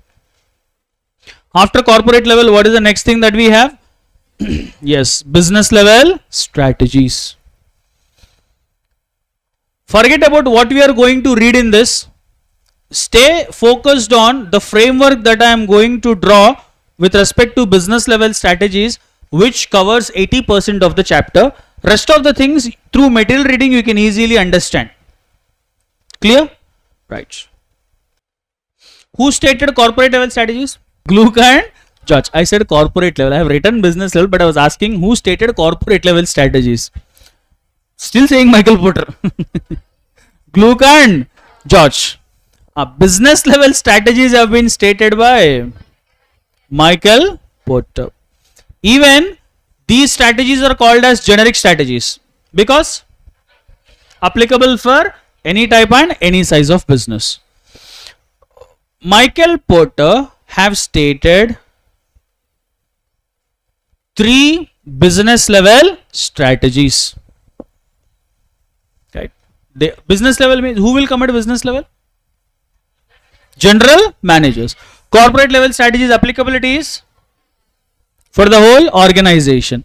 Business level strategies applicability is to that particular business unit. Let's have a look at the 3 strategies at business level.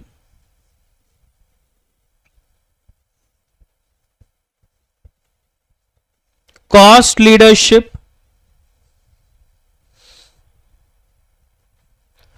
differentiation, focus. These are the 3 strategies: cost leadership, differentiation and focus. First, let's start with cost leadership. What are the 2 certain ways of gaining competitive advantage? Morning I have said. 1, to be a low cost producer, or trying to be unique. Same points we are going to use here. Cost leadership. When we can say the company is following cost leadership. First one. When the company prefers cost leadership, first they will manufacture a standard product. A standard product. Do you know the difference between standardization and customization? Standardization means one product for everyone. Customization means changing the product as per the taste and preferences of the customer. Got the point? In cost leadership, company will not offer customization. They are offering standardized product. That too, low per unit cost. Low per unit cost. A standardized product, low per unit. In customization, you can't reduce your cost. Can you tell me why technically? In customization, you have to change the product for each and every customer. But in standardization, can we increase the volume of production? Because same product for everyone. Go for mass production. We can connect to one of the concepts that we have discussed in the morning, experience curve. By increasing the volume of production, per unit cost can be reduced. In cost leadership, that is what company have to do. Go for standardization of the product, mass production. And that too, when you go for mass production, per unit cost will be reduced. So in cost leadership, standardized product, low per unit cost, targeted for, yes, targeted for price sensitive buyers. Price sensitive buyers. Who is price sensitive buyers? For such a long time they want to use an iPhone. They are waiting for the iPhone 11 for the prices to come down to their accepted budget. Then they will buy. Got it? He might be having that I wanted to buy a mobile in 20,000. But I want an iPhone now. For that he has waited for the 4 other series to come. Then now he is focusing on iPhone 11. In the Amazon Great Indian Festival Sale and Flipkart Big Billion Days, where he exchanged his old phone and around for 20-30,000 he got his iPhone. He is a price sensitive buyer because he is more worried about the price. He can't buy the product as per the market recommendations, as per the prices are.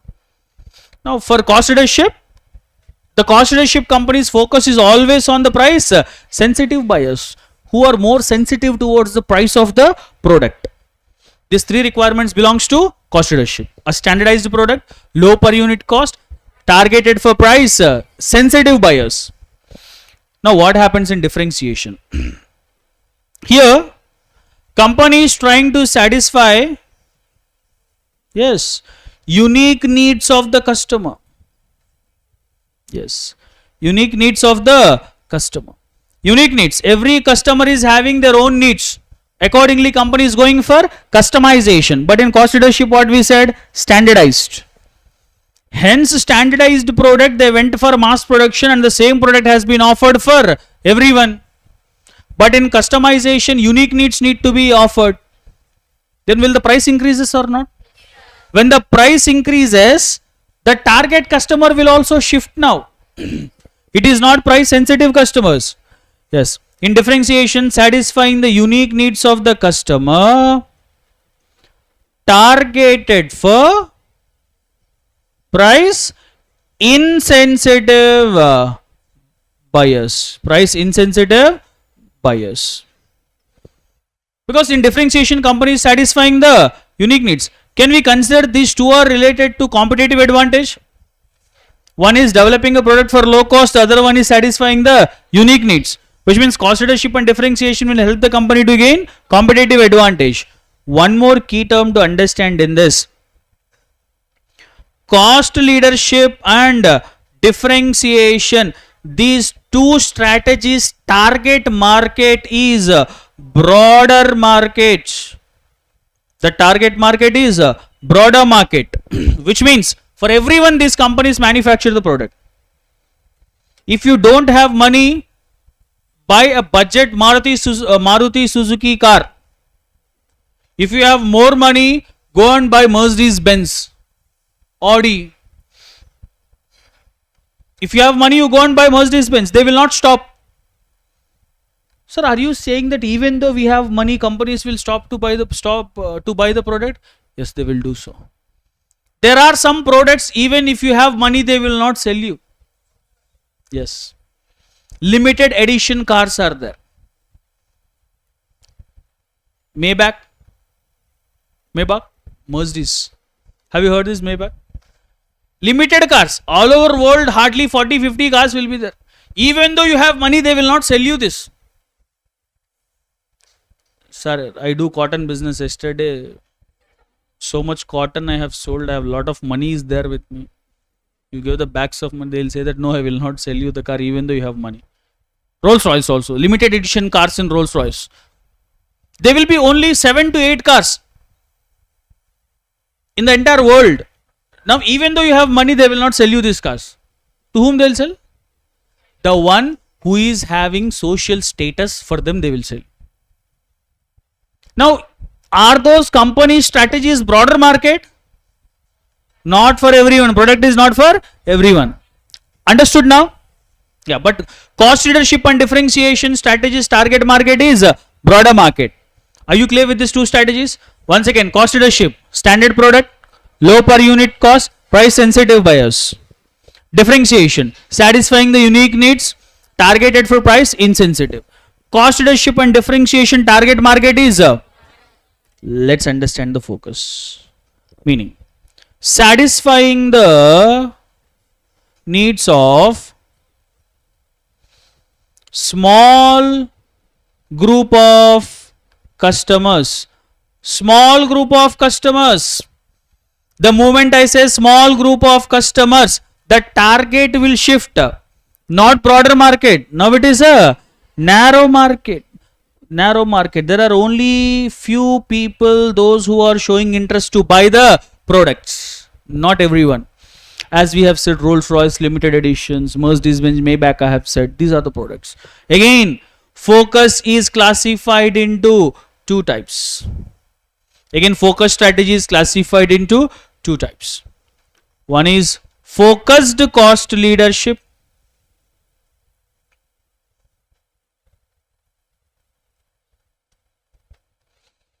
Focused cost leadership. Next one is focused differentiation. Two types of focus strategies we have: focused cost leadership, focused differentiation. What is focused cost leadership? A low cost product targeted for narrow market. Look at the two combinations. Product is for low cost, but the target market is narrow. To understand this concept very perfectly, not an apt example, but a suitable example I will tell you. Patanjali is developing an Ayurvedic product to cure a rare cancer. They are not doing so. I am telling you for the sake of understanding. Don't search for the product. Patanjali is basically known for their Ayurvedic products previously. Now they have diversified into FMCG and other businesses. Patanjali is developing a low-cost Ayurvedic product which cure rare cancer. Rare cancer. Target is narrow market. Low-cost product. Cost is less. Such strategy is called as focused cost leadership. Targeting a narrow market, that too developing a product for low cost. Focused differentiation. unique needs have been satisfied for narrow market. You can understand the key terms here. Cost leadership means low cost product for narrow market. Focus differentiation means developing satisfying the unique needs for narrow market.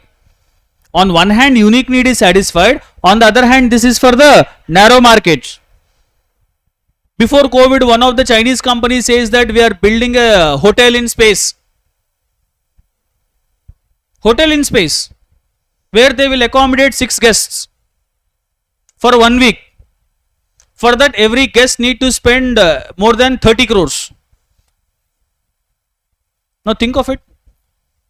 Will everyone thinks of taking that services? On one hand, unique need is satisfied. On the other hand, cost is very high, narrow.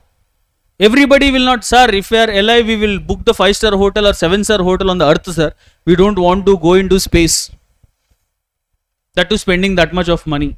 And the company said that they will provide 3 months of training you have to go through to stay in that hotel, because you are staying in zero gravity. Things will be floating when you are in zero gravity. Then you need to be trained to stay in the hotel. Now tell me, such kind of strategies are not for everyone. That strategy is called as focused differentiation. So trying to satisfy the needs of a small group of customers, whereas needs are very unique. That's it. These are the strategies. So let me sum up concepts once, because if you are very clear with the concept, reading is very simple. Cost leadership. What is happening here? A standard product, low per unit cost, targeted for price, sensitive buyers. Differentiation. Satisfying the unique needs, targeting for insensitive buyers. Both the cost leadership and differentiation target market is broader. Focus. Satisfying the needs of small group of customers, targeting a narrow market. 2 types of focused. Focused cost leadership, focused differentiation. Focused cost leadership, low cost product for narrow market. Focused differentiation, satisfying the unique needs for narrow markets. Now whatever you read will be revolving towards the concept that I have explained you. Now you will be having advantages and disadvantages of these strategies.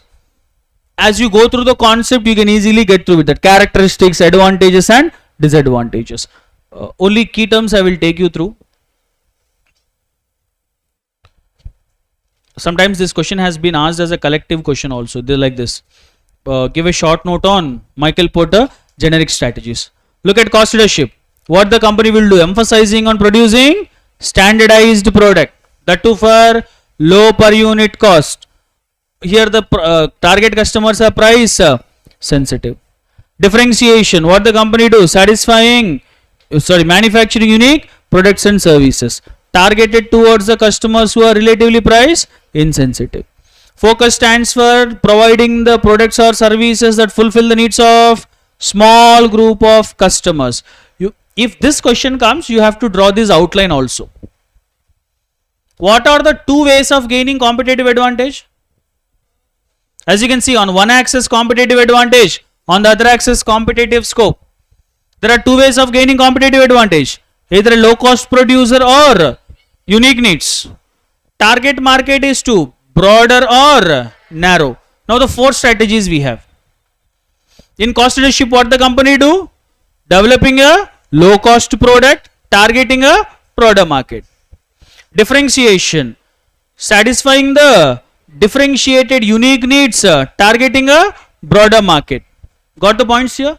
Focused differentiation, a low cost product but target is narrow market. Focused differentiation, unique needs but the target is narrow market. If this question comes, draw this outline and then provide the meaning for these points. Sometimes independently questions will come. Elaborately explain about cost leadership. Then you have to write what is cost leadership, how to achieve advantages and disadvantages. That's what the further concept says. Right? And to achieve cost leadership, company follow different strategies. Reducing the wastage, trying to increase the volume of production. Like this, all these points will stated. I hope you are clear with the concepts, what the point is trying to convey. And I will take you through the next concept of this chapter. Now I am not going through all these independent questions, as enough of the conceptual clarity you have got. So in this chapter, we have another concept called Porter's 5 forces model. Let me give you a quick briefing of Porter's 5 forces model of competitive analysis. Michael Porter, this is not related to business level strategies. Don't think that is this something related to business level strategies. No. Probably because the concept has been developed by Michael Porter, they might have kept this in this chapter. Business level strategies 3 we have completed: cost leadership, differentiation and focus. Don't think that this concept is related to business level strategies at no point. First of all, what is this concept is all about? Michael Porter have stated 5 forces. If a business systematically understand these 5 forces, that will help the company to understand competitive intensity in the market. Okay, that's why it is called as Porter's 5 forces model of competitive analysis. Michael Porter have stated 5 forces. When a business understands these 5 forces, ultimately they will come to know about whom? Competitors. Look at the term. This is a widely used tool for systematically diagnosing the principal competitive pressures in the market. It is a tool that can be used by the company to understand competitive pressures in the market. Michael Porter have stated 5 forces. If any company studies, understand these 5 forces, that will help the company to understand the competitive pressures. And the 5 forces are, do you remember these 5 forces? First one is threat of, and next one is bargaining power of, then bargaining power of, and then rivalry among, finally threat of. A quick take through the concepts. Threat of new entrants. New entrant is considered as a powerful source of competition. New entrant means the new companies that have entered into the market. They are powerful source of competition because a new company brings new capabilities into the company. They will come up with new technology, new features which are appealing to the customer needs. That is why new entrants are called as a powerful source of competition. Now what the existing companies have to do with these companies? Create entry barriers. Morning I have introduced this term to you. Entry barrier stands for restricting the new companies to enter into the market. To protect from threat of new entrants, what the existing companies have to do? Look at the term. To discourage new entrants, existing firms can try to create entry barriers. There are n number of ways to create entry barriers. What is the first one? Capital requirement. If the existing companies increase the needed capital that is required to enter into the market, for a new company that much amount is not available to enter into the market. Existing company, what they did? Increase the capital requirement. That is what Jio did. Huge some amount of money they have deposited to establish Jio infrastructure in the country. 1,50,000 crores they have spent to establish Jio infrastructure in the country. Now for a new company, it is next to impossible to spend that much amount of money. Will they enter into the market now? No. Which means have they created entry barrier or not? That's what. Second one, economies of scale. Nothing but increase the production, reduce the price. You are offering product for such a low price. For a new company, it is not possible to offer the product for such a low price. Then the new companies will enter? No. Which means you have created an entry barrier. So increasing capital requirement and achieving economies of scale. Next one is product differentiation. Existing companies have covered all the unique needs that can be satisfied to the customer. Everything they have covered. For a new company, there is no space to offer something new. Will the new company enters now? No. Which means created entry barrier. Switching cost. So far you are using one product. You are wishing to change this product. You want to shift to another product. Let's say when you are thinking of shifting to another product, the other product's price is so high. Will you shift? Generally, we think that why should I spend that much amount of money to shift it? We will think like this or not? Other scenario, you are using a product, you want to shift to other product, and the shifting cost is so low. Quickly you will change or not? This is what Jio did. Mukesh Ambani know how to play with the minds of Indian customers. Everybody is using different kinds of networks by that time. Now he wanted to attract all those customers to his brand. He know that if the switching cost is low, all the Indians will come and buy. So instead of keeping it as low, he make the switching cost as 0. For free he has given the SIMs. Jio SIMs he gave it for free. 3 months, unlimited calls, daily 1 GB of high speed data, everybody have taken. Yes or no? When the switching cost is low, our people are shifting to new company or not? That's about switching cost. If the switching cost is high, will the customer prefer to shift? No. That's why what existing companies have to do, keep the switching cost low. Look at the point. When, last line I will write, when switching costs are high, buyers are reluctant to change. That's why what the existing companies have to do, they have to keep the switching cost very low. With this, new company will not enter. Brand identity. Apple did this. Apple is having such a strong brand identity, no matter how many new companies come, it is not defeating the brand identity. So entry barrier is created. Access to distribution channel. Coke and Pepsi did that in Indian market. If you have established a new cool drink manufacturing company, you go to any retail shop or kirana shop and tell them that will you sell my cool drink? They said no, I have already Coke's refrigerator in my shop. Or else they said I have Pepsi's refrigerator, I am already selling those products, I can't take yours. Now what these two companies did? Existing distribution channels fully they have occupied. For a new player there is no space. Non-availability of distribution channel is also a way of creating entry barrier. Next, possibility of aggressive retaliation. Existing companies are aggressively retaliating. Okay, you are offering for 10 rupees, I will give it for 9 rupees. The other company says I will give for 8 rupees. And the other guy says that I am ready to give even for the 6 rupees also. Aggressive fighting. Now a new company thinks let's not enter into the market where the prices are very hugely low.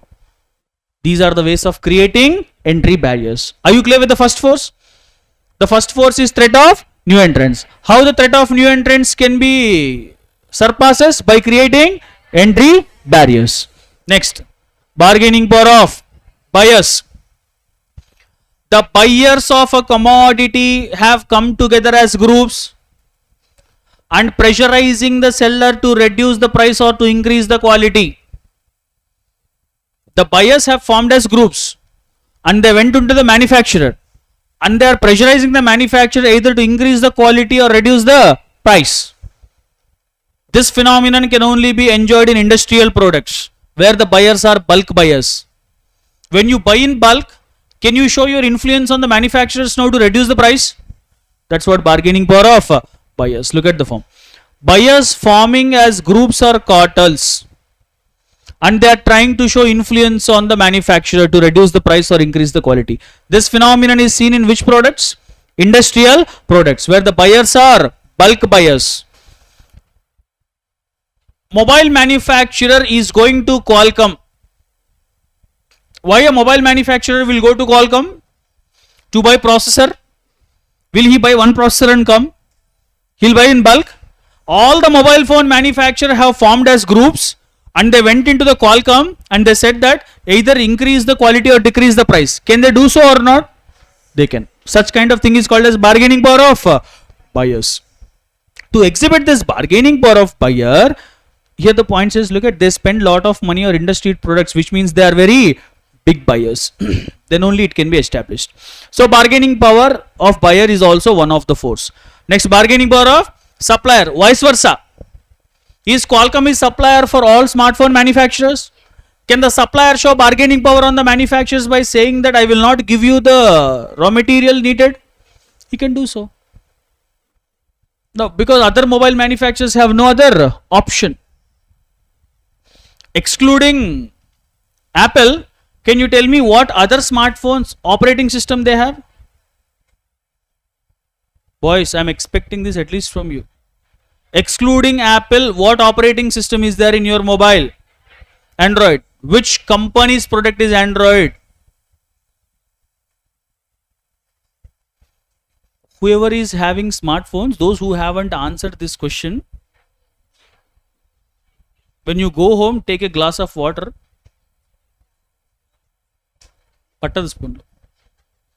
You don't know whose product is Android here. One says the answer, others are thinking Android is of Google. Now can we say Google is a supplier for smartphone manufacturers? Excluding Apple, whatever the smartphone that we are buying, we have an operating system of Android. Android is a product of Google. Can the Google show its bargaining power on the seller buyers now? Google is a supplier. Supplier will show bargaining power under two extreme conditions. When the supplier is monopoly, when there is scarcity of raw material. In the two examples that I have said, supplier is monopoly, isn't it? And at the same time, when there is scarcity of raw material, even then also supplier will show bargaining power. That's about bargaining power of suppliers. As you can see here, suppliers are limited in number, then they will show bargaining power. Rivalry among existing firms. Will there be rivalry in the existing firms? Yes. When there is a high rivalry in the existing firms, that also creates a kind of stiff competition. To understand the competitive pressures, understand the rivalry among the existing firms. At the same time, study the threat of substitute. New entrant is a powerful source of competition, whereas substitutes are the latent source of competition. Indirect. Latent means indirect. In competitive landscape, we have discussed direct competitors and indirect competitors. Indirect competitors, we have said substitutes. So study about your substitutes, because even substitutes also will act as a major source of competition for you. These are the 5 forces. A company needs to understand these 5 forces so that it can know about the competitive pressures in the markets. This is about Porter's 5 forces model and the 3 business level strategies that we have. So corporate level strategies are over, business level strategies have been completed. In this Porter's 5 forces model also we have covered. Next, corporate is over, business level is over. What is the next level that we have? Are you counting how many pages functional level strategies are there? I felt like that when you are turning the pages, counting how many pages are there for functional level strategies. So in these kind of classes, you are not supposed to pay attention on the content. Here your attention should be on the concepts. Understand concept, what it is conveying. That is more important. Yes. Every organization is a combination of different functional areas. Yes or no? Yes. In this chapter, we are going to understand about some of the functional areas and what kind of strategies that have been prepared in those areas. First, let's have a look how many functional areas we are going to cover. First, we'll understand about marketing, finance, production, R&D, logistics and SCM. Yes, and the last one that we have is HRM. These are all the areas: marketing, finance, production, R&D, logistics and SCM and HRM. We have to understand about these functional areas and what kind of functions that are performed in these functional areas we have to study. Let's begin with marketing. Can you tell me what is the purpose of marketing? Marketing is all about creating awareness about the products. Big concept to be studied. So I will try to provide you the content that is much needed for you. First, let's start with the definition of marketing. Whatever I am educating, keep those things in the mind. Let us start with the definition of marketing. These definitions have been stated by Philip Kotler. Here it has been mentioned here. As you can see, the definition is here. This definition is stated by Philip Kotler. Philip Kotler is a father of marketing management. Marketing is for the purpose of creating awareness about the product. In that context, let's understand the definition of marketing. Carefully understand this meaning. Marketing is what kind of process? Social and managerial process, which means marketing can be used managerially and marketing can be even used socially also. People are doing marketing of themselves. Persons are doing marketing of themselves. Places have been marketed. Happening or not? Celebrities, aren't they do marketing of themselves? Politicians, aren't they do marketing of themselves? Social process. Places have been marketed. That's why Philip Kotler says marketing is not only a managerial process, it is even a social process also. Continuation. By which individuals and groups obtain what they need and want. Can our needs and wants be satisfied because of marketing? Will our needs are satisfied with marketing or not? When the company do marketing, awareness is created for you. Hence awareness is created, you went to market and purchase the product. Is your need satisfied? Yes. So marketing is social and managerial process by which individuals and groups obtain what they need and want. How this will happen? Through creating, offering and exchanging of product value with that of others. Here company will create the product and company will offer the product. As a customer we exchange the product. That too, how are we exchange the product? Value with that of others. Go to the shop, give a piece of paper and tell him to give the product. And tell him that money is also piece of paper, I am also giving you a piece of paper, why don't you give me the product? Because you are giving something which does not have any value. When you are exchanging the product, how you should exchange? Value with that of others. Philip Kotler so wonderfully wrote this statement. That statement is applicable even for barter system when there is no marketing. What happened in barter system? You give a good which is having value and take the goods which is having value. That's why it says value with others. Are you clear with the definition? Once again, marketing is what kind of process? By which individuals and groups obtain what they need and want.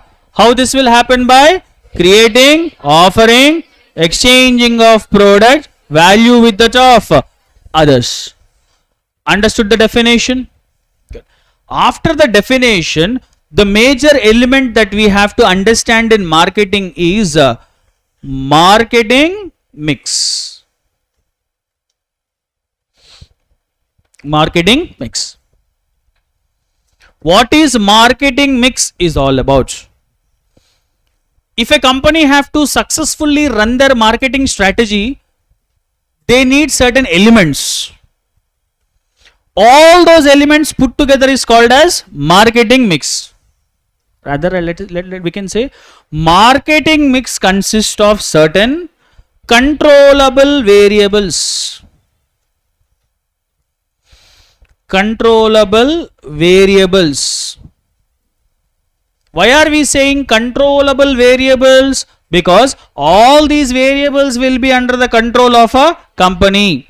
When all these variables are effectively followed, that will help the organization to successfully run the marketing program. And these variables are represented as 7 pieces of marketing mix. 7 variables we are going to understand. And all these 7 variables are under the control of the company. That's why we are calling them as controllable variables. Got the point? Marketing mix consists of some controllable variables. And these controllable variables are represented by 7 P's. And moreover, these 7 P's are segregated into 2 heads. Some are called as 4 P's of marketing mix. And others are called as expanded 3 P's of marketing mix. 7 P's concept has come now. First 4 P's, additionally 3 more P's have been added. 7 P's. All these 7 P's are called as controllable variables. Let's understand the 4 P's now. Product, price, place and promotion. What is marketing is for? Sorry, what does marketing do? It creates among whom, about what, which means to do marketing product is needed. That is the first variable, product. Got the point? Without product, what you do marketing? So to do marketing, the first thing that needed is product. So product stands, now you can understand why they are called as 4 P's, because every term starts with P. Product meaning stands for goods and services manufactured by the firm. Right? Product stands for goods and services manufactured by the firm. To buy the product, do you need to spend money? That is the second P says. Price, amount paid to obtain the product. Are you getting the key terms? Product stands for goods and services. Like a simple key term is more than enough. Goods and services. Price stands for amount paid. Amount paid by the customer to obtain the product. We call it as price. Because definition very clearly says exchanging of goods value with that of others. You can't get any product without exchanging anything in value. Next, place stands for where the product is available to the target customers. As a company, in which place you are making the product available to the target customers. We call this as a place. Next one, promotion. Persuading the target customers. Persuading the target customers. Attracting. Yeah, persuading is nothing but attracting. So, meanings clear? Product is nothing but price is to obtain. Place is promotion intention is persuading the target customer towards the product. Now, how you are going to persuade the target customer towards the product? By 4 means. There are 4 promotional activities are there. Yes, they stands for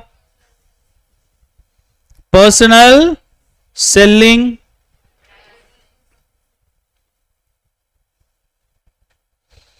advertising, publicity and sales promotion. These 4 are referred to as promotional activities. Personal selling, carefully listen, quickly I will be going through the 4 activities. Personal selling, have you ever come across with a sales executive in your life? Selling Oxford dictionaries, reference books, encyclopedias, household products, whatever they do is called as personal selling. It is a personal form of creating awareness. Oldest form of creating awareness. Right? It happens with face-to-face oral communication. Yes or no? Because when the representative comes, orally he is explaining you about the product. Yes. Personal selling happens through face-to-face oral communication and starts with a mutual interaction, ends with a sale. When that representative comes to you, first he talks to you. He establishes an interaction with you and at the end he will make the sale. Does the company need to spend money for personal selling? Sales representatives have to be hired, salaries have to be paid. But is it reaching large number of customers? That's why personal selling has been said as not a cost effective means of reaching large number of customers. These points are more than enough. Once again, personal selling, oldest form of creating awareness, personal form of creating awareness, happens with face-to-face oral communication, starts with mutual interaction, ends with sale, not a cost-effective means of reaching large number of customers. That is personal selling. Advertisement. Non-personal form of creating awareness. A person is not coming here to you. Non-personal form of creating awareness. This can be done by using media. Any of the media you can use. Print media, broadcast media or digital media. And the major thing in advertisement is illustration of the content is up to the creativity of the maker. In advertisement you can use any creativity that you want to use. Even you can make buffalo teeth also shine. Remember the advertisement? Orbit. Long back it used to come. Even buffalo teeth are shining. Elephant teeth are shining. Only that happens in advertisement. Creativity. Let's say in personal selling, a soap seller have come to you. Now to prove that soap cleans very well, he will not take bath in front of you. But in advertisement, do they show it or not? As the soap flows on the hand, the mud is going on. Skin is shining. Now a personal seller can't do that. Sir, if you allow me, I will give you a demo. Where I can show you my skin will shine after I take the bath. Not possible. But advertisement, you can use all the creativity that you can use. Clear with advertisement? Non-personal form. By using media, illustration of the content is up to the creativity of the maker. In personal selling and advertising is companies spending money. Publicity happens with a negligible cost. Publicity is nothing but skillfully companies keeping a piece of information in the media, but directly or indirectly they are not making any payment to the media. Such thing is called as publicity. Creating some stories about your product, issuing some press releases about your product to the interest of the public. But for all these things you are not making any payment. Such thing is called as publicity. Sales promotion. Anything a company do exclusively to boost the sales. Discounts, offers, cashbacks, installments, kiosks. You know what is kiosk means? A small moving model of business is a kiosk. Food on wheels concept, you know, it's kiosk. On roadside we see some of the telecommunication sellers will establish a small setup to sell the SIM cards. Sometimes they establish a small setup to sell the cars and bikes. It is called as a kiosk, where they will move the tent here today and they will keep in another center tomorrow. That also comes into sales promotion. Discounts, offers, cashbacks, money refunds. All these things are the methods of sales promotion. That's about four promotional, four P's for marketing mix. What are the 4 P's? 4 promotional activities are? Among these 4, where creativity can be used? Where money is not involved? Which is a personal form of creating awareness? Which is intended to increase the sales? Done. Expanded 3 P's of marketing mix are people, physical evidence and process. People, physical evidence and process. Marketing is done for customers, done by, let's say, company's marketing team. Customers and marketing team, can we call them as people? People stands for all human elements who contribute for marketing. Right? That includes the employees of the company also. Got the point? People means all human elements who are contributing for marketing. That even includes employees of the company is called as people. Physical evidence. Market and the environmental factors where the company operates are called as physical evidence. Market where the products have been delivered, where the customer is buying the product. The environmental factors under which the delivery has been done is referred to as physical evidence.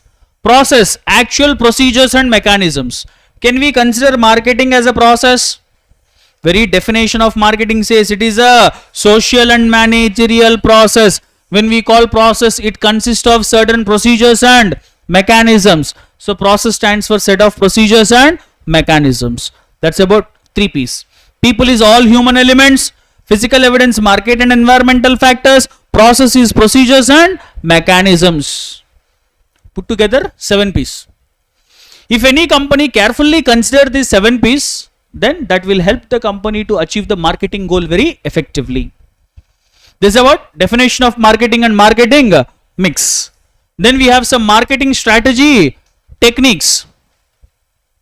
So need your utmost attention here to understand the techniques, because n number of techniques are there. I can't elaborately give you the content of all these techniques. So pay attention.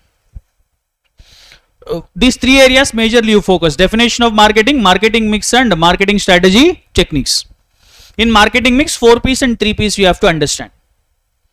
Let's have a look at the techniques. The first technique is social marketing.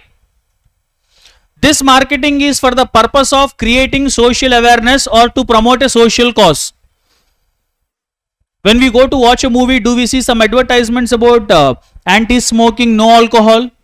These advertisements are not promoting anything. They are creating general awareness. That kind of marketing is called as social marketing. This marketing is to increase a social idea, cause or a practice. Second one is augmented marketing. Key term. This marketing is with respect to the key term is additional services built around the product. Augmented marketing is for what? Additional customer services and benefits that are built around the product. When you buy a car, company says free services. When you buy a laptop, company say free antivirus software. When you buy an air condition, company say free installation. All these are additional services built around the product. Such kind of marketing is called as augmented marketing. Direct marketing. Any kind of media that has been used to interact directly with the customers. Do we get direct calls from the companies? Do we get direct mails from the companies? At the same time, some are TV shopping is also there. Naptol, Home Shop 18. Naptol don't need to ask any other TV channel to give the advertisement. They have started their own channel, 24/7, their products they can show, where they are directly approaching the customers. Now such marketing is called as direct marketing. Relationship marketing, to establish strong value laden relationship with customers. Let's say you are a loyal customer of a particular company. As you are a loyal customer of a particular company, the company is giving you an additional offer that is not given to others. Why are they doing so?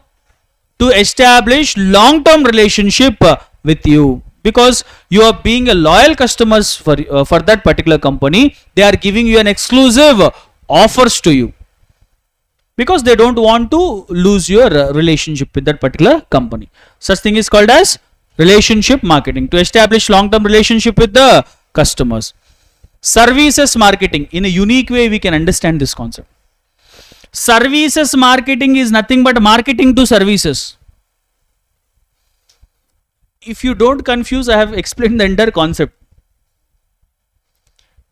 Marketing, services marketing is nothing but marketing to services.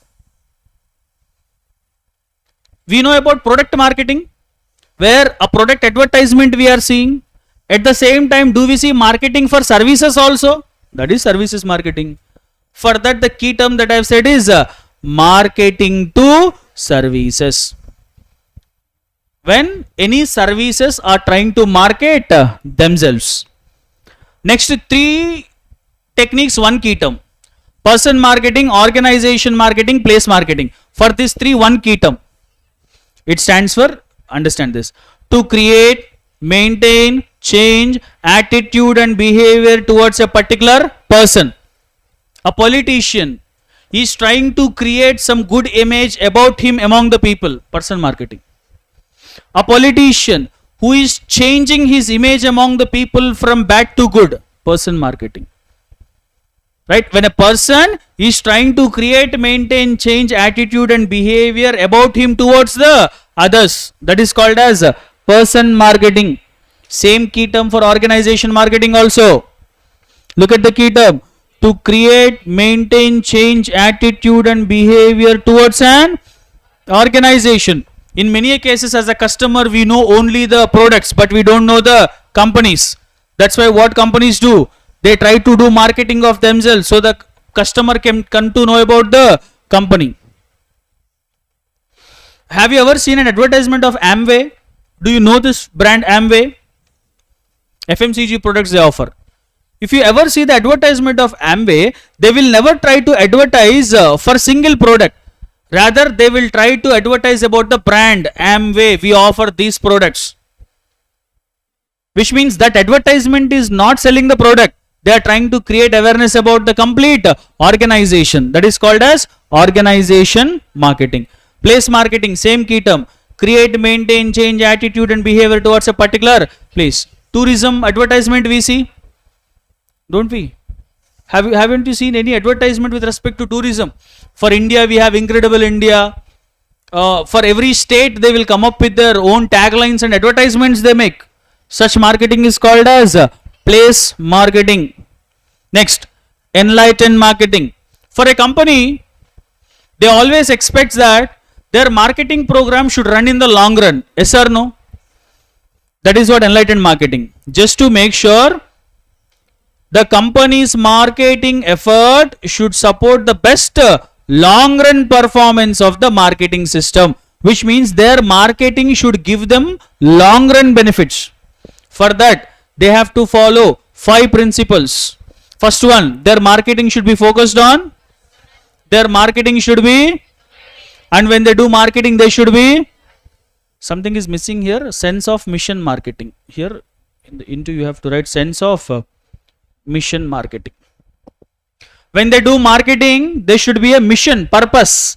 It's called a sense of mission marketing. This is also another one. Finally, societal marketing. When they follow these 5 principles, then what happened? Their marketing will run in the long run. That is called as enlightened marketing. Next, differential marketing. When a company focus on different market segments and different market segment, different strategies they are preparing. Coke. When a Coke market their products, for Thumbs Up and Coke, if you observe, they will always marketed by superstars. You might have observed this. Coke is always marketed by superstars, isn't it? All the big stars will promote the brand. Rest of the products are not that endorsed by the big players. This is called differential marketing. Focusing on different segments and creating different marketing strategy for different segments. That's called.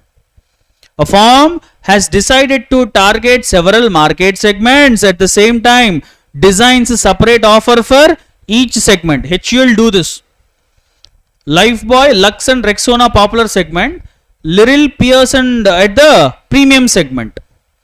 Liril and Pierce they'll always keep in the premium segment. Lifebuoy and Lux is popular. Popular means high sales. That's why they always push some superstars into this Lux. You see, every time Lux advertisement has been given by superstars. That's how it works. Differential marketing. Next one is synchro marketing. Other term for synchro marketing I can use is seasonal marketing. Seasonal marketing. The demand of a product will fluctuate due to season. Yes or no? When I say season, it can be hours in a day, it can be days in a week, or it can be weeks in a month, or it can be months in a year. Season could be of anything. Sir, how come season hours in a day? Yes. Let's take outlets called Domino's and KFC. Will they have any demand in the morning? No one will have them as breakfast. They don't open the stores also. At what time they will be having high demand? Evening. That too on weekends. On a weekdays they don't have demand. Yes or no? No. That's why what they do KFC, as they have high demand on Saturday and Sunday, which means from Monday to Friday there is no demand. They have chosen one day to create demand, Wednesday offer. You might be thinking why KFC is giving Wednesday offer 30% extra discount. Because when there is no demand, they are trying to regulate the demand. Such kind of marketing is called as synchro marketing. Understood the concept? Yes. Next, concentrated marketing. Here, company is trying to focus on one or few sub-markets. Every company will have home market and sub-market. For Apple, US and China is home market. Until previously, India is sub-market. But now, Apple is focusing in India. Their 14 series production is happening in India. From here, they will be exported. Now, what company is doing, focusing on sub-market or not? Previously, India is a sub-market for Apple. Headquarters is in US. Most of the production used to happen in China. But now, they have started manufacturing one of the series of the Apple in India. 14 series. 14, 14 Pro, all these things are manufactured in India now. So, don't expect, sir, will we get for the low price? No. Same kidney concept applies. But the point is, company is focusing on sub-markets. Such kind of marketing is called as concentrated marketing. Last technique is demarketing. Demarketing, company do three things. Carefully understand. Reducing the demand of a product, shift the demand of a product, but don't destroy the demand of a product. What are the three things? Reduce the demand of a product. As a company, you are intentionally doing this. Reduce the demand of a product, shift the demand of a product, but don't destroy the demand of a product. Why do company intentionally reduce the demand of a product? When there is mismatch between demand and supply. Demand is very huge, but the supply is very less. Reduce, intentionally you should reduce. There are 5 seats vacant in the theater. Outside 100 people are waiting for the ticket. Keep a house full board. Are you intentionally reducing the demand? Because the supply is not meeting up with the demand. Or else shift the demand of a product. As a company, you have launched a new product, but your customers are very strongly associated with the old product. Now what you have to do? Shift the demand from old product to new products. But don't destroy the demand of a product. These three things will happen in demarketing. There is, just strike off this point. Demand is never destroyed permanently. So what will be done here? Reducing the demand temporarily. The aim is not to destroy the demand, but only to reduce or shift. It is called as demarketing. Are you clear with the techniques? We are done with marketing. Meaning of marketing, marketing mix and marketing strategy techniques. This is the only big area that we have. Rest of the areas, they are very quick to understand. Finance, only one concept. Production, one framework is enough to understand. R&D, 2 concepts like this. So marketing is over. Let's get into the next area, which is a finance strategy formation. There are no many concepts to understand about finance strategy formation. There are only 2 things are there to understand in finance strategy formation. The first one is a practical question. When a company implements a new project, do they need additional funds? Yes. Now the question has been asked, when the company is implementing new project, they need additional funds. You being a finance manager, how you are going to procure the additional funds without creating any disturbance to the existing strategies? This is a practical question. For that, you have to provide an answer by dividing this question into 2 parts. Did you understand the question first? For the implementation of a new project, additional funds are required. You being a finance manager, how you are going to procure the funds? For that, first you have to explain how the capital structure of the company is going to be. Can you tell me what are the 2 major components that are needed for a good capital structure? Debt and equity. So first you have to write that. As a finance manager, first you maintain an appropriate amount of debt and equity. Besides your net profits, we can say there are 2 basic sources of capital. They are nothing but debt and equity. You being a finance manager, you have to maintain a good combination between these 2. Is it okay to fund a project purely depending on equity? No, because you know that ownership may dilute. Irrespective of the profits, it's very important to meet certain amount of debt obligation in the capital structure. You have to provide that explanation in the first part. The second part you will be writing like, as a finance manager, to get the funds you need to have a strong capital structure. You should have procurement of capital and working capital borrowings to fund the new project, reserves and surplus as a source of funds, and you need to maintain good relationship with the banks and financial institutions. These are the ways by which you can get capital for your new project. And moreover, you will explain why debt and equity has to be there. As you can see here, generally a fixed debt obligation must be met irrespective of profits, because the explanation says if you raise the ordinary stock, you know that ownership may dilute. That's why it's very important to have appropriate amount of debt and capital. So this is how you have to answer this question. Next question is to understand is, there are so many functions of finance manager. I'll take you to the functions. Look at here, functions have been given. Needed capital sources of funds. Who will get the sources of funds into the business? Finance guy will bring. He will prepare financial statements and budgets. Finance guy will do. Management and usage of funds. And finally evaluating worth of business. Some functions have been said here. Among all these functions, we have been explained about this one particular function, evaluating the worth of a business. Who will do this? Finance guy have to do. So there are three ways to evaluate the worth of business. Rest of the functions have not been explained to us. It is not needed for you to focus on.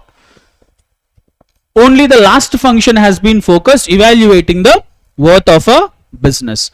Let's see how the net worth can be evaluated. Three ways. First one is net worth or stockholders equity. We know about net worth. In a simple way, we can explain net worth is nothing but total assets minus outstanding liabilities. If you want to more elaborately explain, you can see here sum of common stock, additional paid in capital, retained earnings, and add or subtract appropriate amount of goodwill for overvalued and undervalued assets. So by knowing the net worth, you can understand the worth of a business. Second one is not a calculative one. It's an imaginative one. Why? Because the method says future benefits to owners that comes in the form of net profits. Can any owner promptly explain how much net profits he will get in future? He can't. That's why we are saying this is not calculative, rather imaginative. You look at the point, future benefits to owners through net profits. For this, all the companies will follow a thumb rule. That thumb rule is nothing but the business worth is equal to 5 times to the current annual profits. Whatever the current annual profits are there, these current annual profits have been increased for 5 times for future. That is why we say this is an imaginative one, but rather not a calculative one. Next, market determined net worth. Market determined net worth, three ways are there. First one, comparative price method. What is comparative price method? Is nothing but selling price of a similar company. Then P ratio, outstanding shares. You know the formulas for these two. P ratio stands for equity shares are divided by annual earnings per share and multiply this average net income for the preceding year. For outstanding shares, the formula is multiply the number of outstanding shares by market price per share and add a premium. All these three ways will come into market determined net worth. This is how a business worth can be evaluated. Three ways. One is net worth of stockholders equity, future benefits to owners through net profits, market determined net worth. Market determined net worth have three ways. Comparative price method, P ratio, outstanding shares. Comparative price method is nothing but based on the selling price of a similar company. Understood? Done. This is about finance. Only two concepts. One practical question, other one is evaluating the worth of a business. After finance, what is the next area that we have taken? Production. I'll draw a simple framework to understand production strategy.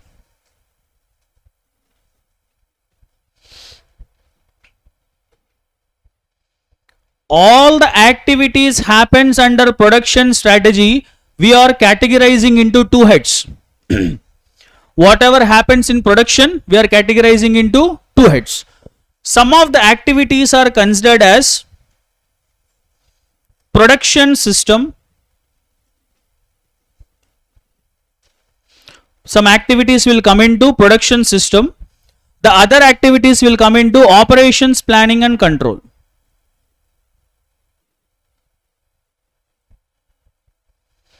Operations, planning and control. All the activities that happens in production department or production as a functional area, all the activities are divided into two heads: production system, operations, planning and control. All the activities of production system focused on long range in nature. All these activities are related to long range, whereas operations, planning and control, these are related to, yes, day to day operations. Okay, the activities that I am going to write under production system are long range, operations, planning and control are day to day. Let's have a look at the activities under production system. Plant capacity, comma, location and layout. Plant capacity, location, layout. You know about these three terms? The capacity of the plant, location of the plant, layout of the plant. Will you change it regularly? These activities are long range. Who will take care of these three things? Production manager's responsibility. Next, product or service design. Product or service design. Now even this is also have to done by production guy. Product or service design. Next, work system. Work system.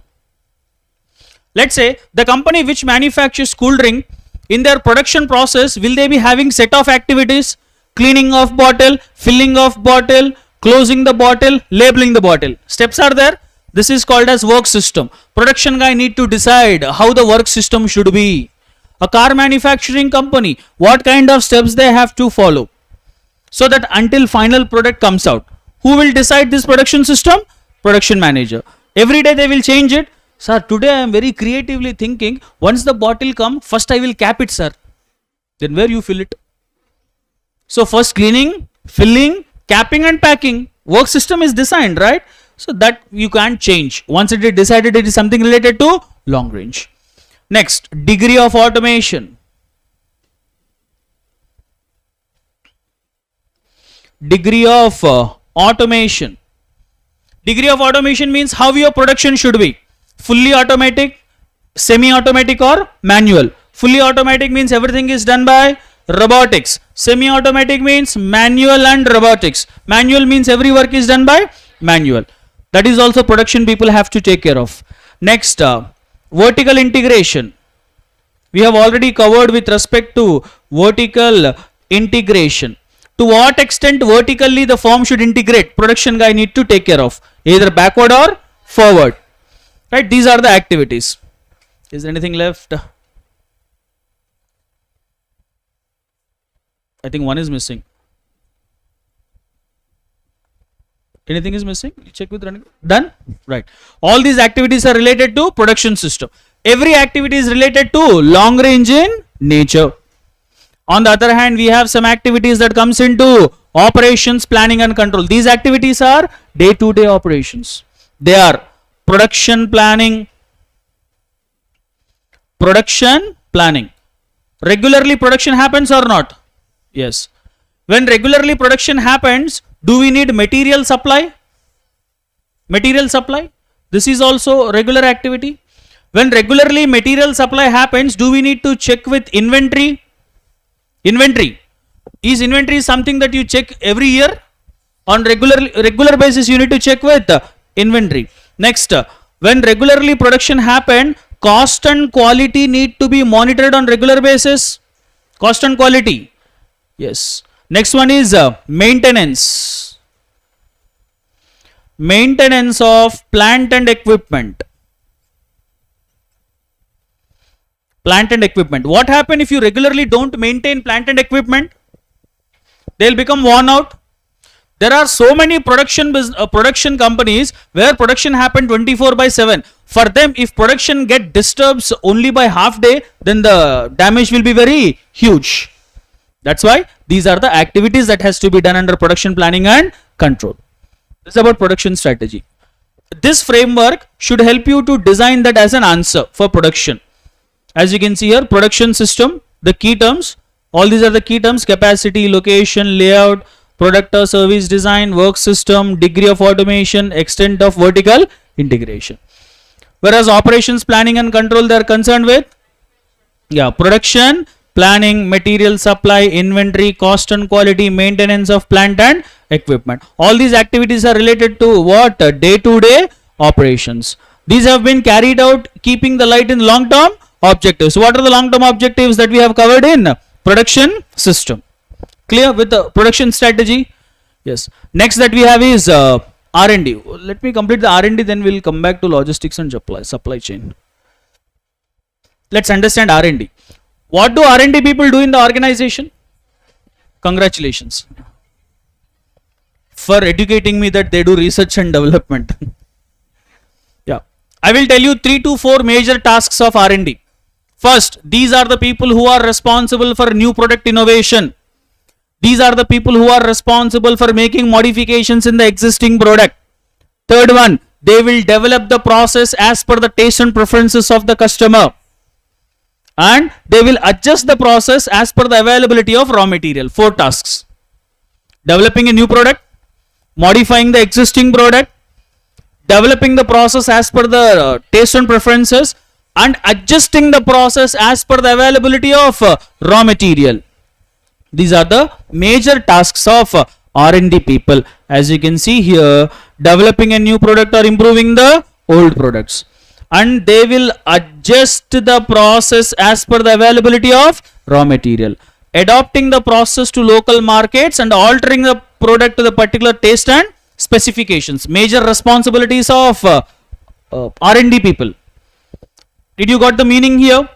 And then there are certain policies that R&D people have to be kept in mind. What are they? First one, product or process improvement. R&D people are responsible for developing a product and developing the process. Their research can be of 2 types, stress basic or applied research. Stress basic research will lead to be a leader in R&D. Applied research will lead to be a follower in R&D. You know the difference between these both? Stress basic research will help you to create innovative product in the market. Applied research is copying the already innovative product. R&D leader and follower, I'll tell you in approaches. When you develop, you can develop robotics or manual type processes. Or else you can spend how much money on R&D? High, average or low amount of money on R&D. Next, perform R&D within the firm or outsource. Can we outsource the R&D? Yes. And in your R&D department, 2 types of researchers you can use. Who are they? University researcher or private sector researchers. All these are called as R&D policies. So meaning of R&D? R&D policies. There are 3 R&D approaches are there. Carefully listen to me. R&D leader, R&D follower, low cost producer. Who are called as R&D leaders? The companies first time who introduce the technology into the market are called as R&D leaders. R&D followers, innovative imitators of successful products. Someone has already launched that product, they are innovatively copying it. They are called as R&D followers or else innovative imitators. Low cost producer, mass producing the products which are recently introduced and got success. R&D leader means first time launching the product. R&D follower, copying the product. Low cost producer, another company have launched a product and the product has become successful. Now what these companies do? They will use economies of scale. Large amount of quantity they manufacture so that they can reduce per unit cost. Are you clear with the 3 approaches? Enough. Pay attention on R&D meaning, R&D policies and R&D approaches. What is logistics means? Good. Transportation. The key term is, you have to write this meaning when you are talking about logistics. The objective of logistics is to ensure the right materials are available at the right place, right time, of the right quality and at the right cost. This is what logistics means. If the transportation is good in the company, the right material is available at a right place, right time, right cost and the right quality.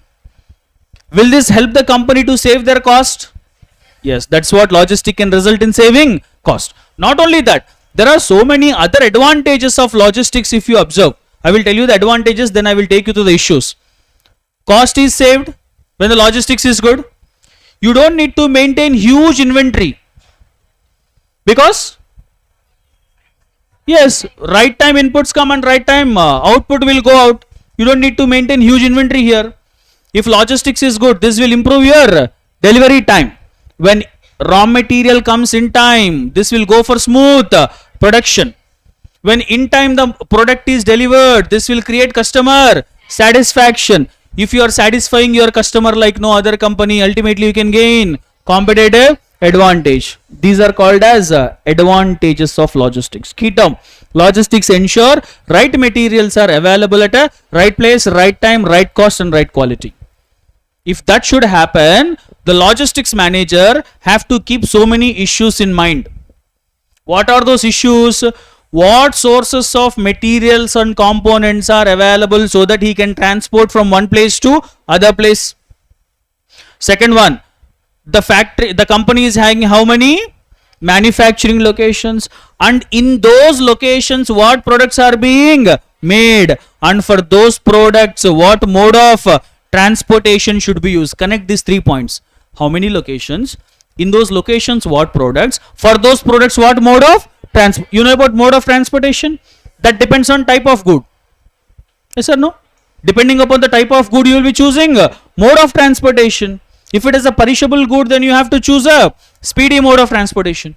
And then as a logistics manager, you should check with distribution facilities. Not only transportation, even your distribution should also work effectively. And what is the material handling equipment used by the company? And then how you are deploying inventory in the logistics, because inventory deals with stock. The movement of stock is related to logistics. That's why check with inventory in your logistics. And then whether to have own vehicles or to hire, having own transportation or to go for outsourcing of transportation. This is about logistics. Meaning, issues, advantages. Connected to logistics, we have another concept called SCM, supply chain management. What is supply chain management is all about? Very simple key term. All the activities that happens from point of origin to point of consumption is supply chain. Everything that happens from point of origin to point of consumption. Point of origin means from the time that you are getting inputs until the product reaches to point of consumption to the customer. All the activities that happens in between are considered as supply chain management. Rather, some terms you have to remember for supply chain. As you can see here, the key term is it creates linkage between supplier, manufacturers and customers. All the activities will come in SCM. Now, how about we say logistics is a part of SCM? Is it right or wrong? Yes, SCM is a very broader concept. Supply chain management is a very broader concept. Logistics is a part of that. That's what. That is a meaning that you have to understand. If any company have to successfully implement this supply, you can see the key term here. It includes movement of goods from point of origin to point of consumption. That too, it should happen as efficiently as possible. That is what supply chain management is all about. And to do this, there are some steps need to be followed. Step 1 is product development. The point is missing. This is the first step, product development. In SCM, first companies need to identify that they need to develop a new product. And to develop the product, what we need? No, what we need? Resources. Do we need best resources? Getting the best resources in the company is called as procurement. You can see here, careful resource planning. Once the inputs have come, what we have to do? Manufacturing. While we are manufacturing, we need to follow a technique called what happens in just in time? Minimum lot sizes. Procure the raw material only at the time of production so that you don't need to maintain heavy inventory. Once the manufacturing is over, then you have to go for physical distribution, distributing the product into the market. Then you can go for outsourcing. In supply chain management, let me tell you one point about outsourcing. Generally, outsourcing is restricted to non-core activities, isn't it? Core activities you do on yourself, non-core activities you will outsource. But for the effective implementation of supply chain, even non-core and core activities have to be given for outsourcing. Even production also you can give for outsourcing. That is what outsourcing is all about. Look at the term. Outsourcing is not limited to the procurement of material and components, but it also includes outsourcing of services that are traditionally being provided within the organization, which means even core activities also should be given for outsourcing. After outsourcing, you need to provide customer services, and finally check with your improved performance. All these steps are needed for what? Effective implementation of supply chain. These activities are connected. First, identify a need of product development. For that, procure the raw material, then do the manufacturing, do the distribution, and then outsourcing of the even core activities, then customer service, and check your performance. All these are the steps for the effective implementation of supply chain. So this is about production and SCM. The last activity that we have is HR. In the organization, HR managers are going to perform. First, let me talk about areas. Look at this concept about HR. Following practices can have strong influence on the employee competencies. These issues are related to which department? HR department. 4 issues. In fact, there are so many functions of HR. Only 4 functions have been given here.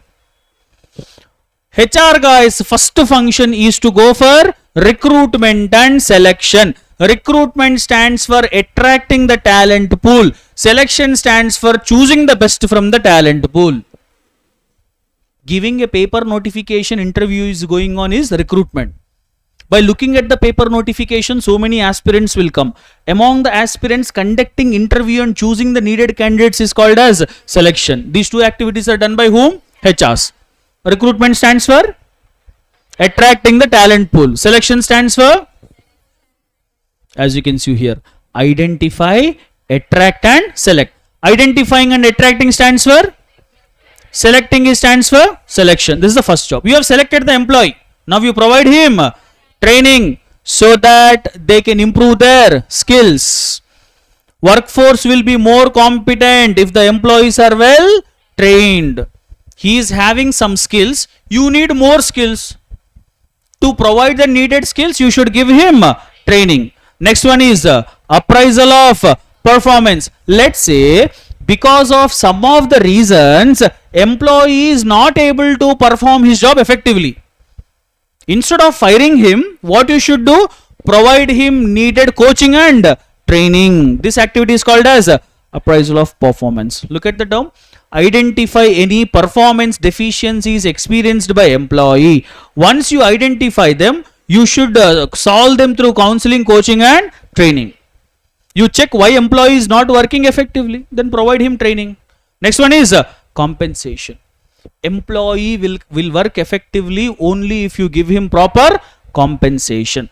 Increasing the competency of the workforce by offering them good pay and benefit packages, which are more attractive than your competitors. If you have to retain the skilled employees, you have to give them more salaries than your competitors. These 4 functions have to be done by whom?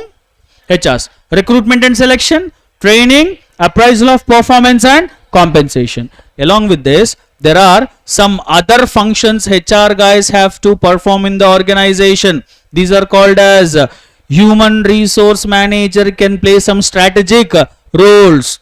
What strategic roles HR guy will do in the organization? First one, he will provide purposeful direction to the firm. HRs deals with manpower. They lead the people, the organization towards a common goal, and the common goal that has been set by top level.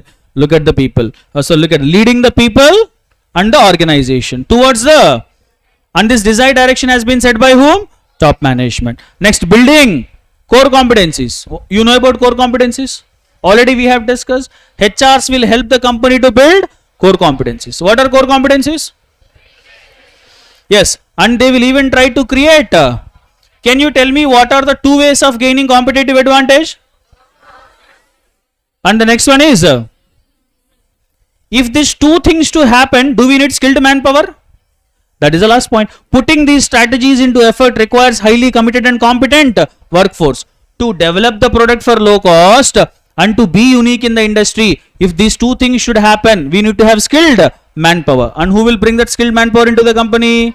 HR. Next one, facilitation of change. Whenever change happens, does the company need to promote the change? HR's responsibility is to bring that change. And next one, managing workforce diversity. Different kinds of employees will work in the company. Male, female, young, old, educated, uneducated, unskilled, skilled. With all of them, will the HR deals with the same way? You can't deal with a skilled person like how you deal with unskilled guy. With a skilled guy, you have to be more careful. If you don't behave with him properly, he will look for other job. That's why HR's responsibility is to deal with all diversified workforce and yet making them to work for a common work. Very challenging task. Dealing with different kind of people and making sure everybody is working for a common task. That's why it is very challenging for HR manager. Empowerment. Empowerment stands for letting the others to realize their own potential. HR is realizing the potentials of whom? Employees. That's what. Authorizing every member of a society or organization so that they can realize their own potentials. Next one, development of work ethics and culture. HR should always work for cohesiveness among the workers. Cohesiveness means togetherness, unification. HR's responsibility is to create that culture where all the employees are working together. This is about all the functional areas and some of the key terms with respect to the functional areas. So, corporate, business and functional level is completed. And then we have 7th chapter. 3 concepts we have in 7th chapter. What is the title of the 7th chapter? Organization. Yes. Organization and strategic leadership.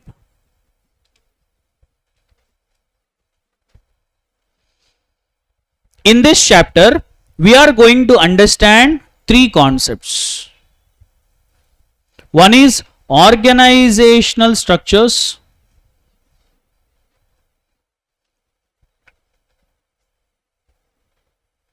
And then strategic leadership.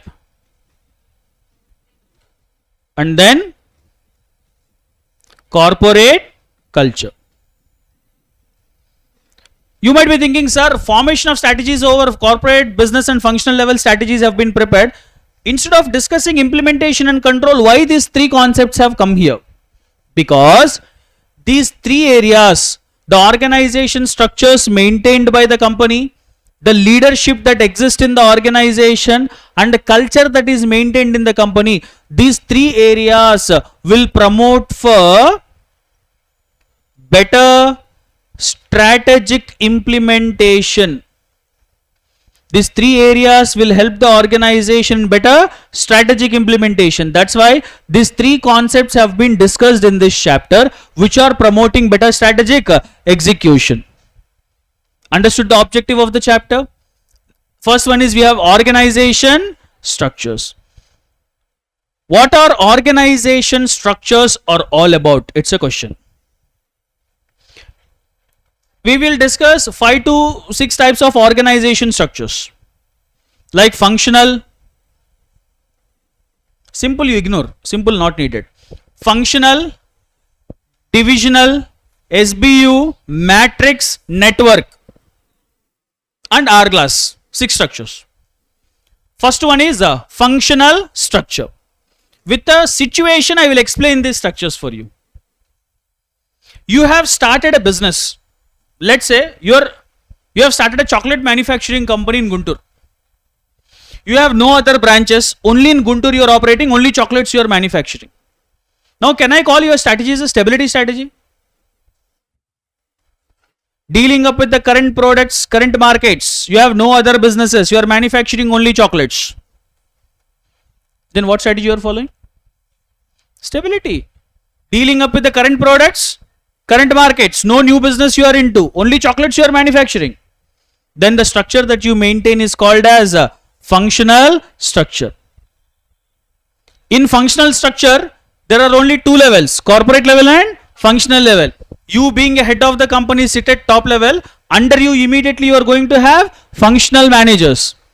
You have a small factory, production department is there, HR is there, marketing is there, 3 departments. You are sitting as a head of the company, under you will have these departments. In functional structure we have only 2 levels. What are they? Corporate and functional level. Your chocolates have good demand in the other states. You are getting wonderful orders from Maharashtra, Karnataka and Tamil Nadu. Assam lo vere chocolates untayi. So from these 3 areas, no, that state we are not going into. Their chocolates don't have craze. Oh, yeah. So you are focused, you have a huge demand in these 3 states. As a vice businessman, what you will do now? Sir, I will more manufacture in Guntur, I will do exports. Rather what you do? You can establish a plant in those 3 places where you have huge demand. Then you will go for the next structure. That is nothing but divisional structure. Divisional structure or M-form structure. Before I go into this, let me ask you a question. Strategy follows structure or structure follows strategy? What comes first? Strategy comes first or structure comes first? Strategy comes first. Whenever there is a change in the strategy, organization structure have to change. In our example, your previous strategy is stability. But now you have expanded your business into 3 different areas. Hence strategy got changed. What you need to change? Structure. Then you will go for divisional structure. In divisional structure, 3 levels you are going to have. First, you will sit at the top level as a head of the company. Under you, whom you are going to have? Divisional managers you will have. Yes or no? At the top level, you will sit as head of a company. Now you have appointed 3 divisional managers. One manager for Maharashtra, other manager for Karnataka and other manager for Tamil Nadu. Under each and every divisional manager again, who will come? Functional activities will happen. So here we have 3 complete structures: corporate level, business level and functional level. Understood the divisional structure? Now you have gained good amount of money in the chocolate business. You have decided that for how many days I will do this chocolate business. Let me start a 5-star hotel. From all the way chocolates, you have started a 5-star hotel. The 5-star hotel runs very well. Immediately you have started an IT company.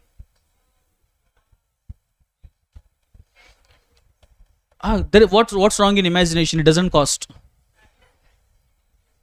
At least when our dreams are big, we can try to achieve them. That's why every time I say that if our dream is Mercedes Benz, we'll end up in Maruti Suzuki. If our dream itself is Tata Nano, nothing can be done. So at least we can have big dreams. What's wrong in that? So here you have 3 divisions. That division is over. Now you have entered into new businesses, new industries. Then your structure is referred to as SBU structure, because you have multiple SBUs now. Here we have 3 levels. Top level, as the head of the company, you will sit at top level. Under you, you are going to have SBU heads, like a head for chocolate factory, a head for 5-star hotel and a head for IT company, SBU heads. Under each and every SBU head, again you are going to have divisional heads. So 3 levels in SBU structure: top level, second level and third level. Because you have changed your strategy, you have to change your structures. Understood the 3 scenarios now? Functional, divisional, SBU. Now let us come out. I have already made you the chairman of group of companies. We'll come out from that example. Let's understand the next structure, network structure. In functional, divisional and SBU, one subordinate is having only one superior, right? Here, this divisional head will report to SBU head. This SBU head will report to CEO. One subordinate is having only one superior. But in matrix structure, one subordinate will have 2 superiors. How? You are working in finance unit. Your company deals with multiple projects. when you are working in project 1 as a finance executive, you should report to 2 superiors. Project manager you should report. This is actually called as functional manager, finance, vice president finance. Hence, one subordinate will have 2 superiors, vertical and horizontal. This kind of structure is called as matrix structure. The key term in matrix structure, one subordinate will have 2 superiors. As you can see here, thus employee have 2 superiors. Who are they? Functional manager at vertical flow, project manager at horizontal flow. Got with the key term? Good. Next one that we have is network structure. Key terms. What a company do in the network structure? Large amount of the work is given for outsourcing. These businesses will not perform anything on their own, whereas large amount of the work they will give for outsourcing. That structure is called as network structure. That's why these structures can also be called as virtual elimination of in-house business functions. Many activities will be given for outsourcing. These are called as virtual organizations. You have to remember the key terms at this point of time. In matrix structure, one subordinate will have 2 superiors. In network structure, large amount of the work is given for outsourcing. 80% of the work they will give for outsourcing.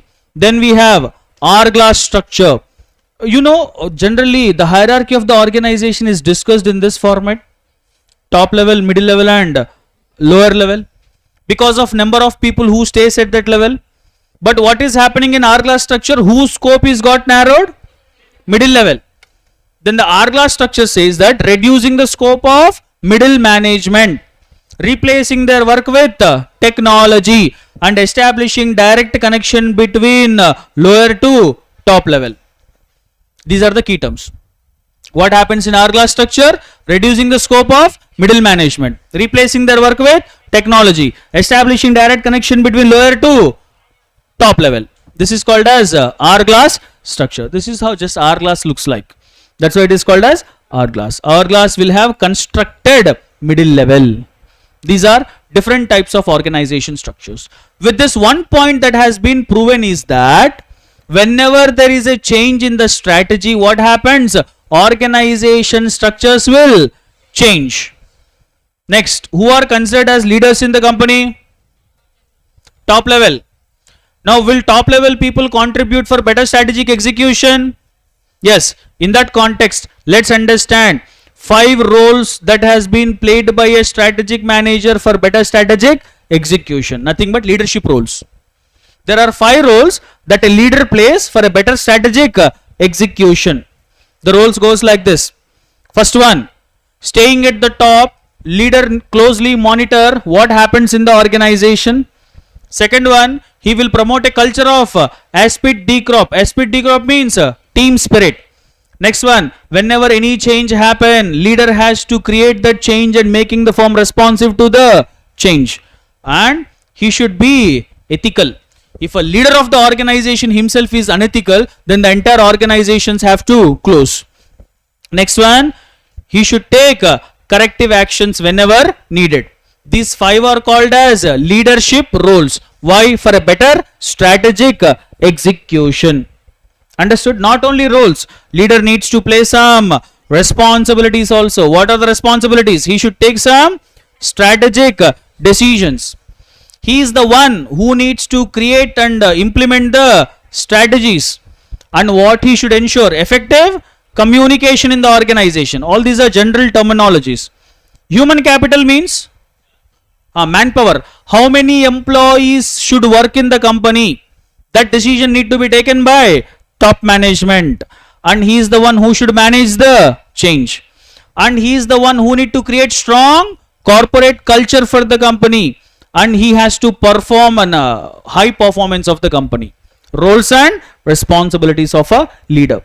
These are general things to understand. Sitting at the top level, these are the things that a leader has to do for an effective strategic implementation. There are 2 kinds of leadership styles we have. What are they? Transformational and transactional. Transformational leaders build with lot of charisma and enthusiasm. Charismatic leaders. Charisma is not name of a person, for your kind information. This is an elegance that a person carries in his personality, is called as charisma. These leaders are charismatic leaders. They will build with lot of enthusiasm. This kind of leadership style is appropriate in two situations. When? In the turbulent environment, nothing but in the beginning days or at the end of their life cycle. Company is new or company is about to close. In these two situations, what kind of leaders are needed? Transformational leaders are needed.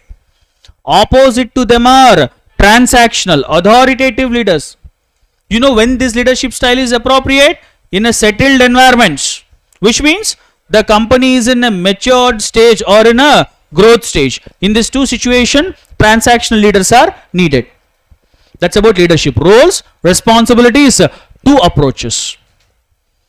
So corporate culture, I'm going to skip that concept because I have to cover more concepts of the last chapter. There are few important things are there. Change and controls I have to cover. That's why culture I am skipping on. And we will start with the last chapter. There to spend some more time on BPR and benchmarking. Just four concepts I am going to focus in the last chapter. Change, control, BPR, benchmarking. So let us try to focus on those four concepts in implementation and control. In this, I have covered two areas: organization structures and strategic leadership.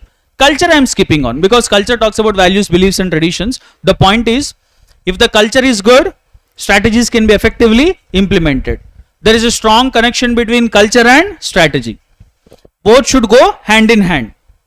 If there is a mismatch between culture and strategy, strategies are not effectively implemented. That's why there should be a proper fit between strategy and culture. Who should ensure this proper fit between strategy and culture? Top level have to ensure proper fit between strategy and culture. So in the last chapter, implementation and control, as I have said, I am focusing on four concepts: strategic change, control, BPR, benchmarking. In that, first we are going to start with strategic change. Right, let's have a look at the key terms.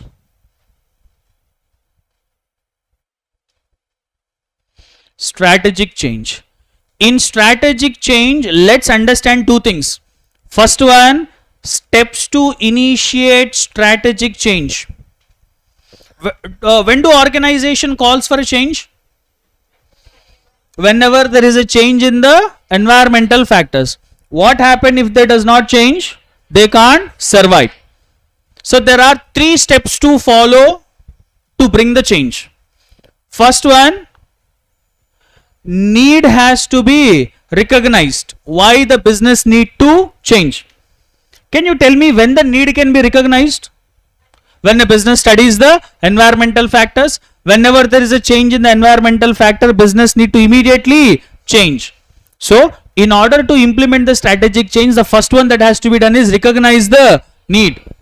Once the need is recognized, second one is to create a shared vision. Actually, in the third chapter, we discussed the shared vision and vision shared. Shared vision stands for wholeheartedly convincing the employees, when employees wholeheartedly accept the change, it is called as shared vision. Here you are creating shared vision among whom? Employees. About what? About change. Which means employees wholeheartedly accepting the change. Once shared vision is created about the change, third step is to bring the change. Of course, the technical term says that institutionalize the change. First, need has to be recognized. Then create a shared vision among employees so that all the employees are wholeheartedly accepting towards the change. Then when all the employees have wholeheartedly accepted towards the change, bring the change. These three steps need to be initiated for change. About change, there is a one more concept. It is called as Kurt-Lewin change process. Kurt-Lewin change process. You may think, sir, for simple concept of change, why do we need to discuss these many things? Because change cannot be surprise to the members of the organization. What happened if change is surprise? Rejection will come. All of a sudden, don't bring the change. Even though the change is good, if it has been bought in a wrong way, you cannot reap the benefit, isn't it? So many scenarios have been proven. Change might, demonetization. Change might be good, but the way that it has been bought is not good. Yes, that's why the change has to be bought in a very systematic way. For that purpose, Kurt Lewin have proposed a 3-step change process.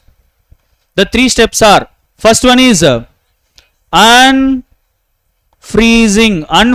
the situation. Unfreezing stands for breaking down old attitudes, behaviors and cultures in the company. Whatever that has been previously followed, they have to be removed so that a company can start on a clean slate. If you have to start something new, first old things have to be removed. Same thing, unfreezing. Unfreezing stands for removing old attitudes, behaviors, cultures and policies in the company so that company can start from a clean slate. Once the unfreezing is over, then change to new situation. Change to new situation. Once the entire organization has been changed to new situation, then go for refreezing. Refreezing.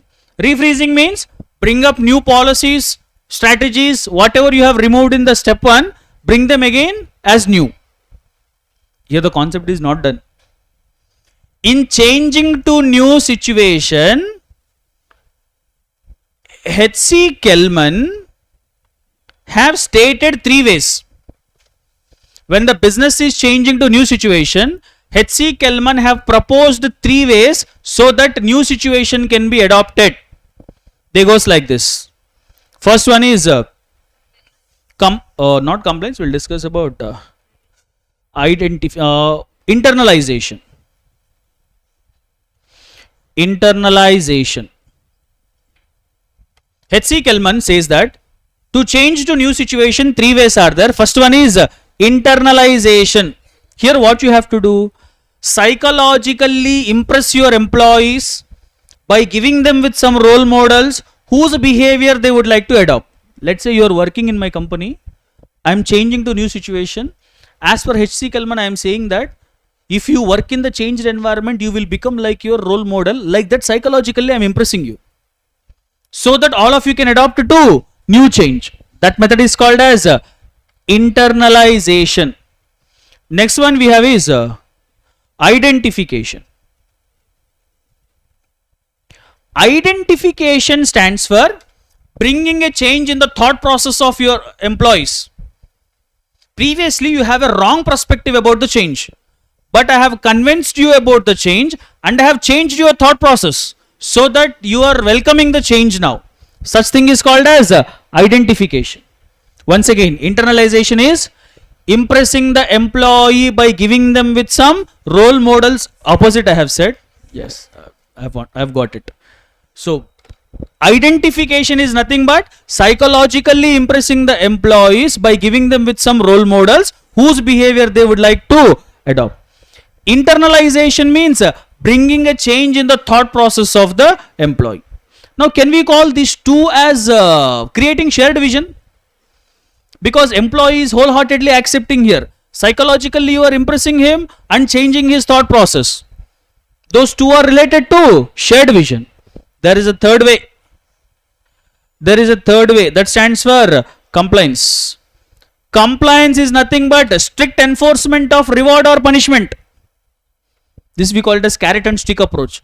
If you are adopting to the change, I will reward you. If you are not adopting the change, I will punish you. This is called compliance. In the first 2 ways, you are impressing them. Slowly you are convincing them. But in compliance, no convincing. Either you adopt to change, I will reward you. If you are not adopting, I will punish you. This is about strategic change. 2 concepts in strategic change. Steps to initiate change, Kurt Lewin change process. What are the 3 steps?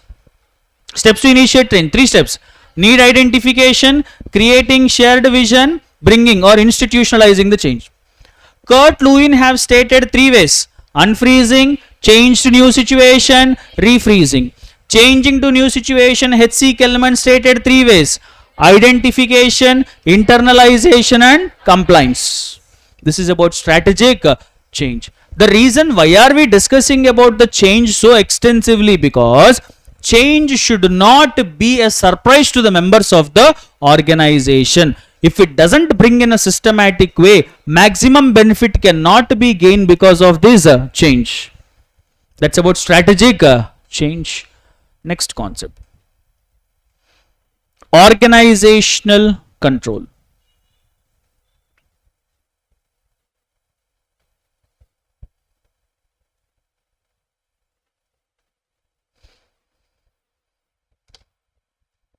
A strategy has been very well created, at the same time implemented also very effectively. Even then also, do controls needed? It's my question. Yes. Control is a very major function. Can you tell me why controls have to be there? Smooth functioning, yes.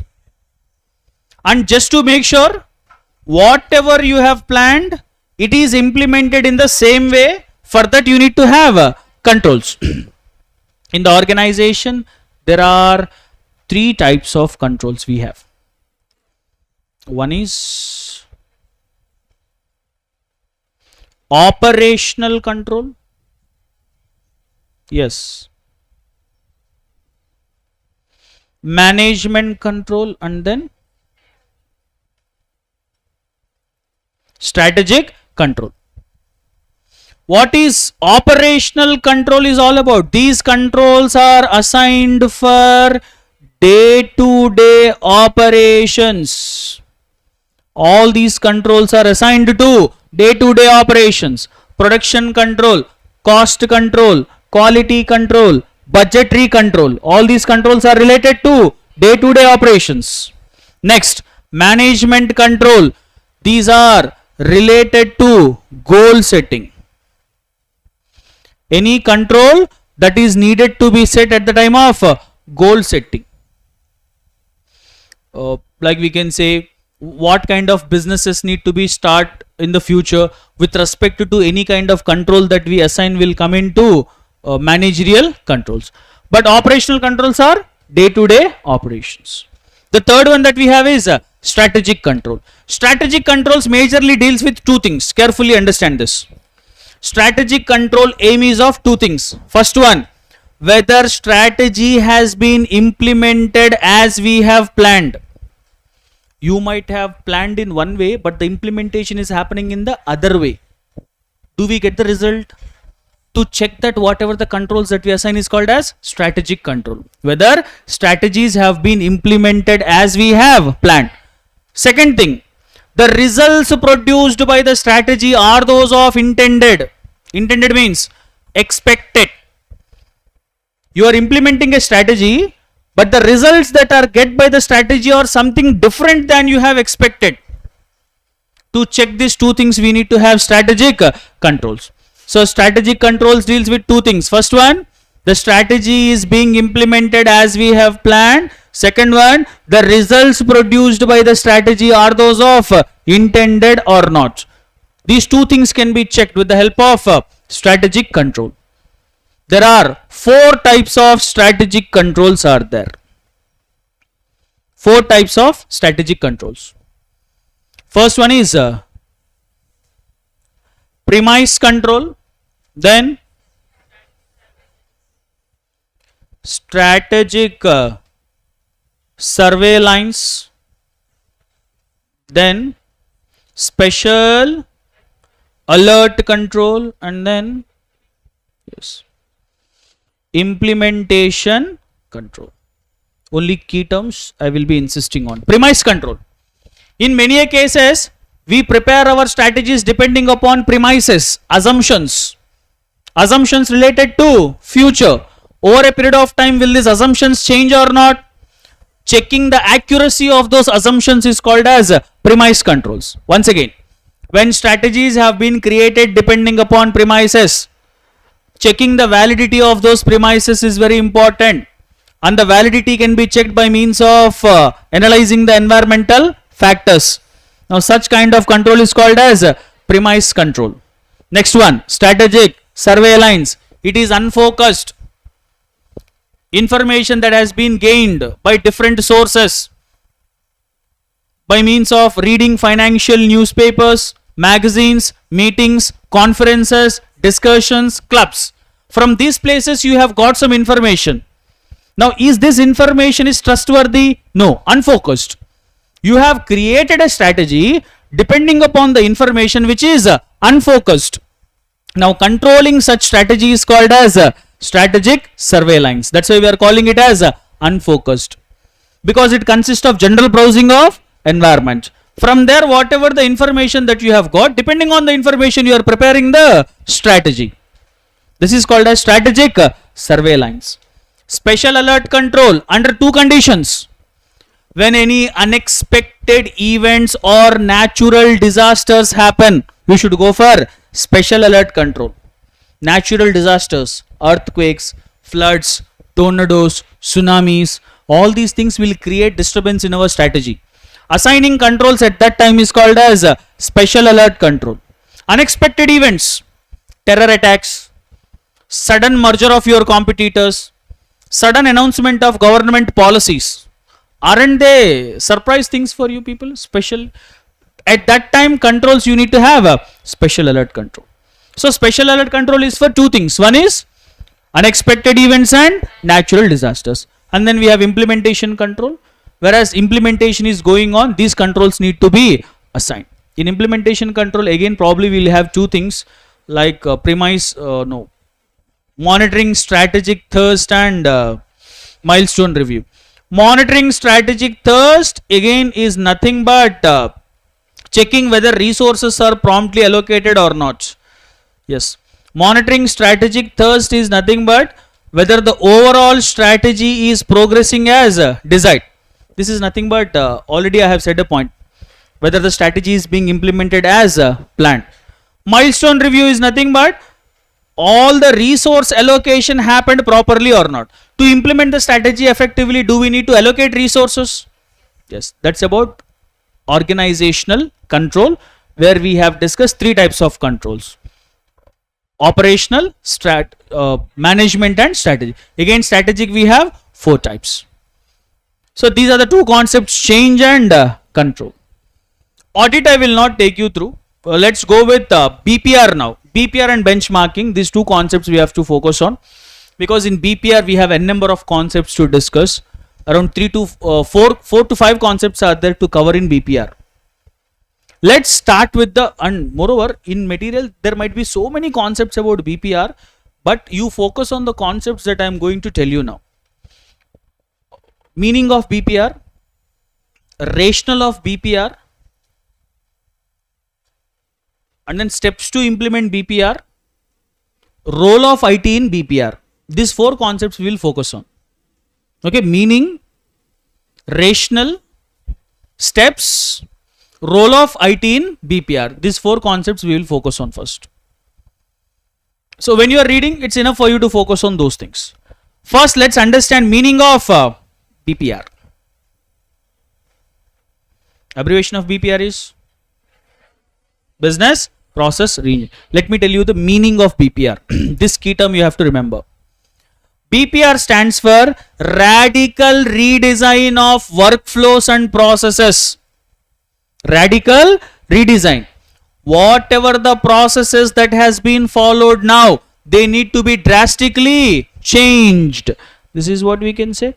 It refers to redesign of workflows and processes. That too radically. Radical means drastic. Whatever the process that you are following now, drastically change the process. Rather, what you have to do? Total deconstruction and rethinking of a business process. Whatever the process that you are following now, totally remove it. In that place, come up with a new process. There's the answer lies. Business process reengineering. A process that has become outdated, you are re-engineering the process. This is called meaning of BPR. The key term is radical redesign of workflows and processes. And then objectives of BPR. This also you need to consider. Objective. When you are, okay, objectives are not needed. Let's not go into it. Rational we'll discuss. Yep, this is we have rational of BPR. What is this rational of BPR is all about? Reasons. For what reasons you are implementing BPR in the organization? For 3 reasons you will implement BPR. First reason, whenever the latest, your competitors are updated their processes with latest technology, but you are following same old technology, then what you have to do? Immediately redesign your process. Whenever latest technology is available, business has to go for re-engineering their processes. Next one, increased. Whenever a new competitor comes into the market, will he come up with an advanced process? Then there is no other option. You have also change your process. Next one, whenever customer is not satisfied with your existing process. Customer says that every time, why should I come to the bank to deposit and withdraw money? Customer is expecting an advanced process. For that, banks have come up with ATMs. ATM is a process re-engineering. And the process re-engineering happened because customers are demanding. There are 3 reasons why do companies have to go for BPR. First one, whenever latest technology comes, whenever competition increases, whenever customer is demanding. So meaning of BPR, rational of BPR. Third concept, steps to implement BPR.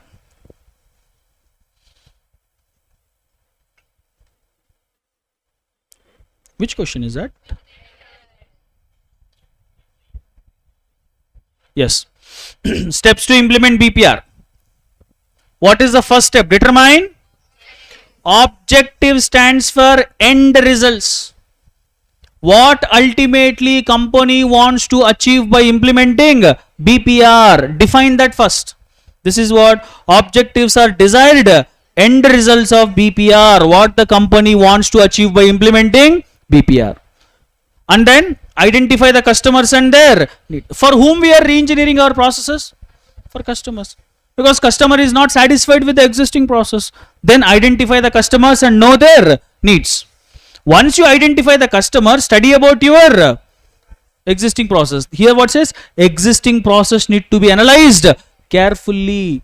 When you analyze your existing process carefully, then you can compare whether the customer needs are fulfilled or not, whether the objectives are reaching or not. When the answer is no, then you have to go for re-engineering.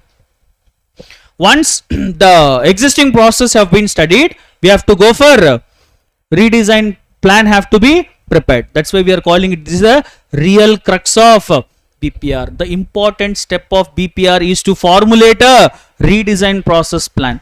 Whatever the plan that you have prepared, you have to go for implementation. While you are implementing, it is the joint responsibility of the designers and the management to implement the new process. Your new process has been designed by other company. You are the management of a company. Now you both have to work together to effectively implement the new process. That is what happening in banking. Debit card, credit cards that we are using, they are not processed by the banks. Who are processing them? Who are maintaining these card networks? In EIS also I have said this. Yes, RuPay, Visa, MasterCard. These are the people who are managing this network.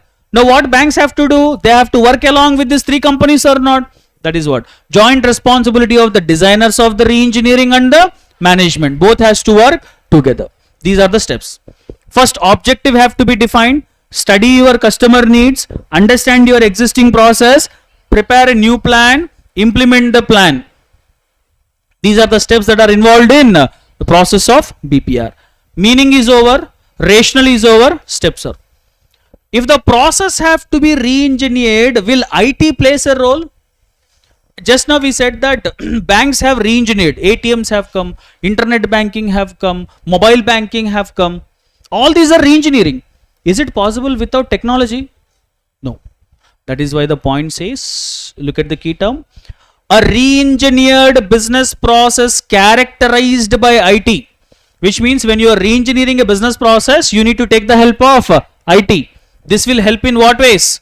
Speed, accuracy, adaptability, meeting the customer needs and expectations quickly and adequately, due to which what can be increased? Customer satisfaction. All these benefits we get when we take the help of IT in BPR. Without IT, BPR is not possible. When you re-engineer a process, definitely you need to take the help of IT. Moreover, this brings its result in three distinct areas. One, you can improve your by means of productivity. You can increase your by means of better.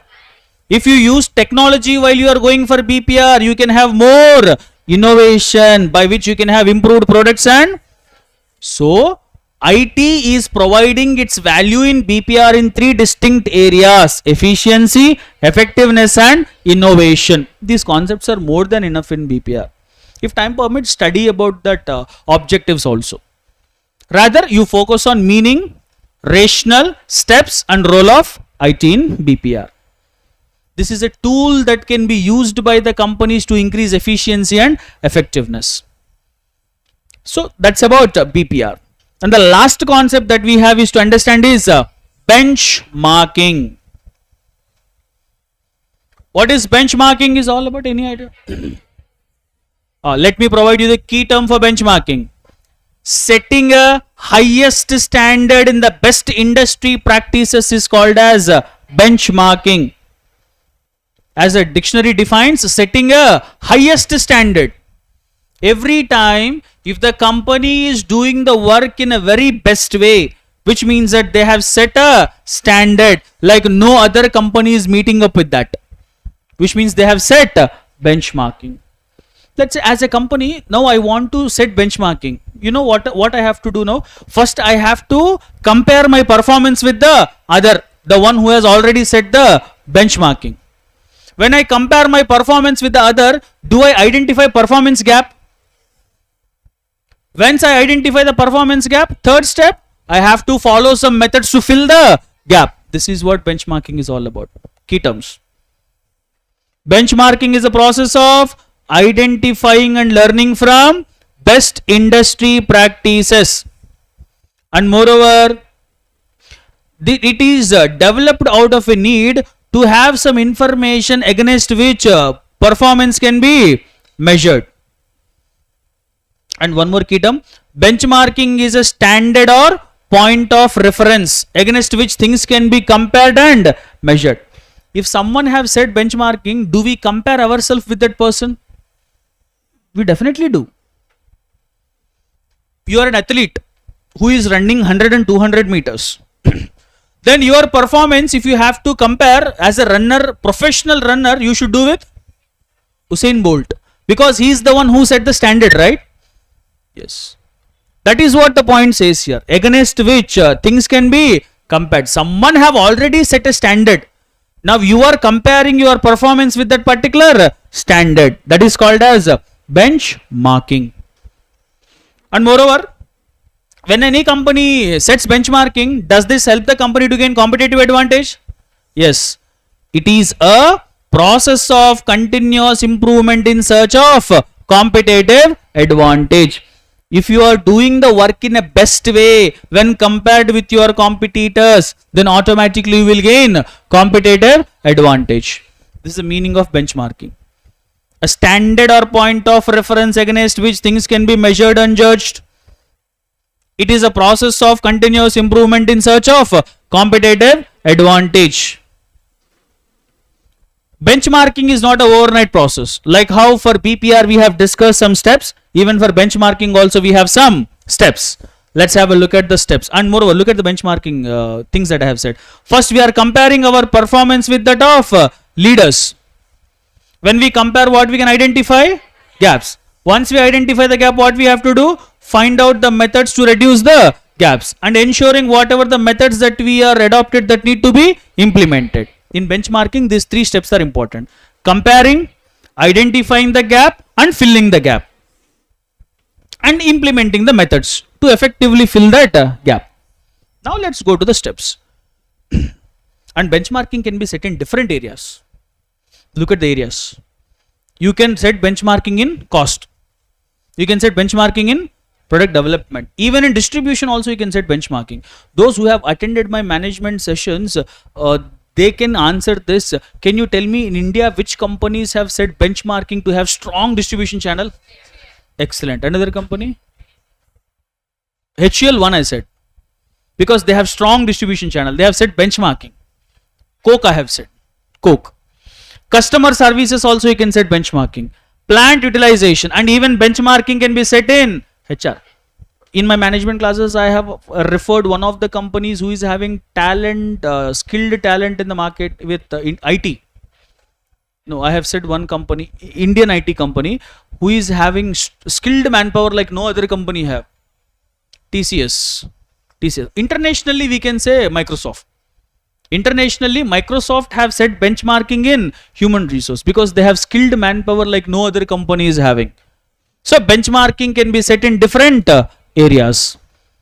Steps to implement benchmarking.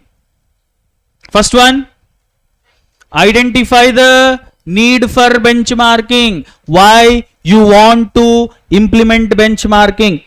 Once the need is identified, you check realistic opportunities. Whether the real opportunity exists for me to go for benchmarking or not. Once the need is identified, then you should have a clear understanding of your existing business processes. You go to the factory and check all the business process. Or else send a questionnaire to your employees and ask your employees to fill the questionnaire. So that you can have a clear idea about your existing business processes. Once you study the existing business process, from those processes you will identify the best process where you wish to implement your benchmarking.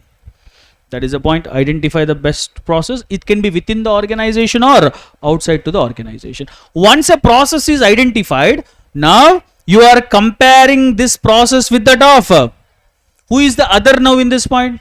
The guy who have already set the benchmark. And make sure while you are making the comparisons, those comparisons are meaningful and credible. Meaningful comparisons you have to make. Today is the first day you have started running in the ground. And you are setting your comparison with Usain Bolt. That is not a meaningful comparison. So in benchmark, no, you can't say that 100 meters I will do lesser time than Usain Bolt. What kind of comparison is that? It's not meaningful, not credible. Yours is a very new company. Just now you have started a mobile. Now nothing is a new company. Can they create benchmarking Apple to that particular company? Nothing can't say that my standard is Apple. In the next 1 year I will beat the Apple. Because your comparison is not meaningful and credible. Are you clear with this point? Next, once you compare your process with the others, next prepare a report, implement the necessary steps to close the performance gap. So you have compared in the previous steps. When you have compared, you have identified a gap. In this step, you are taking measures to fill the gap. And we know that every process need to be finally go for evaluation. Check. Whatever the reasons that you have set benchmarking, are those reasons are effectively implemented or not? With that, are you getting the result or not? Because of previous process, your customer is not satisfied. Now you have set a benchmark. You are trying to reduce the gap. Will the customer satisfaction happen or not? And last thing is, benchmark is not a one-time activity. Periodically, you have to reset your benchmarkings because competitors also will try to set some strong benchmarkings than you. Then periodically, you should review them. Once again, the steps. First, we need to identify the need. Then study the among them one process need to be, this process need to be compared with others. Then we need to take the measures to fill the gap. And finally, evaluation. So meaning of benchmarking and steps to implement benchmarking. So in this chapter, we have covered these 4 concepts. Change, control, BPR and benchmarking. This is about the last chapter, implementation and control. Things have done. Really? Alright, so a long day has come to an end. So hoping that this has been a productive day where might have helped you to brush up your basics that has been learned so far. and hope this might be helpful for you to revise your things again before you hit your examinations. So whatever concepts that you have learned again, and whatever the concepts that you have learned newly, many of the faces I felt like just now you are learning them. Let's say if you have learned them immediately, you will be giving quick response, but I found that very less. But anyhow, the concepts are conveyed properly, hoping so. Great. So whatever the rest of the time that you have, use it productively. So whatever the time that you have, I don't think so much time you have, and I have to definitely appreciate your cooperation that you did for throughout the day. I have said in the very beginning that your cooperation is much needed. Even after post lunch to our continuous session, convincing your mind to focus on the things, it's a big task, and more accuracy is needed because things are going in a very rapid way, and then you have to be that accurate to get the things. This is how usually marathons will go on, and you all are being active and grasping the things. Most of you were active and grasping the things. So any quick things that I can suggest you, or any quick doubts that you have, make sure of your preparation. Be careful with your preparation and be careful with your presentation. For theory paper, presentation matters. Wherever possible, go for diagrammatic representation, not all. And make sure your answer is well presented, meaning side heading. Under that, write down the point. Don't start writing immediately after the meaning. Meaning you have kept, definition you have kept, underline it, write a paragraph. And every side heading that you write, don't immediately start writing after the heading over. Better write under the heading. Make sure that by looking at your paper, evaluator clearly understand this is what you are conveying. You should not search for the content in the answer. For theory, presentation matters a lot. Every question, SM, every question carries 5 marks. Accordingly, prepare your content. First question is case study. Try to read as many case studies as you can, and hoping that all of you have gone through your recent MTPs and RTPs. Are you following them? Criteria is 3 attempts. Previous 3 attempts MTPs and RTPs, previous 3 attempts question paper pattern need to be observed. Just observe, not focusing on only those concepts. Everything have to be more clear. Otherwise, you will consider only the last 3 attempts. Okay, from those 3 attempts only the question will come. Not that. Just to understand the pattern. In the very long time, after long time, in the last attempt, I have seen one question called differences. Previously, it used to be one mandatory question of differences. In recent times, they haven't given, but in the last attempt, they have given. So you have to keep all these things in your mind. So you try to focus on wherever possible different. Of course, differences you don't need to exclusively study. Let's say we have discussed concentric and conglomerate. You know the concept. If it has been asked as a differences, you can differentiate now. That's how. Like you don't need to separately study them as a concept. When you know the concept easily, you can do that. So your key attention about SM have to be conceptual learning. Understand the concept while you are reading. Blindly don't try to insert the content. First question, case study. Kindly spend some good amount of time in the exam to understand the case study. Somewhere in the case study, he will give you the hint, this is the key term. One key term will be there about the concept. Once you identify the key term, you can understand what the case is all about. And you can easily find out the answer. And when you are answering the case study, straight away don't give the heading as concept. Refer it to the case study. In the above case, so and so person's leadership style is transformational leadership style, and following is the details about transformational leadership style. Then transformational leadership style heading and the concept. You should your answer should be reference to the above case study. That have to be kept in mind. For all the case study scenarios, do this. Without giving the reference, don't start the answer. Don't straight away dump the answer. These are some of the inputs that you have to keep in your mind. So that's it. The marathon is already over. So with this, I'll take leave for today, and I wish you all the best for your examinations and all your future endeavors. Don't waste your time. Keep giving your best, and the best will come for you without any doubt. All right. Do take care of yourself. Thank you.